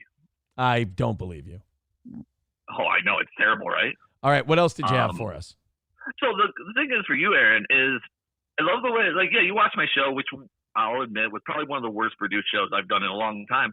But how come you only gave me like a second and a half? Because you have to understand a lot of there was no setup. There was no setup to the joke. You have to understand like a you're lot of that doesn't make any sense. God, this guy. Give me 2 words. Why do people who do bad shows always fall under the same like behavior category? He's so listen. nervous. Listen to me. I'm this not is nervous. you say, "Oh, why did you only watch 2 seconds?" You have to understand. Perform in front of thousands of naked people. You have to. All right, Nick. So you have to understand that You might have been there. when I'm doing a show and I'm watching a terrible show, I have about 1,000 people watching at a time at our peak. And if I'm playing something boring, they'll forget that it's Steel Toe and they'll just go, "This is fucking boring. I'm out of here." So if I don't play much of your show, it's because I'm insecure and nervous that playing you is going to cause my audience to leave. Right. Well, maybe they'd come over to me because my audience never leaves. I can tell you this. I would never think that. Yeah. Well, you'd be surprised. They have an open But invitation, okay. apparently. Yes. But Go ahead. Yeah, Grandma's anytime. Grandma's boy, what's I'll your name? put my number out there. You guys can call me anytime on the show. Grandma's boy, what's your first name? Kevin. Kevin from Grandma's Boy Podcast. Kevin, can you do me a favor? Tell people where they can find No, Grandma's. I will not blow you. That's very fun. See, quick, brevity, soul of wit. You're learning. Tell people where they can find Grandma's Boy Podcast and when you're on. Right here on Rumble. Never not funny. well, yeah. Never. Interesting. The hang. Grandma's boy. Okay. Grandma's Boy Podcast. The hang up is never not funny. I'll always We love the it. hang up. Thank Best thing he did on the call. Yeah. Oh no, I hung up. Oh, you did it. What you- yeah. See, I gave him credit for the hang up. Oh no, what you do is you ask them to plug their shit, and, And, then, then when they, you hung up. Okay, see, I didn't get it. You hung up on him, but Yeah. the click is the funny thing. I thought he was like, yeah. Click. Okay. that was a good impression. Hey. Grandma's Boy Podcast says, "Damn, he got me." You know what? If you type it in the Rumble chat, I'll read it. I'll plug the show. That was mean of me. Now I feel bad. Now We I'm a love you, Kevin. big meanie head. Thank you, Maudiff, by the way, for knocking out the rest, making it a win for the toe, and getting one more chapter of Proverbs. Good. We'll get through the whole book. Like, I'm sure you can do some on Rumble Friday. Gino will just love that. Like a whole deal. Gino would love a good Proverbs reading. I bet you'd find some of them inspirational, and he'd be like, you have to understand. I'm doing a Rekieta as Gino. No, you're reading him. Yeah. That reading is so perfect because people are so ungrateful. And let me tell you about ungrateful people. Ray DeVito. It's about gratitude. Sorry to interrupt you. It's what I do. Proverbs is about gratitude and the vaccine. And Ray DeVito and the Dabbleverse. Did they vaccinate the golden retrievers? No. And by the way, anytime you hear Gino, when we're doing Fridays, anytime you hear Gino go, and I love doing the show because it doesn't have to be about the Dabbleverse, he's about to go into something Dabbleverse related. But anyway, Ray DeVito. Ray DeVito is a piece of shit. But he yells that as though anyone's going to argue with him. Or anybody even knows who that is. And it took me a long time. I'm like, he's an idiot. He ruffled the bed sheets. He's weird. He's an idiot. But no, he's diabolical and really an angry guy. Yeah. So I don't blame him. He might have some kind of mental problem where he doesn't know he's doing something bad. No, he's is just an careless. angry, evil loser. So what does he do? Like, people keep like nothing. My he lost doesn't do anything. But like my lost interest keeps like coming up with these clips of like Ray DeVito doing this, Ray DeVito does that, and I don't watch them because Ray DeVito doesn't interest me. But like, I find him unremarkable. But then you bring me in this comedy, but then when you go into like actually who he is and the weird car crash thing and how angry he is and his weird lies, it is kind of interesting. But nothing he's ever said has been funny. What's the thing about the gym now and the girl? Oh man, I don't even watch enough to know. Except you said something like he creeped a girl out at the gym. So is it? God damn it! And the woman that is on Kevin's show all the time that Felicia beat up. Felicia, yeah, right. He said she was 200 pounds or something, and then she called you'd have to go back and look. I don't want to misrepresent what she did, but I guess he told a story about him making a girl cry at the gym, and then so she called the Planet. She called the Planet Fitness and was like, I have to tell you about this guy. This is against your standards because it's a no judgment zone at the Planet Fitness. Right. I know a little more than I think I do. And then they're like, oh, Ray DeVito, we've had complaints about him before. So he's been banned from all the Planet Fitnesses, except I guess his home one, but I guess they're working on that, which I gotta hand it to the lady. Like, my God, that's absolutely hilarious. He creeps people out. He's weird. I don't know. And he's not just weird like you feel bad for, like Patrick Melton or like fat or something. He's weird in like an angry way. Ray DeVito. Felicia calls Planet Fitness to complain to them about Ray DeVito. All right, let me see. Yeah, okay, there you go. Right. Kevin, I made a phone call to Planet Fitness today, and I spoke to a couple of people there, and I think things are really going to work out in my favor with this whole Planet Fitness thing. What? Yeah. What happened? For real? You called them? Yeah. Well, I called the location that I saw somebody else say that he went to, and that manager told me, yeah, I know exactly who you're talking about. We've gotten a lot of complaints about this guy, but he doesn't. Wait. What kind of complaints? Just the fat stuff? I love when Kevin I didn't ask. Yeah. I also love that Kevin can't get enough negativity in his life. So like, I know it real. I love when as much as mean as the man is to me, I love when he smiles. Right. I just can't help myself. And it's never for good reasons. He's always smiling because something horrible is happening to someone. I know.